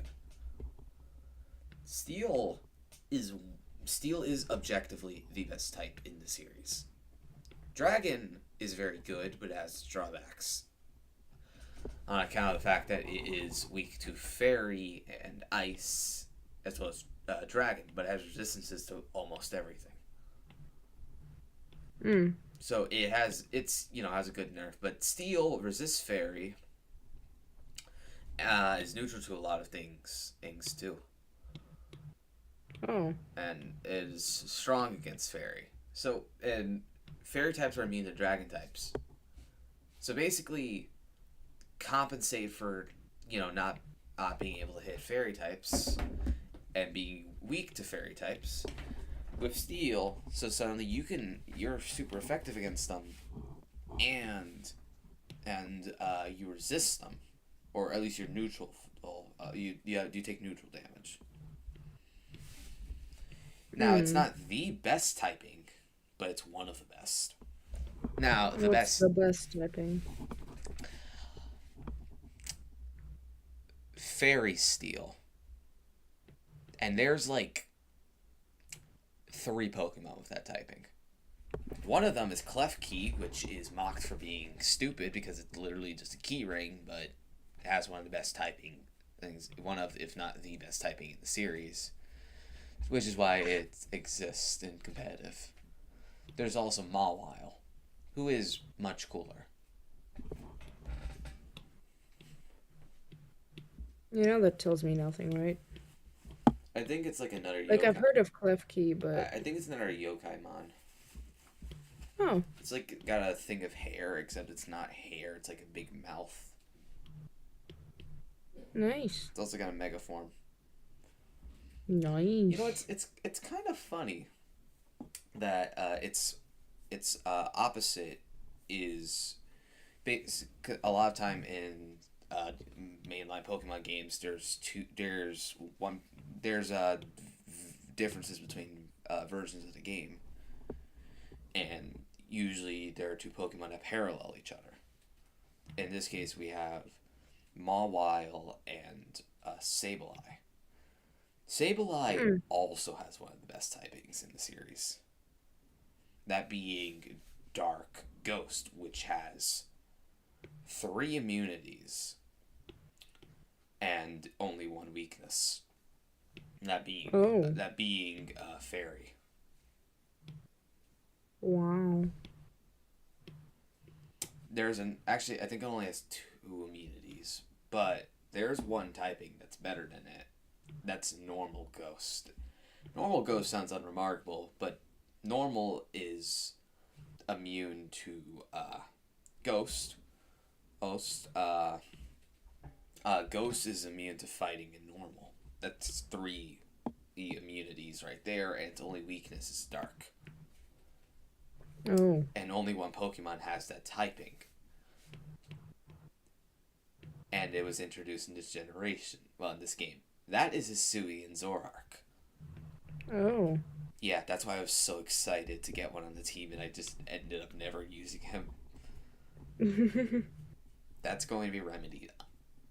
I think, if I'm going to be completely honest, look, him is a special tank, but not a physical one, which is kind of surprising. You would think that Snorlax would be a physical tank. It's not. Let me look at this. Let me look at him's stat spread.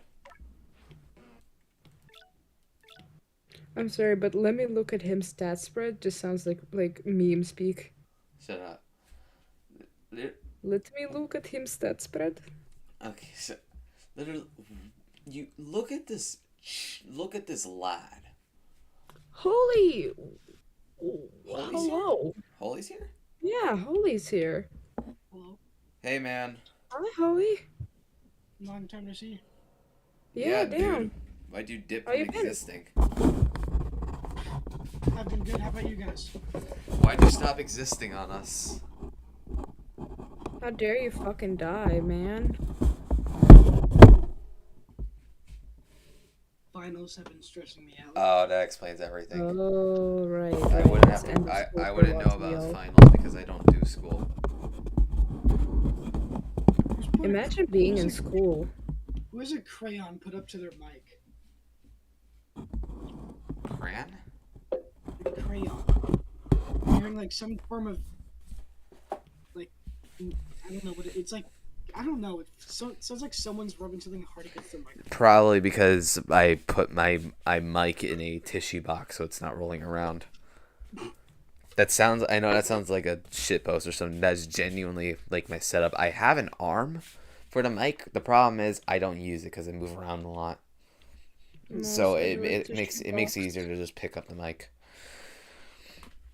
Miles Edge with tissue box. Miles Edge with tissue box. Yeah, I've been playing Pokemon Legends Arceus, and I'm wondering why the fuck is Snorlax not a physical tank, and why is it a special tank and not a physical tank? Look No at the speed? look at the size of this lad. No speed. No Honestly, speed of speed. 45 isn't as bad as you'd think. Still faster than Toxapex, which is a physical tank. It's also genuinely one of the tankiest Pokemon there is. Okay, so in a Pokemon game, I don't play most Pokemon games. So what is speed? What does speed do? Speed determines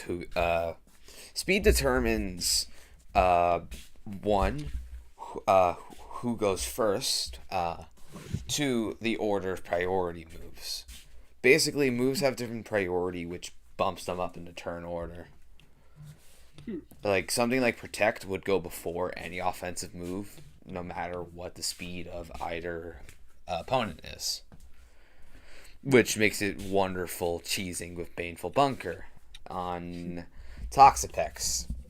Basically blocks any incoming damage, and if it's a physical attack, it poisons the opponent. Oh. And what about what's special attack and special defense do? Okay, special attack basically there are special moves and there are physical moves. Some Pokemon have higher special defense, some Pokemon have a higher physical defense. So, high physical defense, they take less damage from physical attacks. High special defense, they take less damage from special attacks. Oh, okay. So yeah, some Pokemon are special attackers, some are physical attackers.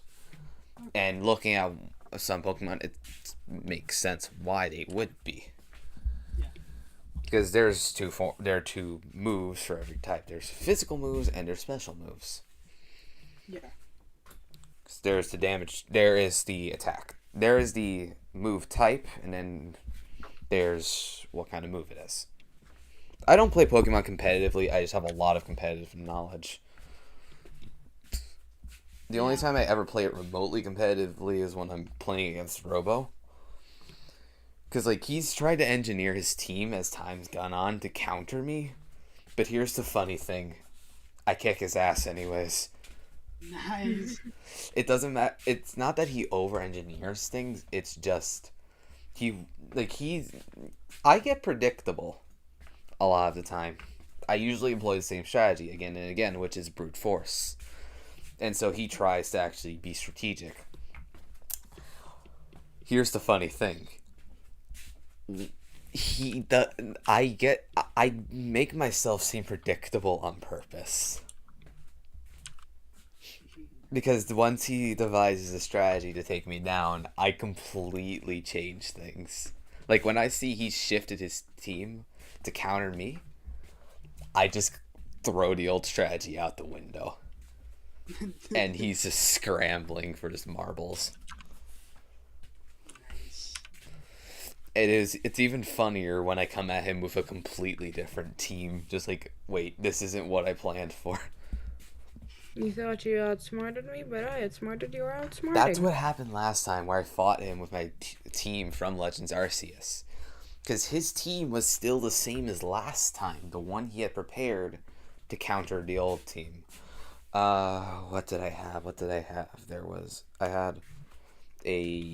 had Toxapex, I had a Grimmsnarl, Pheromosa, trying to remember.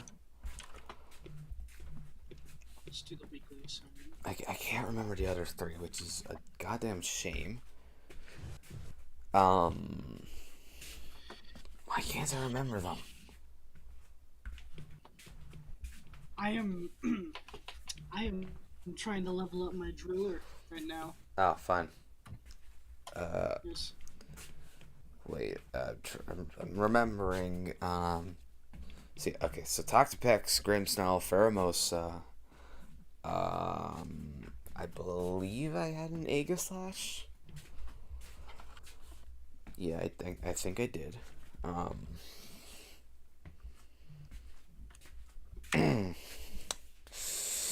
Noivern. What's the last one? What is the last one? I can't fucking remember. It doesn't matter. His team was built specifically to counter mine. And I will give him credit where credit is due. He had a very good team. Like, a competitive worthy team.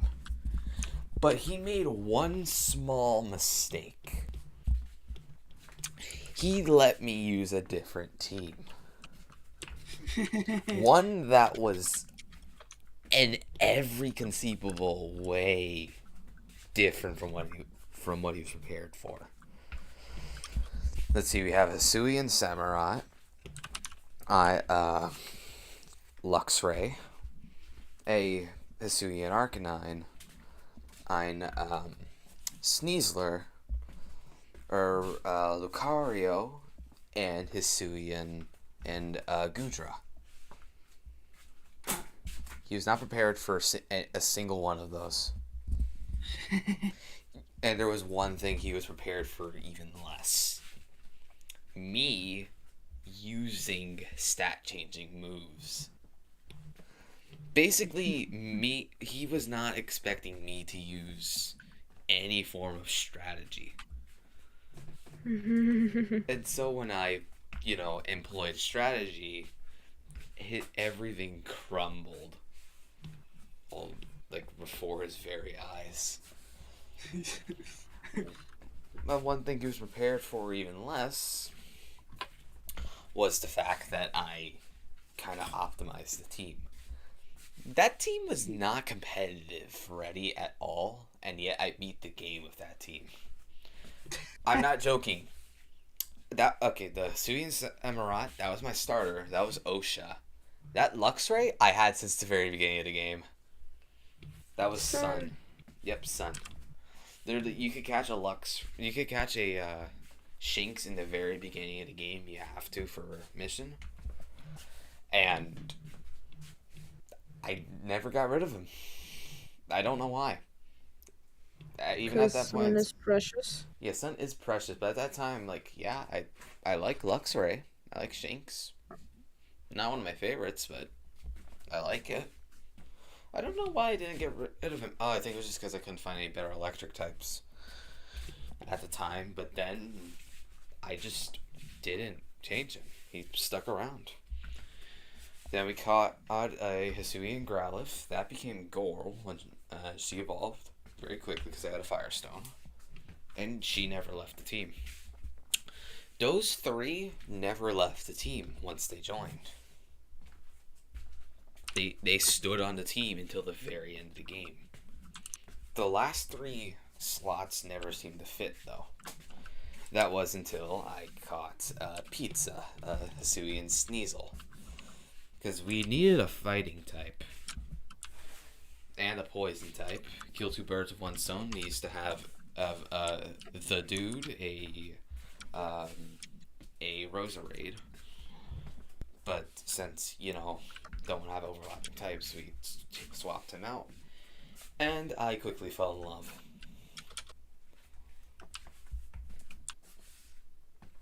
And so that was slot number 4 filled in. That was number slot. Yeah, that was number 4 filled in. The last 2 never stuck though.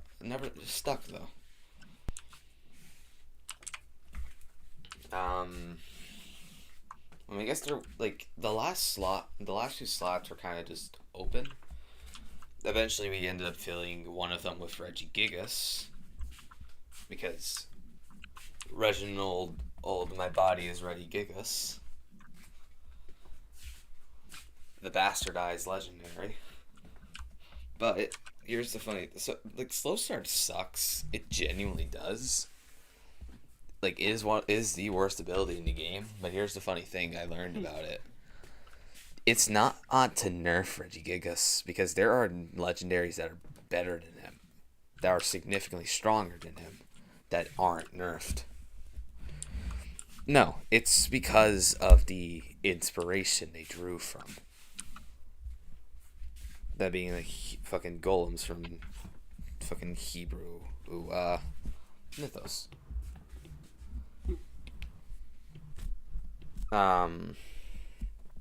I forget exactly what it was, but there was this one golem,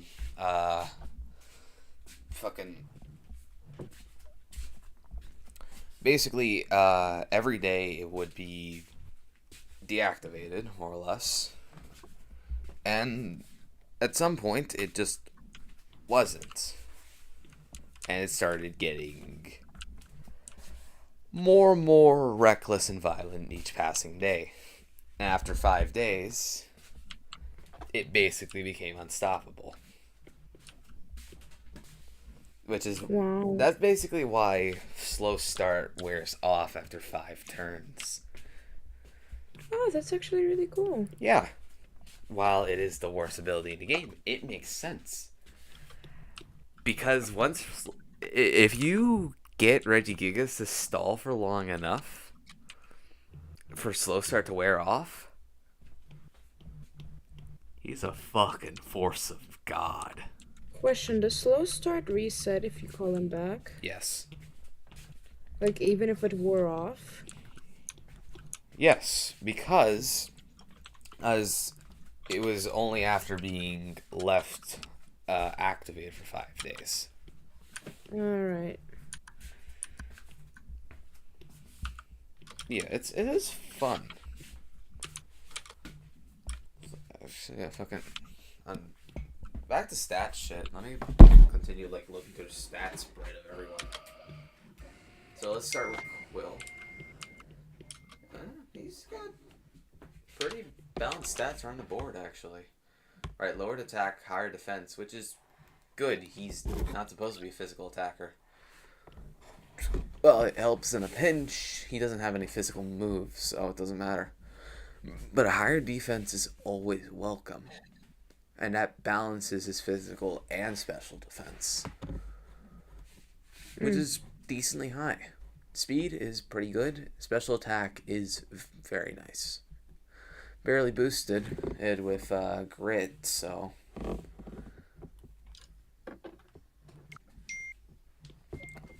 Frederick, of course she's a special attacker. Why wouldn't she be? She's a guard of war, but that just makes her significantly scarier. Defense is painfully low, special defense is lower, but hey, she's fast.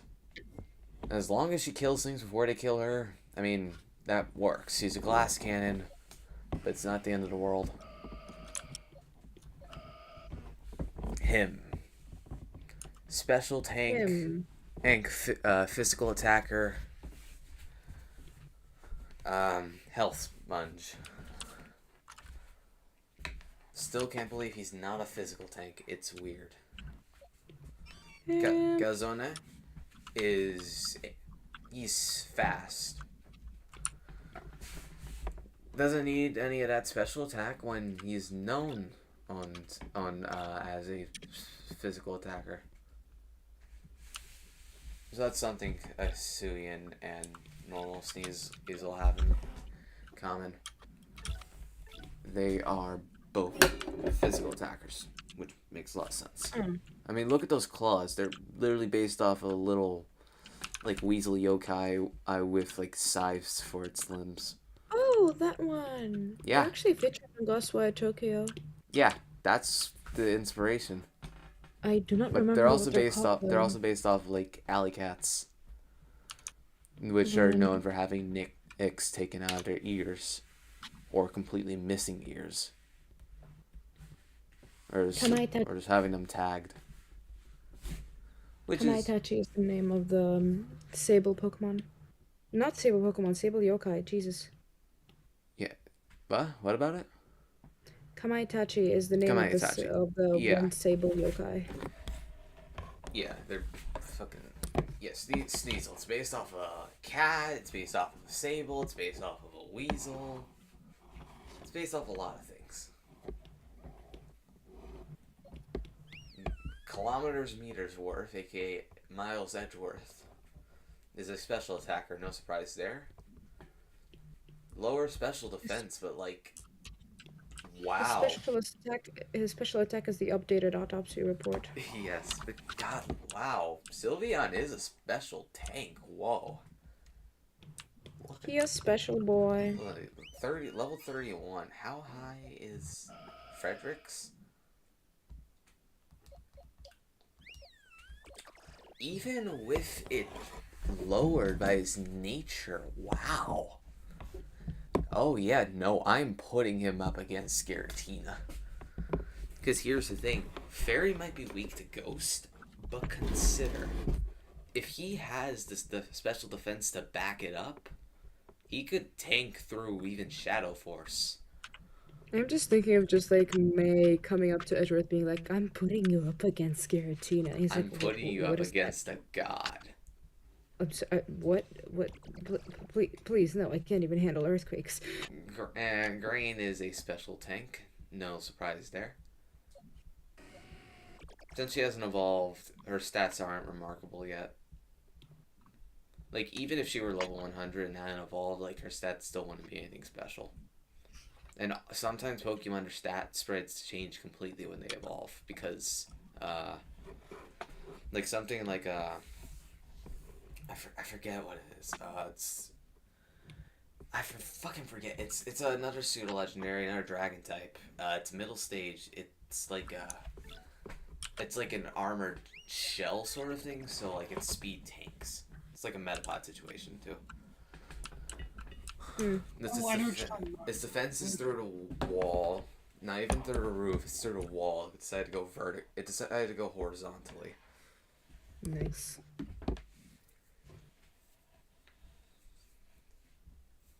Because here's the thing, something going through the roof is good, something going through the floor is bad, but if it goes through the wall, well, it can go in either direction, that's still pretty good. Yeah, damn. Tired of your defense being through the floor? Simply rotate 90 degrees.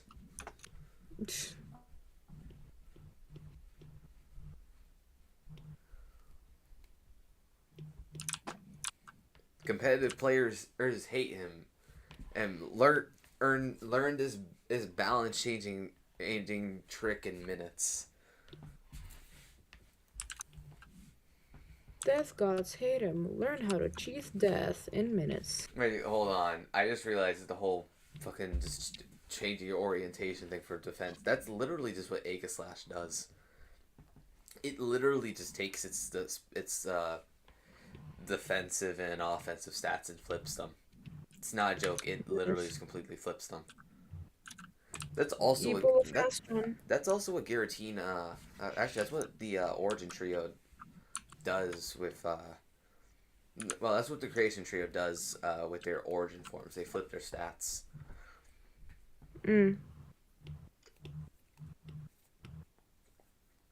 So just depending on the nature, one form might be better than the other.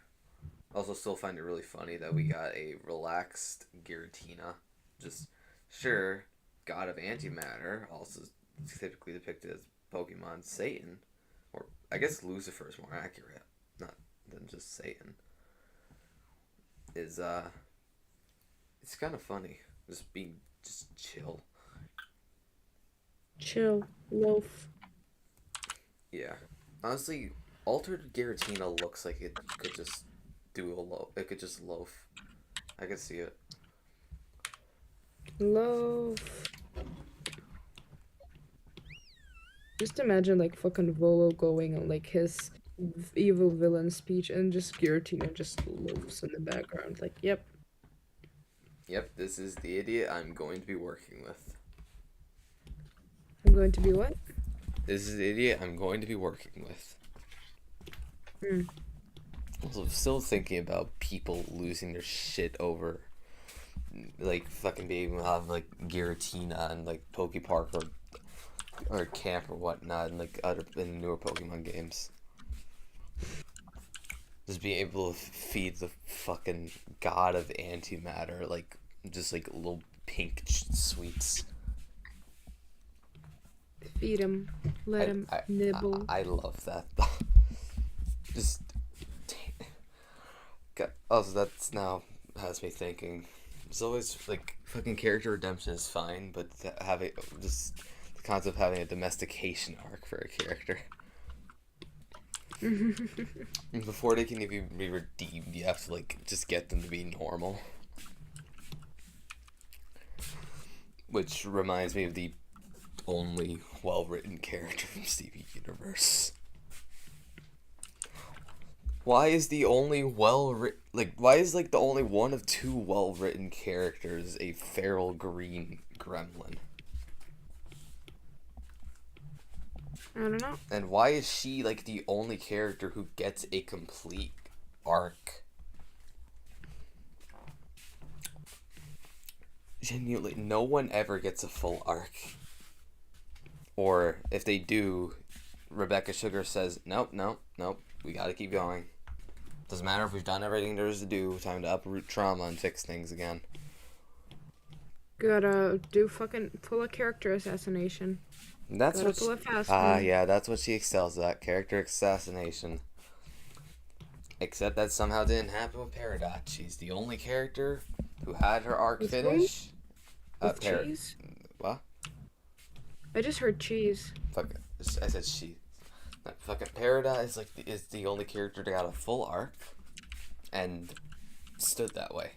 No character assassination, no half-assed arc. It was nice.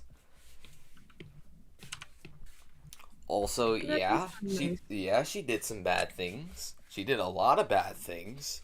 But in her defense, you know, blindly following orders from a bunch of genocidal space tyrants with no sense of what morality even is.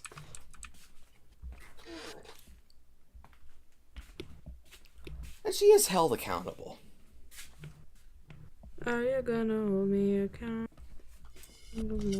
Like, here's the thing. Can a character be held accountable for their actions if they weren't aware of, like, again, if they have no sense of morality, can they actually be held accountable? If they had no like, here's the thing. I feel like if hypothetically that character did not know that there would be consequence, like, as in, like, they would be negatively impacted by their actions but would still be made aware and they would stop, I think, how do I put this? I think that if a character, I remember there was, like, a very nice chart about it, but if a character has no free will, or if a character is literally unaware that what he's doing is hurting other people, and that hurting other people is wrong, then I don't think that is, or they were also told to stop. There was, like, it was a whole, like, chart, and I don't, like, I remember reading through that's what happened with Peridot. There would be no way she knew any of what she was doing was wrong. or just morally unjustifiable. Because considering given she was literally just made for one sole purpose, that's it. You know, morality doesn't matter. And she didn't even know what morality was. What? Naida? Haha, very funny. But it's kind of, yeah. Yeah, just blindly following orders. The thing is, though, with Naina is that if she found out about the truth of what's happening, she wouldn't stop.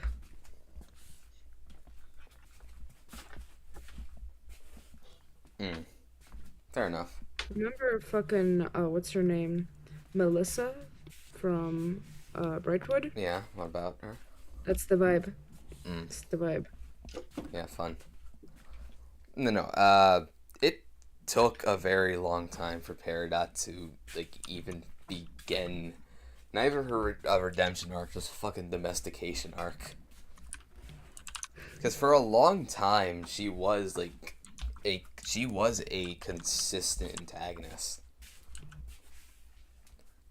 It took a very long time for her to get to the point where she could even start a domestication arc. It literally involved basically kidnapping her.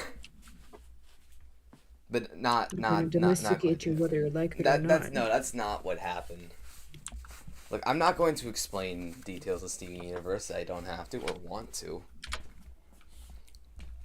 But basically killed, but not quite killed. Gems are a whole mess that I don't want to talk about too much. But, like, you destroyed her physical form. They're left just a gemstone to reform a while later. Give them some time. They basically did that to her. Understandable. And meant to interrogate her, but, you know, Steven being Steven decides... It's accidental domestication. No, that's not quite what happened. Like, they basically put gems in bubbles when they don't want them to reform. And Steven says, fuck it, I'm going to let her out and reason with her. And as would make sense, she's not exactly keen on doing that. Funny thing is, she's tiny little green gremlin of a character. As far as Steven was aware, she was not. Basically had extensions for her limbs. And seeing what she actually looks like without those extensions, I fucking call her. She said she's like an angry little slice of pie. Nice. And in all fairness, it's pretty apt description, considering, yes, small, yes, angry, yes, very cute. You know who's also small and very cute? Kilometers, meters worth. Yes, look at him. He hates this. He hates being Why am stuck I in this here? form. He hates that he's been isekai'd into Pokemon. Why is this happening to me? I fucking saw, like a fan art, just like, if Ingo got isekai'd into his Sui, but like, as a Sneasel. Just like wearing his same, hat and coat and everything, but like, you know, as a fucking Sneasel. That sounds hilarious. Like, consider it, it's like Sneasel. Hisuian Sneasel just has like the most dumbest, no thoughts, head empty expression. Just imagine that replaced with just stoic, dead inside-eyed subway uncle. I find that really funny. That does sound funny. God, my conversation's all over the place, and you've looped it back to Pokemon. How dare you? I'm just vibing. Yeah, I'm also vibing. I know my eyes burn. I'm probably not gonna leave them in that though. Actually, they've stopped. probably They've should, stopped burning. Okay, we'll be gone in the next few minutes though. Oh. I see. Let me look through the box and see if there's, you know. I don't want to replace anyone, but I feel like it honestly might be Calzone.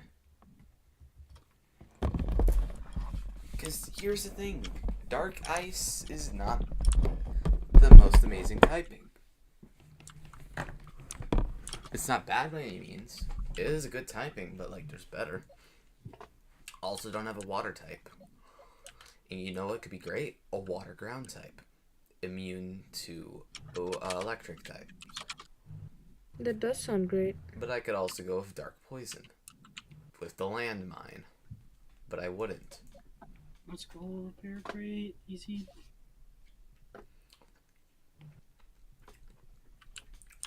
So what evolution did we agree?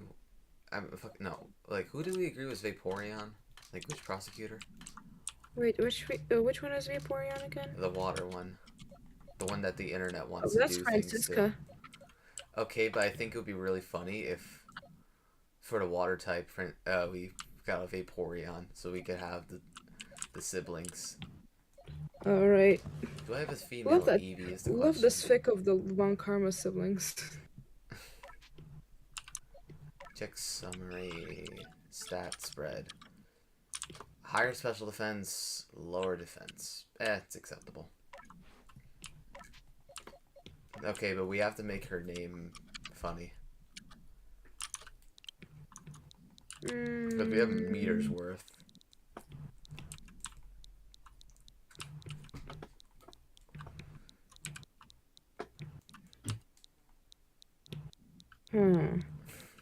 Funny name for Francisca Von Karma. Francisca Von Karma.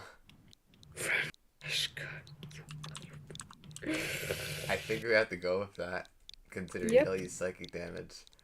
Yep. Fuck you. Fuck you. Francisca Von Karma. Francisca. I'm sorry, Calzone, but you're being replaced by the lesbian. Ooh. I mean, if you were to be replaced by anyone, wouldn't you want to be replaced by a lesbian? It depends. It just really What do you mean? depends on, like, what kind. On the lesbian? Yes. Okay, if you were to be replaced by Francisca, though. I would allow it. And even if I didn't, I would get whipped. Yeah, I don't think you lying or not allowing it matters at all. You were not allowed to deny her entry on the team. Now we just need a water stone. How many points do I have? I have 493. I think I need like 1,000. I could find it in a distortion, but that's up to chance. Or I could hope that Ginter's selling it, but that's also up to chance.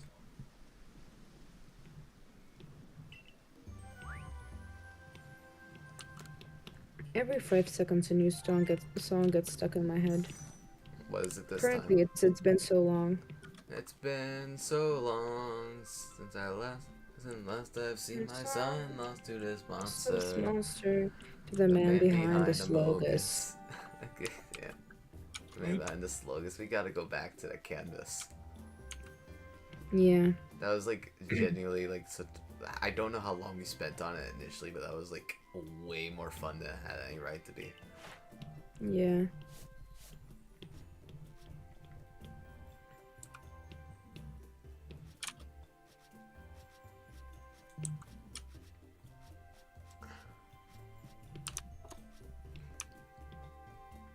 This is the face of someone that eats glue. Yep. Glue moment. Glue. Oh, no, they died. It's trying to replicate the replicate the. I just realized something. We could get alphas of the starters. Oh shit, you're That's a right. possibility because you can catch them normally.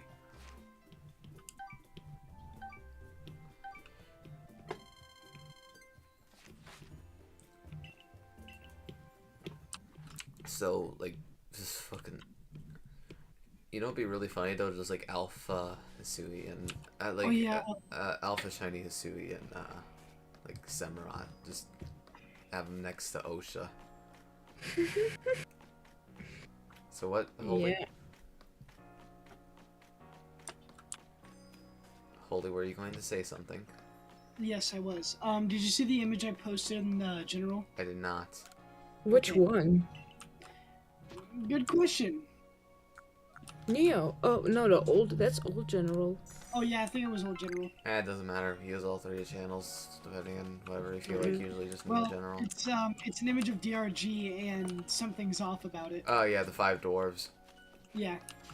Feels illegal.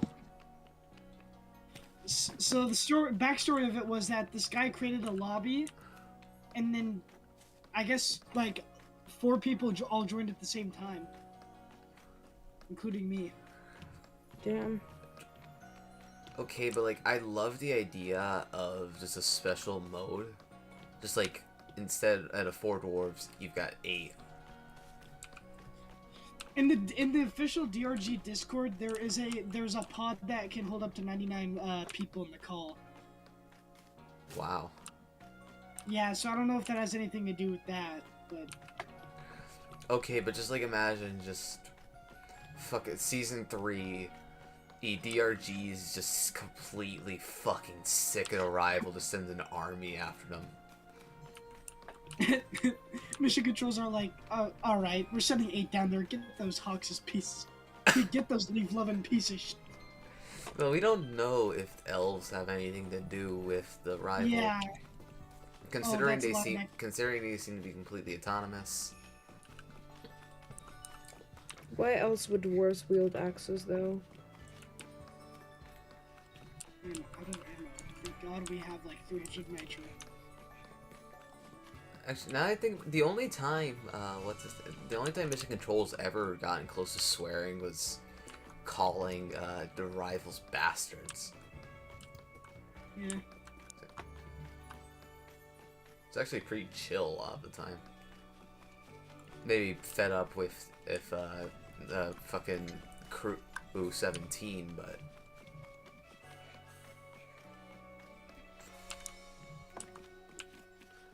so just fucking like 8 dwarves, just that could get very chaotic very fast. I don't even know why you need that many. Like, I'd say like a tower defense thing, honestly. Like Doretta, but like just turned up to 11.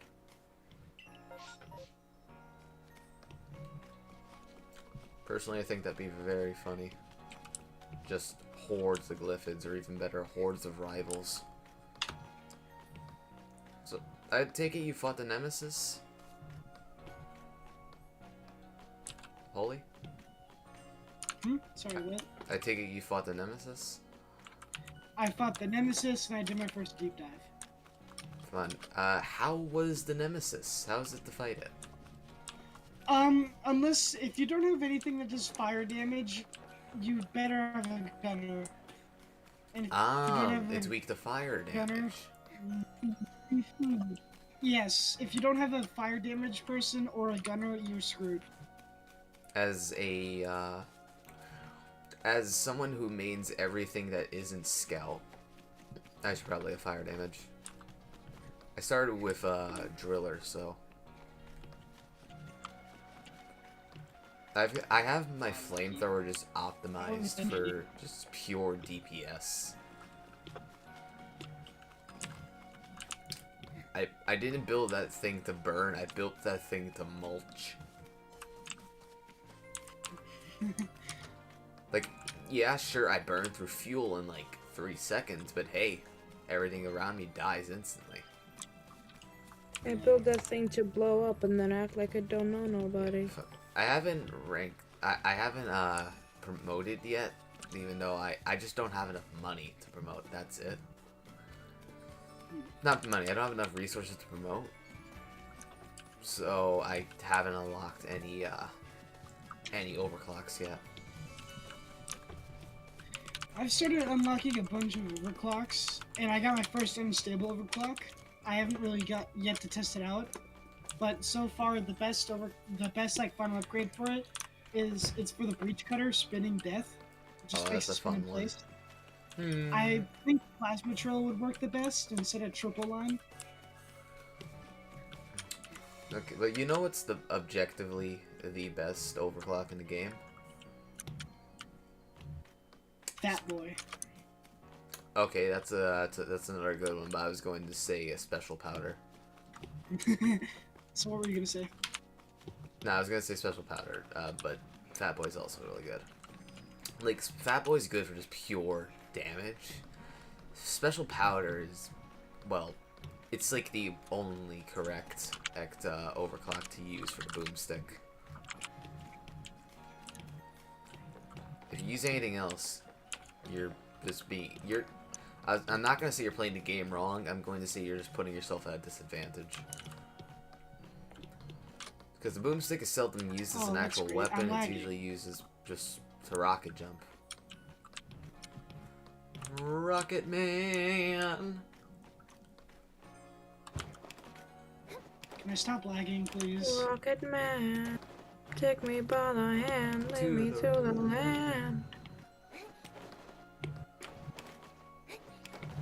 Potion Man.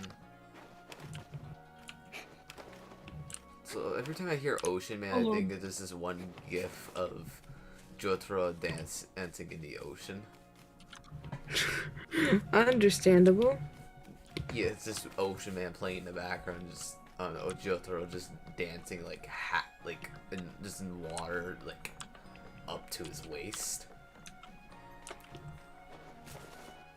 That is the face of a man who has like seen so many of his friends died and is just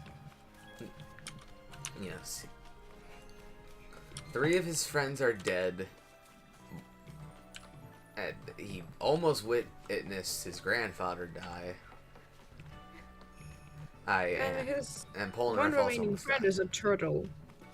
Damn, it's a really sad existence. Well, hey, at least you got bitches. No, I'd love being a turtle. So I don't understand how Jotaro got laid. It's not that he's an incel or anything. I'm just surprised he tolerated another woman. I mean, as someone who resents women so openly, like I am surprised he somehow Yeah, managed. that's what I mean. I mean, he just kind of hates everyone, though. I'm gonna be honest.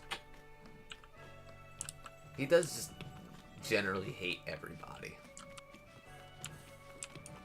He hates people. He likes animals, which I can understand. Yeah, same.